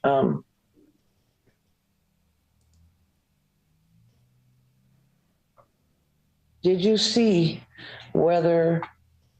could you see the blunt end of the knife when Isaac pulled it?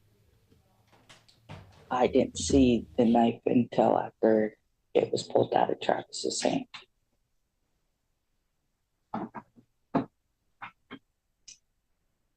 Do you remember telling the officer that you heard Mr. Objection, Isaac? hearsay.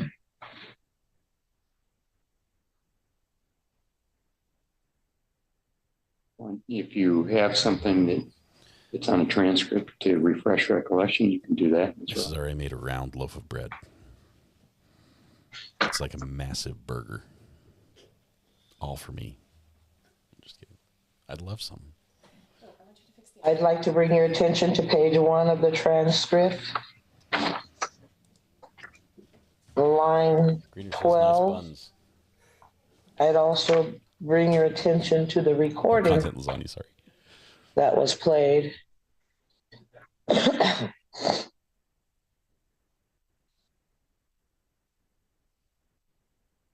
Ask your question, please. I'm going to withdraw that question, Your Honor. Okay. She's withdrawn like 4 questions now.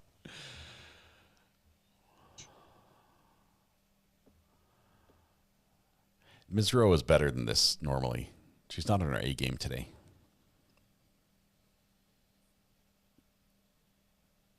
I don't believe I have any further questions for, I do, Your Honor. I'm sorry. I wrote one in the corner. Miss April, were you aware that 2 deputies responded to the incident that day?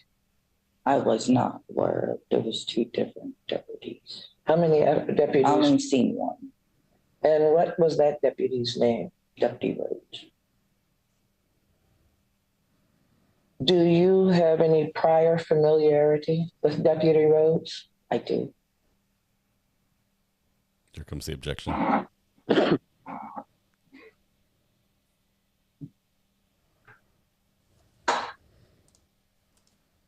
Can you describe how you know? Objection, relevance.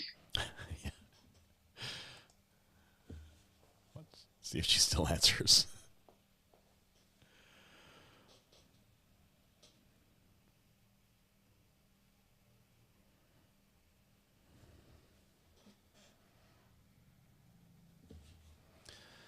Let's let the jury ask some questions. Do you remember giving your statement to Deputy Rhodes or the other deputy that was present that day? I don't remember which one it was. She only remembers one deputy, but she's not sure which one she gave her statement like to. I said before, I was under a lot of stress. I have anxiety, PTSD, and depression. I was pretty shook up.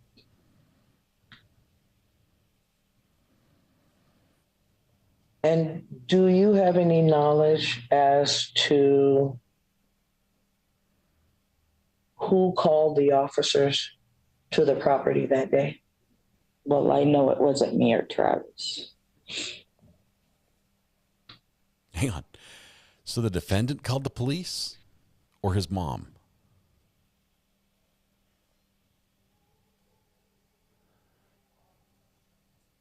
I'm guessing defendant. I hope we get to hear that 911 call. My brother stole my cigarette. He took my knife. Miss April, do you recall the day in question? The day of this incident? That all happened so fast. And like I said, I don't remember everything. Do you remember officers being contacted later that evening? Objection, relevance. After. Let me hear the question first. After Mr. Do you remember law enforcement being contacted later that evening when Mr. Isaac was not present? Travis did not call for objection, relevance. Yeah, I'm going to sustain the objection to relevance. Okay, you don't need to answer. Okay, thank you.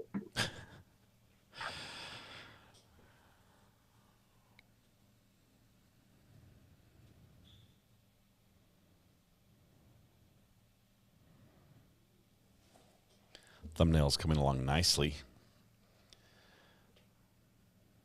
Faster than the trial, I think. I have no further questions. Thank you. Mr. Thompson, you redirect. Thank you.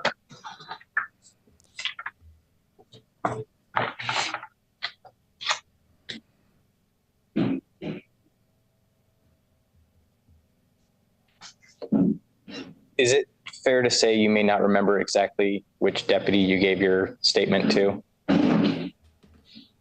I honestly don't remember which one. Is it sometimes hard to identify law enforcement? Sometimes it is, yes. Is that because they all wear the same uniform? No, it's because it's hard because I'm hard at remembering names. Fair. So you'd be better probably with facial if you saw the person. Correct. Okay, but you know, Deputy Smith versus Deputy Johnson versus Deputy Rhodes, you wouldn't necessarily know one from the other just by their name. Correct. Okay. And you don't remember how many law enforcement officers you saw that day?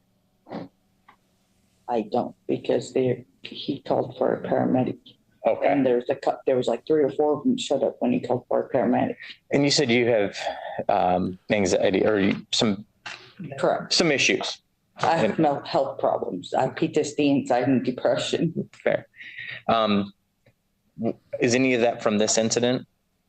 Some of it is, yes. Okay. And when you saw the knife come out, when Isaac pulled the knife out, what were you feeling? I was scared for his brother. I was scared for myself, to be honest. I was stressed. I might have panicked a little bit. Okay. And when that knife came out and you heard Isaac make the threats, where did you go? I honestly don't remember that he made the threats. Okay. Other than the Cain and Abel one. The Cain and Abel one, I heard it like 3 or 4 times, and it just the whole knife incident keeps replaying in my head. I have a hard time with it. I talked to my counselor about this multiple times. I understand. And I know this is hard. I just want to focus on what you saw and remember. So you saw the knife come out, and that's when you went and got Travis and Isaac's mother, correct? I tried to yell for her. I was, like I said, the table was stuck against my legs. I was on the couch.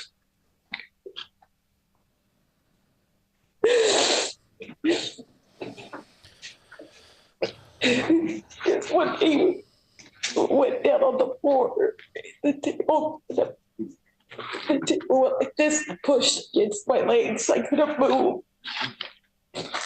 Let's just take a sec. Judge is getting the tissues.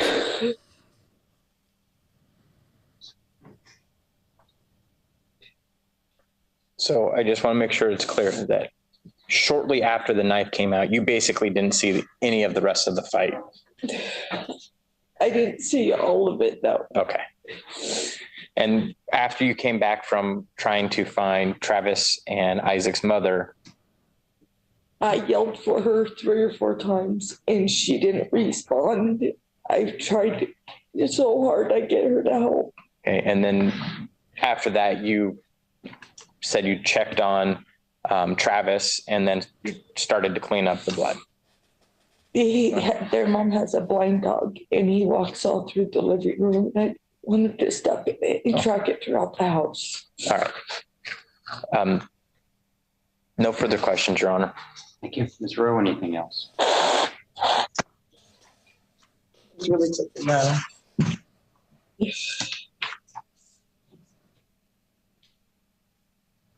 Are we back on defense again? She gets a recross.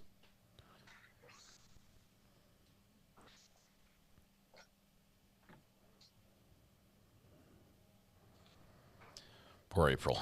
Man, she also doesn't want to be here, I think. I'm handing you what's been marked as State's Exhibit number 3. Are those spots the blood spots that were on the ground? That's some of them, yes.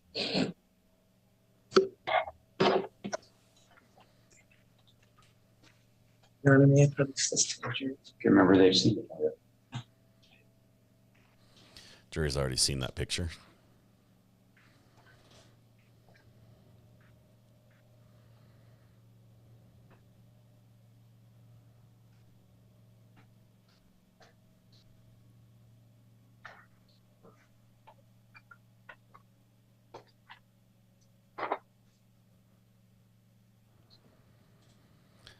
Another long, awkward pause.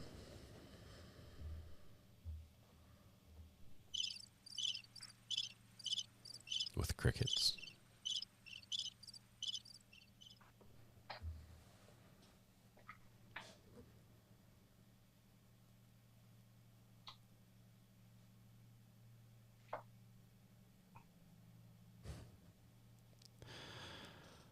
This is just before Thanksgiving.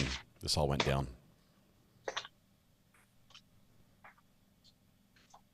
The defendant is studiously writing on his notepad, like the scholar he is.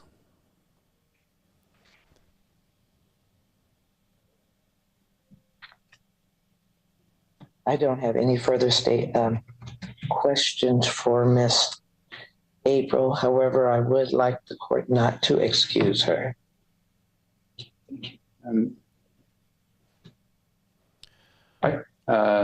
Ms. Kerwin, if you'll, actually, before you go, thank you. Members of the jury, any questions for Ms. Kerwin? You don't see Ms. Kerwin, you may step down. You'll just remain outside. Remain outside, but don't talk to each other. Okay, 2 witnesses down. We're almost done, guys. We are flying. And next state witness, Mr. Thompson. State House Deputy Rhodes. Deputy Rhodes, stepping up.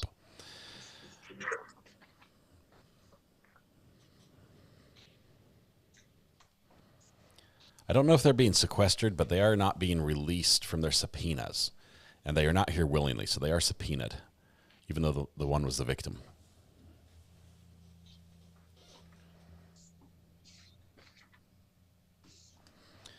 Please, Deputy Rhodes, please make this make sense. Here's our thumbnail showing the fight. The cigarettes in the mouth. The camper, sleeping in the camper. We have a blind dog. We have a metal rod with a stick with wood on it. That's for the gun. Quiet zone. Good stuff. Good stuff. Your Rhodes, step up here, please. Raise your right hand for me. Swear the testimony in this case be true, all truth, and nothing but truth. Yes. The older brother is 44 years old. The one who testified first. I don't know how old the younger brother is. Deputy Rhodes, can you please state your full name and spell the last for the record? Benjamin Rhodes, R-O-D-E-S. And where do you currently work? Thurston County Sheriff's Office. And what do you do for Thurston County Sheriff's Office? Deputy Sheriff. Work patrol on the road. Okay, so do you normally wear a uniform? Yes. And what's that uniform look like? All black jumpsuit, duty belt, and patrol vest. So pretty kind of what we see on TV, essentially. Did you say jumpsuit? Yeah. And what are your duties as a patrol deputy? Yeah, respond to calls that come in for people that call 911, patrol the road, do traffic. Yeah, but mostly just respond to calls for service. Okay. And were you on duty on November 20th, 2023? Yes. And where was your patrol area that day? It's the David district, which is south of Maytown to the county line near Centralia. Okay, so South County, kind of near I-5 area? Correct. Yep. Okay. And you only work in Thurston County. You weren't patrolling into Lewis County or anything like that? No, sir. Okay. And did you respond to a call in Rochester? I did. And when you responded to that call, the location you responded to, was that in Thurston County? Yes. Okay. And what were you responding to? What was the initial call? It was a call from the subject, said that he'd been in an altercation with his brother and that a knife was involved and the brother was bleeding. Okay, so when you say the subject, you're talking about the reporting party. Yeah, in this case, it was Isaac. And Isaac, do you know Isaac's last name? Thomas. Okay, and are you familiar with Isaac? Yes. Okay. Met him on a few occasions. Okay, so you met. So we know Isaac Thomas called to report that he'd pulled a knife on his brother. Right. Okay. And then he further stated that his brother was in fact bleeding. Yes. Okay. Who else responded with you that day? I think my report doesn't indicate. I know Deputy Wakefield responded way later. He was the one that ended up transporting who we took into custody that day. I think Deputy Josh Anderson was present as well. Okay. So is it fair to say that more than one deputy typically arrives to calls? Yeah, there was someone else on scene with me with Travis when Isaac had already left the area. Okay, so when you arrived on scene, Isaac was not on the property? Correct. Okay. And do you remember how, or did you recover a knife during the course of your investigation? I did. Okay, and do you remember how big it was? It was, I think the blade itself was 6 inches. The handle was probably another 4. So when you refer to knife size, you typically only referring to the blade size, correct? Correct. Yeah. And showing you State's Exhibit 4, it's already been admitted and published to the jury. Is that what you recovered that day? Yeah, it looks like it. Yep. Looks like the photograph I took on the hood of my car. Who did you recover it from? From Isaac. Okay.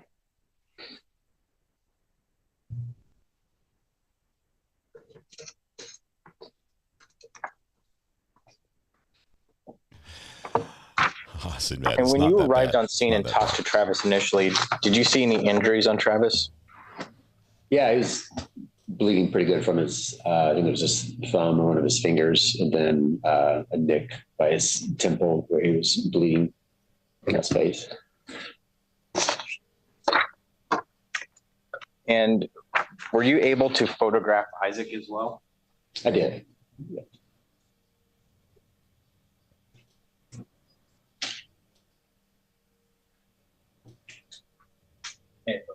You may.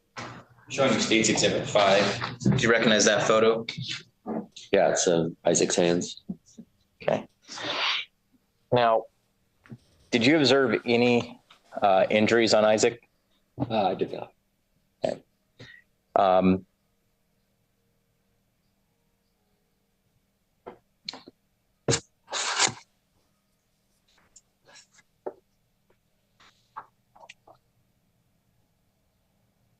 All right, no further questions, Your Honor. Ms. Rowe. Thank you, Don. Thank you for being here, Deputy Rhodes. Deputy Rhodes, you indicated that the initial call came from Mr. Isaac Thomas. Is that correct? Correct. And at that time, he indicated that a knife had been involved in an incident. Is that correct? Yes. And that his brother was bleeding? Correct. Did he request aid? I don't recall if aid was requested. Aid did respond, but I'm not sure who requested it. Understood. And you also indicated that you recognize Mr. Thomas seated here to my right. Correct. And that you had seen him on a few occasions before. Is that correct? That's correct. Are those occasions when you responded as law enforcement to that property? Yes, it is.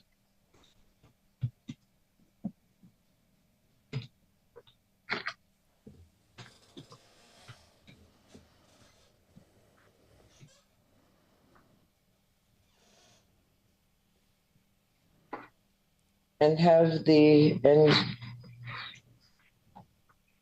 on the few occasions or the multiple occasions that you responded to calls from that property, did those calls generally involve Mr. Travis? Objection. Sustained.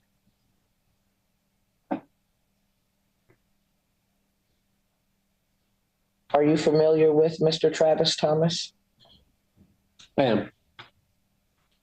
Are you familiar with Miss April Kerwin? Yes. Are you familiar with the parents who own the property? Yes. Imagine if you do a case search by the last name and that address, you might find a few that this is not the first time this family's been involved. Were you the deputy that spoke to Travis? Yes, I was one of them. We had assistance from a Chehalis tribal officer who was present with him at that location while I was interviewing Travis at the original location. And going back, because I've kind of jumped ahead of myself. So Mr. Isaac Thomas called 911 indicating that there had been an incident that happened on his parents' property. You also testified that he indicated to you that he was no longer at that property. He had left after the altercation. Is that correct? I don't remember when that information came in. I think dispatch, I'm guessing, had relayed to us that he was no longer on scene. And so when I arrived, it was just Travis and the others who were present. So when dispatch notified you, did they coordinate contact between deputies and Mr. Thomas? My recollection, my report doesn't indicate it. So I'm from my recollection, I think the Chehalis Tribal, they'll often respond to assist if because I'm the only deputy in the Southwest County usually. So they'll often come to assist on more elevated incidences like this one. And so she had responded and contacted Travis who had left while we went to that area. We went to the original location. So the Chehalis police was a female? Correct.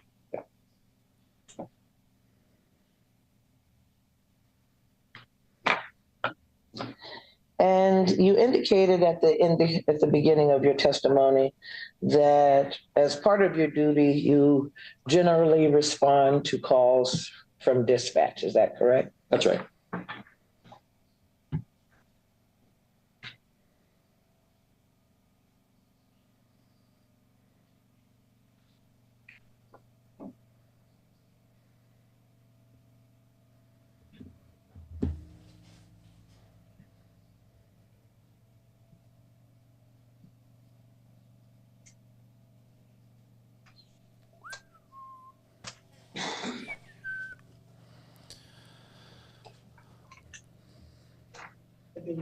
I'm handing you what's been marked as defense exhibit number 1.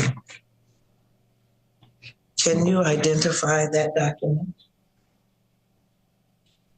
I mean, it looks similar to if I pulled up the CAD for the call. And what is the CAD? Could you explain it to the jury? It's what my computer would show in the car as I'm going to the call, like when it was the date of the call, the time of the call, the address of where I'm going. Does that the case then CAD log also include details from the incident that day? Yeah, it looks like it does.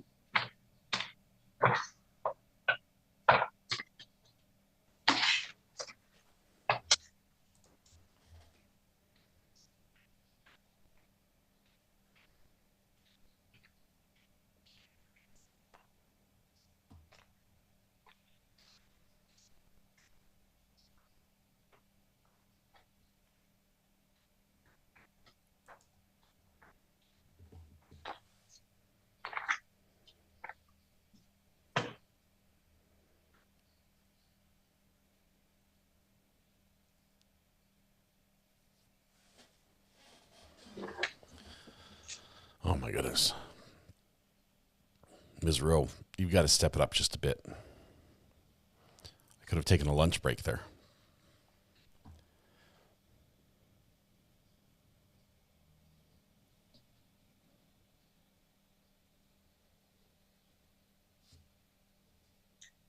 If I could have. Your Honor, objection. Can I ask for argument outside the presence of the jury? Yeah. Folks, if you'll step back into the deliberation room, please. Hey, we get to hear the argument. This is good.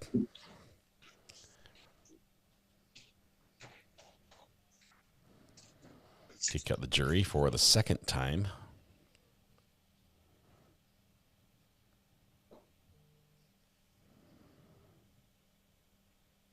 I have to go check what's wrong with our oven. It's a double oven at the bottom. Your Honor, the state believes Ms. Rowe was about to attempt to elicit statements from her client made to 911 dispatcher through the deputy. You don't need to get into it. Thank you, Your Honor. Ms. Rowe, information in the report is hearsay. Unless it's direct knowledge that Deputy Rhodes has, it's not coming in. Do you have any questions? No, I was going to ask Deputy Rhodes regarding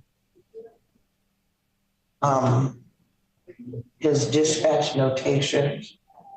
I was going to ask him whether or not he was notified that Mr. Thomas's brother had a weapon at the home, whether or not he was notified that that weapon was pulled out on Mr. Thomas, and the notation of Deputy Rhodes' catalog that indicates later that Mr. Isaac Thomas noted that he pulled that knife out for protection. These are all facts that Deputy Rhodes should be able. Well, these are facts that are hearsay. These are facts that are hearsay. They're facts that are hearsay. So. Also, Your Honor, further, the defense has never alleged self-defense. So to try to introduce self-defense evidence. Self-defense is an affirmative defense, and you have an obligation to assert it ahead of time. I understand that, Your Honor. I absolutely. Okay, was that done? Pardon? Was that done? No, we did not. Okay, so you're not asserting self-defense. We're not asserting self-defense. So the witness, or the defendant saying it was for protection also is not relevant then. Okay. All right. What you're trying to get in are hearsay statements. The objection would be sustained on hearsay grounds. All right. And do you have any further questions before I bring the jury back in? Will you have any further questions for Deputy Rhodes? I will likely have a couple of questions. Okay. All right. That's fine.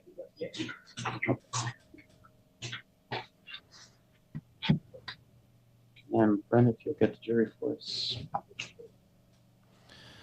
You will bring the jury.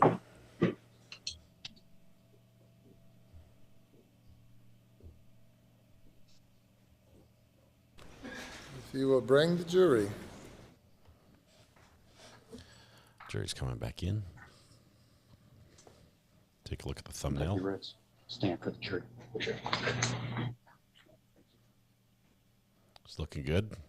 Our editors are hard at work as we speak.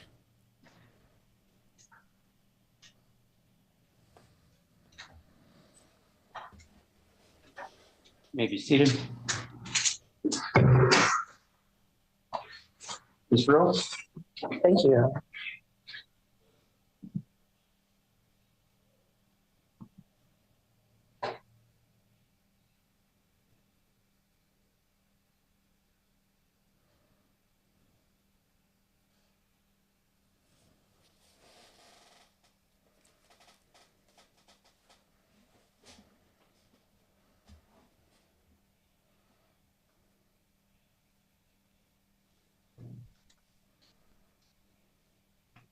So Deputy Rhodes, you indicated that you were the officer who took pictures of the injuries? Not of Travis, no.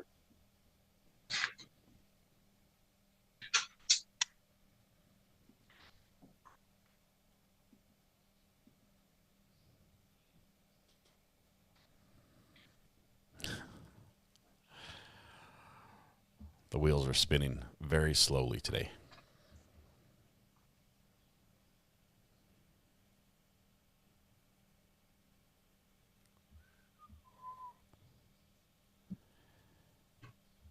It would be painful to do, but going back with a stopwatch and just timing the pauses in this court and comparing the talking time to the pause time or the silence time, I think would be very telling.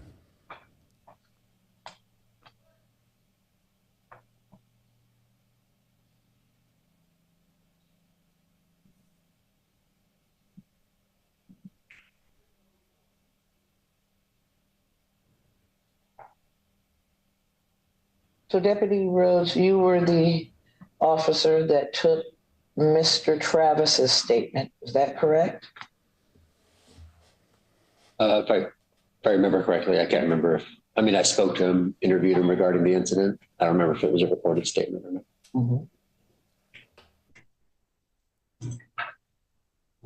Do you remember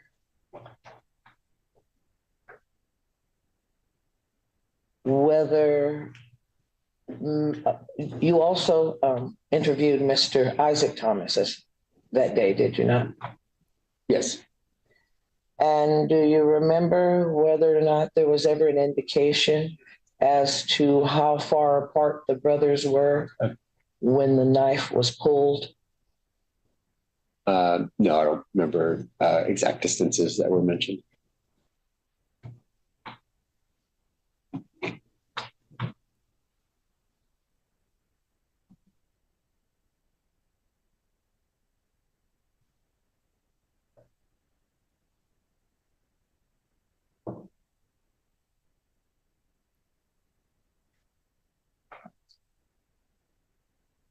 Did Mr. Travis indicate to you? Objection, hearsay. I'll sustain it. Mr. Thompson's on a roll with his objections. Mr. Rowe needs to ask the questions faster to get him out and get a spontaneous answer from the witness. But when she drags it out like that, the objections are just easy picking. As part of your investigation, did it appear that Mr. Travis was fearful for his safety? Objection calls for speculation. Sustained.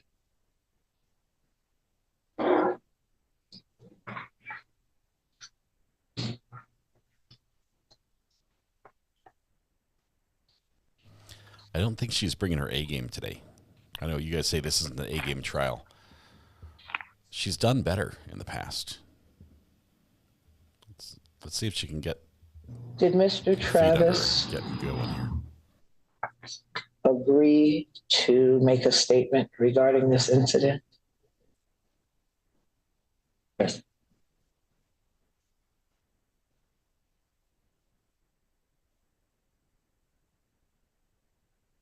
Was that statement recorded? I don't recall.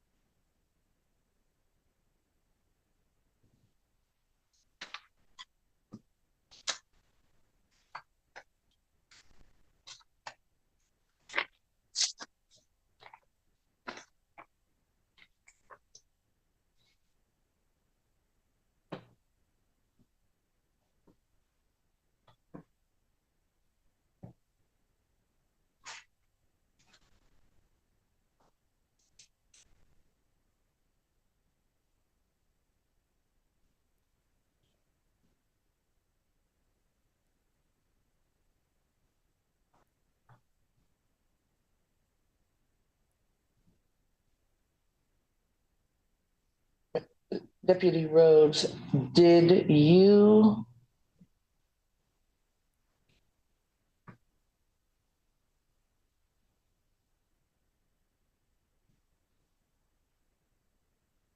were you aware that a subsequent call was made? Objection, relevance. Sustained.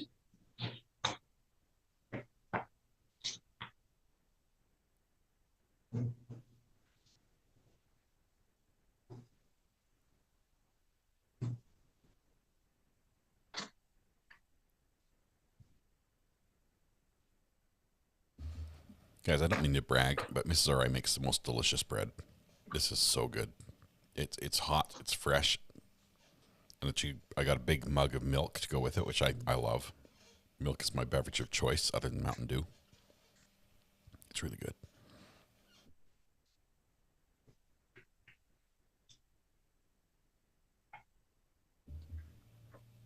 She's billing by the hour, Beth. Deputy Rhodes, I'm handing you what's being marked as Plaintiff's Exhibit number 9. Do you recognize this document? Your Honor, the state would object. There's no basis to refresh the witness's recollection. No question's been asked. That's true. Why don't you take that back, Mr. Rhodes? And then if there's a question I about. will ask a question and then I will bring it back. You can hold on to it if you can ask a question about it.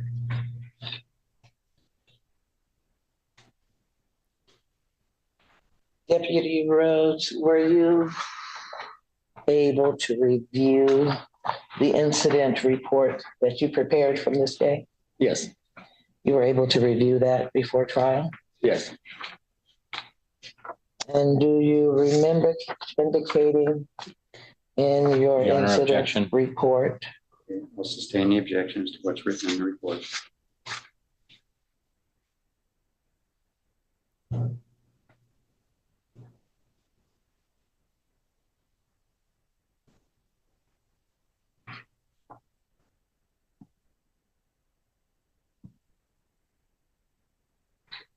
Were you aware that Mr. Travis punched Mr. Isaac while they were on the ground? Lack of personal knowledge.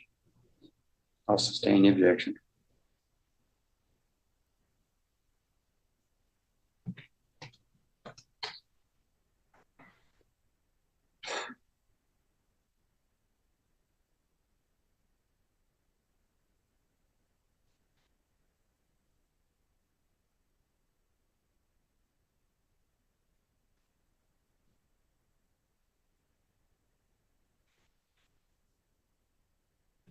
I believe that have asked all of my questions, Your Honor. Thank you. Thank you, sir. Mr. Thompson, any regret? No, Your Honor. All right, thank you. Members of the jury, any questions for Deputy Rhodes? One question, Brenda. Please be a good question.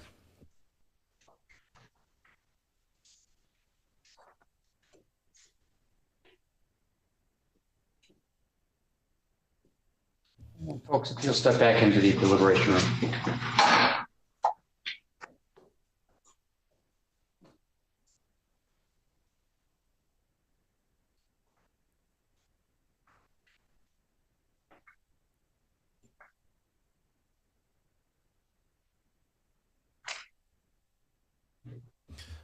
While they deliberate, I was going to swap these boxes around. Let's see. That's 2. And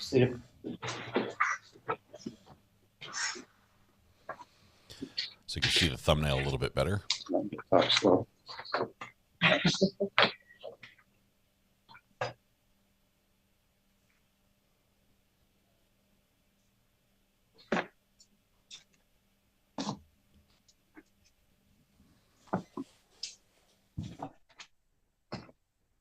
There are 2 questions. Number 1 was Isaac Thomas tested for levels of intoxication, or did he show signs of altered state by observation of any of the law enforcement personnel present on the scene? And that's from the cop. That's from the cop. Comment on that. Question number 2 is, were any of the parties involved showing signs of intoxication or substance abuse? So number 1 asked what observations were made by the law enforcement. I don't think I would authorize that. Let's stick with question number 2. Did Deputy Rhodes make any observations of intoxication? Mr. Thompson, any objection to that question? I don't have a basis to object, Your Honor. Multiple witnesses talked about, or I should say one witness did talk specifically about the defendant's level of intoxication. I think it's an appropriate question to ask. Ms. Rowe? I don't have any objection, Your Honor. Okay, I'll ask question number 2. And as soon as the jurors are finished using the restroom, I'll bring them back in. So everybody can stand in place or sit in place until we're ready to go. Judge, they said they were going to use the restroom. You might want to check. They're probably running. They're like, I don't care. Sign a bench warrant. I'm out of here. This is not worth it. This is so slow. But this much I will say. I think we're about ready to have the state rest.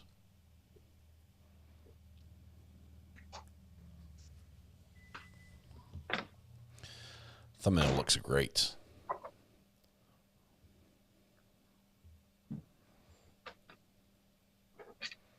What is the guy holding that long list of things? What is that?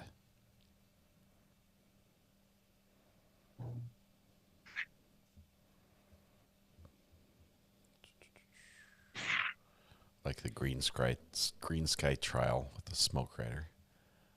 Chickens looking good. April taking care of the chickens.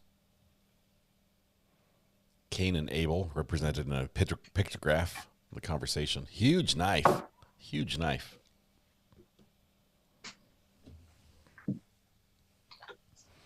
Oh, his multiple badges? Is that the that's the juror who's served in every agency and law enforcement that exists in the country.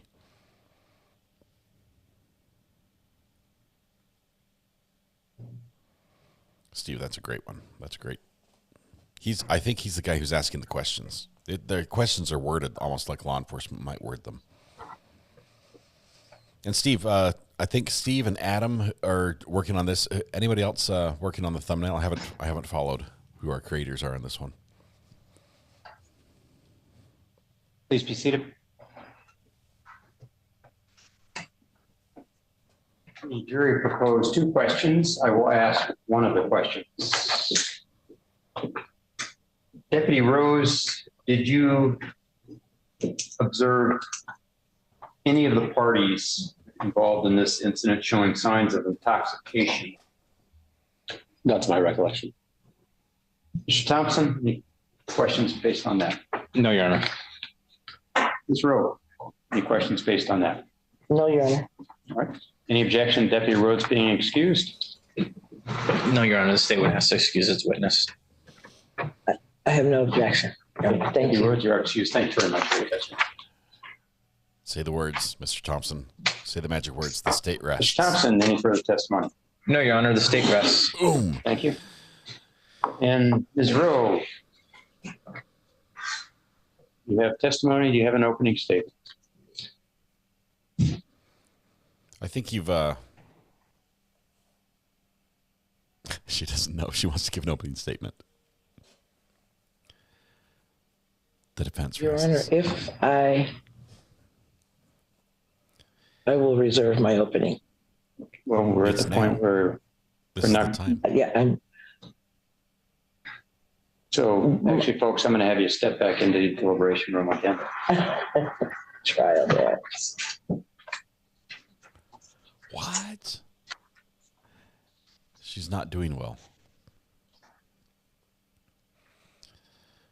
I'm not saying she's intoxicated. I don't think she's. I thought somebody asked a question along those lines. No. The state is rested. If you're going to call any witnesses, you have to do that now. And if you intend to call any witnesses, I'll allow you to make an opening statement. If you're not going to call any witnesses, that's fine. But then we'll just go straight to closing argument. I am prepared to go forward with opening. I would, however, Your Honor, like the opportunity to have the lunch hour before I put on Mr. Thomas, who I will be calling to the stand. Okay, so you intend to call your client? I intend to call my client to the stand, and we're going to hear the other side of this conversation. Will give opening statement. Okay. So you're prepared to do that now before we excuse the jurors? Your Honor, if I may suggest, we haven't had a functional break for the jury or the parties this morning. Mm-hmm. We try to book through. I would propose breaking now, let Ms. Rowe and her client confer about whether or not he does in fact intend to testify. I mean, it sounds like they're pretty confident he will, and we can do her opening at 1:15. And roll right into the last witness. And this would give Ms. Rowe also the next 30 minutes to review jury instructions. And so we can maybe have an agreement as to jury instructions after she rests. As no witness was provided, I assume the only witness is her client. So I imagine we'll be pretty done. And that way we don't have to necessarily have a long break after she rests. I would And, agree with his position. and Ms. Rowe, do you have any intent to recall either of the two witnesses previously held? If you're not intending to use them as your witnesses, then I would like to excuse them so they don't have to remain. I don't believe that I will recall either of those witnesses, so I don't have any objection with the court excusing them at this time. And Mr. Thompson, you're not intending to use them for rebuttal? No, Your Honor. Okay. So we can excuse both Travis Thomas and April Kerwin. So they're excused, and we'll bring the jury in. I'll excuse them and get them back. I'll get them back at 1:30 for opening statement by Ms. Rowe, and then and we'll do that if you are intending, if you do call your client. If you're not going to call your client, then at that point we'll just discuss the instructions and move to closing argument. And we're going to be done here soon. I'm sure you'll advise your client that if he does testify, he runs the risk of opening the door to other information, and he needs to be careful about what he says. But I'll let you be the counsel for him on that. Okay, let's bring the jury in, and I'll excuse them. Okay, so what the judge is saying there, you can't give an opening statement unless you are going to call witnesses, because the opening statement is basically a roadmap for the jury so they can know what to expect by way of evidence that will be presented during your portion of the case in chief, where you're presenting evidence. So if you're not presenting evidence, if you're just going to rest right now, it would not be appropriate for defense to give a opening statement. You may be seated. Hi, folks. You've just been participating in juror aerobics, and we're now going to give you a break. So we're actually going to break now for lunch. We'll come back at 1:30, and we'll continue with proceedings in this case. As you've heard, the state has rested. They, at this point, don't intend to introduce any further testimony on their case in chief. Now, you have heard testimony, a lot more facts about this case than you knew yesterday. So the discussion we had last night before you departed applies, and even more importantly now than it did last night. So you've learned certain things. Do not share those things with people that you come into contact with over the lunch hour, because they will undoubtedly have some comment about what you just shared with them. Save that for after the trial. After the trial, all the information you've heard is public record, and you can share it in whatever form you wish to do so.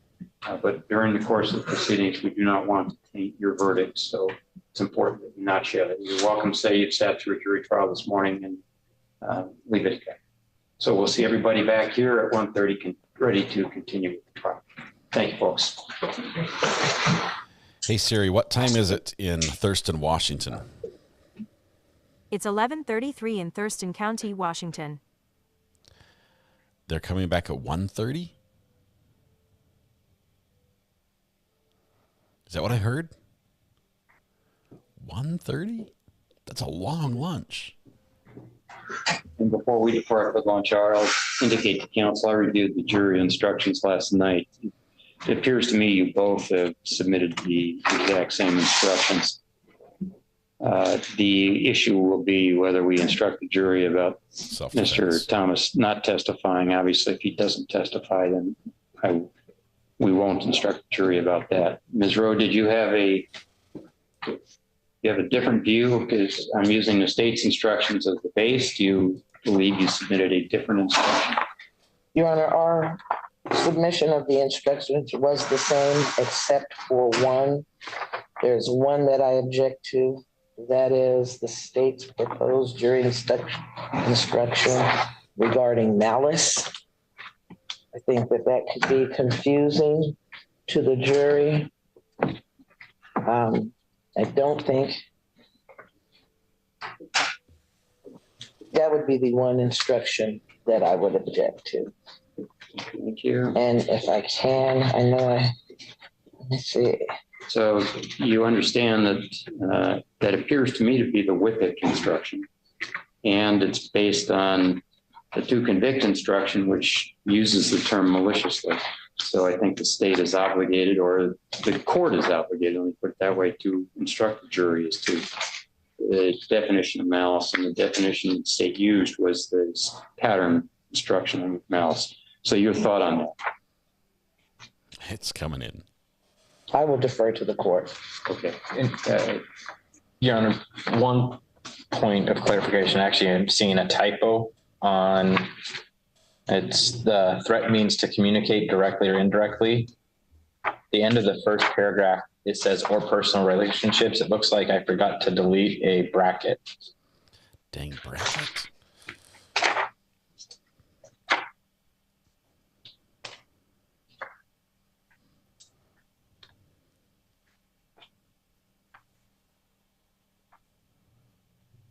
Talking about the to convict instruction? No, it's right after, it's the instruction right after family or household member. Did I leave a bracket on the to convict instruction also?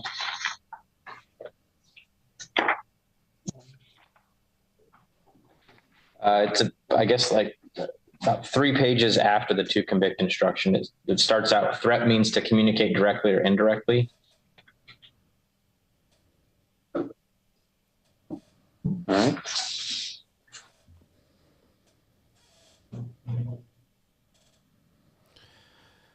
Chad Daybell's case is in lunch break right now over on Top Mark Media. Top Mark Media is also running the counter again.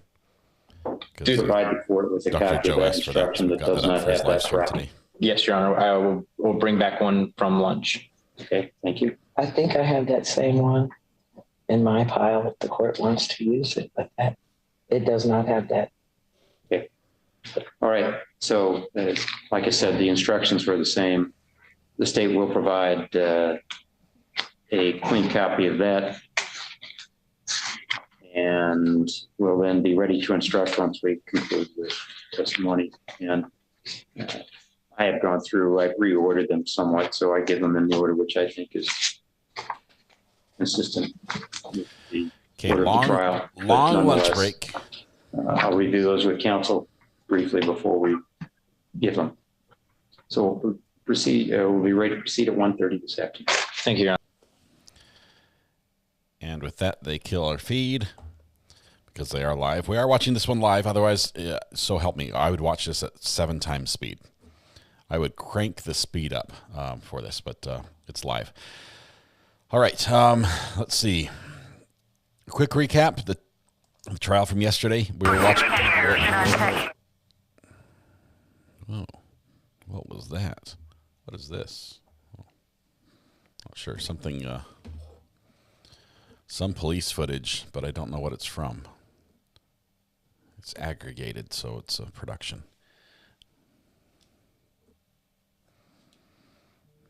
It was loud. Woke me up. All right. So this morning, recap yesterday, 7 not guilty to 1 guilty was the vote in the Kelly trial out of Arizona.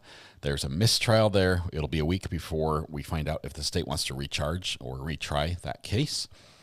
And we'll let you know as soon as we hear. We covered some stuff that happened in the BK trial. The judge made a few decisions regarding mostly change of venue and the polling that was going on to support the change of venue argument. We covered those. Let's see. We've covered a little bit of this Green Sky trial. We call it Green Sky trial because that was something that was brought up during voir dire. The artwork is amazing, absolutely amazing. As we have the knife fight between brothers, which wasn't really a knife fight. It was more like an argument about cigarettes. And it seems to me that we have the wrong guy in cuffs. The big brother sort of started it by demanding a cigarette from the younger brother when the younger brother told him in no uncertain terms that he was not interested in giving him a cigarette. He just ripped it out of his mouth and then proceeded to motorhome inspector. Proceeded to wail To on him. accept, press 1. To send a... Ayden, how's it going, buddy? Oh my goodness, this is a crazy trial. I cannot wait to hear from the defendant because you know he's going to straighten out everyone on what really happened that day. And I'm sure his recollection is going to be crystal clear as well. You're not going to have the, I don't know, I don't remember. No, he's going to be like, no, I was the victim. I called the cops. I'm the one I was a good guy. What kind of work do you think these fellas do? I don't think they know what work is. Well, I was just saying, you know, I don't know that you have to, because people are saying, like, how can you take a nap at noon for 3 hours? I just don't think the kind of 44-year-old man who lives in an RV on his parents' lawn has to clock in for the work he does. I'm just guessing. They raise chickens commercially. They're in the front yard.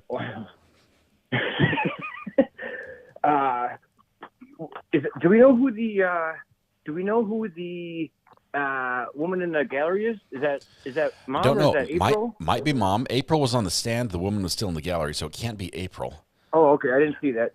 Okay. Yeah, I had to jog out for a minute, but what do you think Mom's thinking right now? Oh, she's proud. She's proud. She's like, my boys have made it big time. They're on TV. My boys are on TV. I don't know. That's hopefully she's not rolling over in her grave. This is awful. The only indication we know of what Mom might be thinking is she took the younger brother and left before the cops showed up. So she might. This is all great because this happened inside Mom's house, right? Yes. So I find it interesting that the motorhome is too good to smoke in, but Mom's living room, have at it. Mm-hmm. So I think it's a workstation. I think the motorhome might be a workstation, if you get my drift. Are you thinking like Breaking Bad type stuff? I mean, what are you insinuating here? Hey, all sorts of workstations out there. You said it, not me. But going back to Arizona, you know, have we ever gotten? Is that common? Do we usually get the count? No. Do we get the count for Treehouse? It is rare. Right. It is rare to get the count. So I think at a 7-1, you know, I know people were saying that, you know, this case is political. Well, anytime you're dealing with issues, I mean, in this day and age, what the heck isn't? But my point is that if you get a 7-1 vote, people already think this case is political on both sides. And so I feel like if you get a 7-1 vote, regardless of what it is, I could go ask 8 people almost any question that exists, political or not, and you'd be hard pressed to find 7-1 on any issue, let alone something as consequential as as shooting a man to death. So I don't know how the DA, especially, it isn't as if the detective's testimony is going to get any better. It isn't as if their story is going to somehow be more, you know, palatable for a jury. Yeah, I think don't know the state had their best shot the first time. It will not get better. Now they could get lucky with a new jury and find people who are more receptive to their message. But I really don't think that just doing this, just rerunning it, re-rack it, let's do it again. I don't think that's a good strategy. Yeah, I think that the flame, you know, everybody who feels like the flames of political fire were being, you know, waved here, I think retrying it with a 7-1, now that that's public, I think that will only intensify the banter about that, because, you know, if it's 4-3 or whatever, 7-1 or 4-4 or, you know what I mean? Whatever. Like when you have 7-1, when you have a single outlier, that is, it gives you the general impression that most people agree with a certain side. The jury is supposed to be sort of representative of the community. Hopefully they look at that and see that, because honestly, this is a tough one to run again. I mean, it seems like you're beating up some old people. Now realize that if Mr. Kelly actually shot Gabriel, which is a possibility, I don't think it. I mean, I'm not past reasonable doubt here, but it's a possibility. There's a chance he would be getting away with murder if they don't try. Well, not only that, but think of the cost to Mr. Kelly to do this again. You know, that's, you know, anybody who's been through the system, and I might know a guy who has. You really rack up your expenses. The retainer that's just to get your hind end in a chair. That's just to get in the door. Okay, you burn up that retainer well before you ever take it to trial. The money you spend is all at trial, because every hour you're in court, every drive to the courthouse, every piece of paperwork that gets printed, that is where you rack up your attorney fees. The billable and hours. To put that guy, right, that is where, and it isn't just the guy standing there or the woman standing there, questioning witnesses. It's everybody, and it takes a whole team for a case like this, and every one of them is getting paid. And you got 5 people working on it. That for every hour, that's 5 hours plus the bills get insurmountable. And so to bankrupt this guy or to bleed him out of everything he has saved over his life for another trial where the outcome is basically predetermined upon the last result is the definition of a political persecution to me. So anyway, I think my egg is up. So I will, my timer's up. So love you guys. Have a good day. Awesome. Thank you very much. We'll see you. Yep. Bye-bye. Bye. All right. I have to go to lunch. We have a 2-hour break. We have a 2-hour break, and I need to find some Mountain Dew somewhere. I've got to run to the store where it's not going to happen. Yes, pickles, please. Pickles, please. His egg is up. Yes, he's got an egg timer. Egg timer. Has the jury spoken out? Yes, they spoke to the prosecution and the defense to give them their count. I don't know what else they said other than that. But 7-1, that's official. All right, we're going to go to lunch. When we come back, you know you want this. You know you want this. When we come back, defense is going to present their opening statement. Mr. Rowe is going to give an opening statement, and then Mr. Rowe is going to question the defendant on the stand as her only witness. One more witness who will be done with this trial. This is going to be going back to the jury. There will be no rebuttal. There will be no rebuttal here, I'm pretty sure. So I can't wait for the other side of the story as the younger brother finally gets to step up and say his piece about this. And it's going to be juicy. It is going to be good. I cannot wait. Tonight, when you go home, please hug the people you love, smile at someone, make their day just a little bit better, and please stay safe till we come back again in, let's see, an hour and 15. Hour and 15. That puts it at, let's see, it's 2, 3, 4. 4 o'clock. 4 o'clock. Straight up Eastern time. 4 o'clock. I have to go fix Mrs. R.A.'s stove. It's a gas stove and the bottom half isn't lighting. So wish me luck there. The best way to find a gas leak, by the way, I figured out, is a match. It always works. But anyway, all right. All right. Random. All right, you guys, we get to each other. We'll see each other. See you after. We'll see you. I'm tired. Can I go home now? I just want to sleep.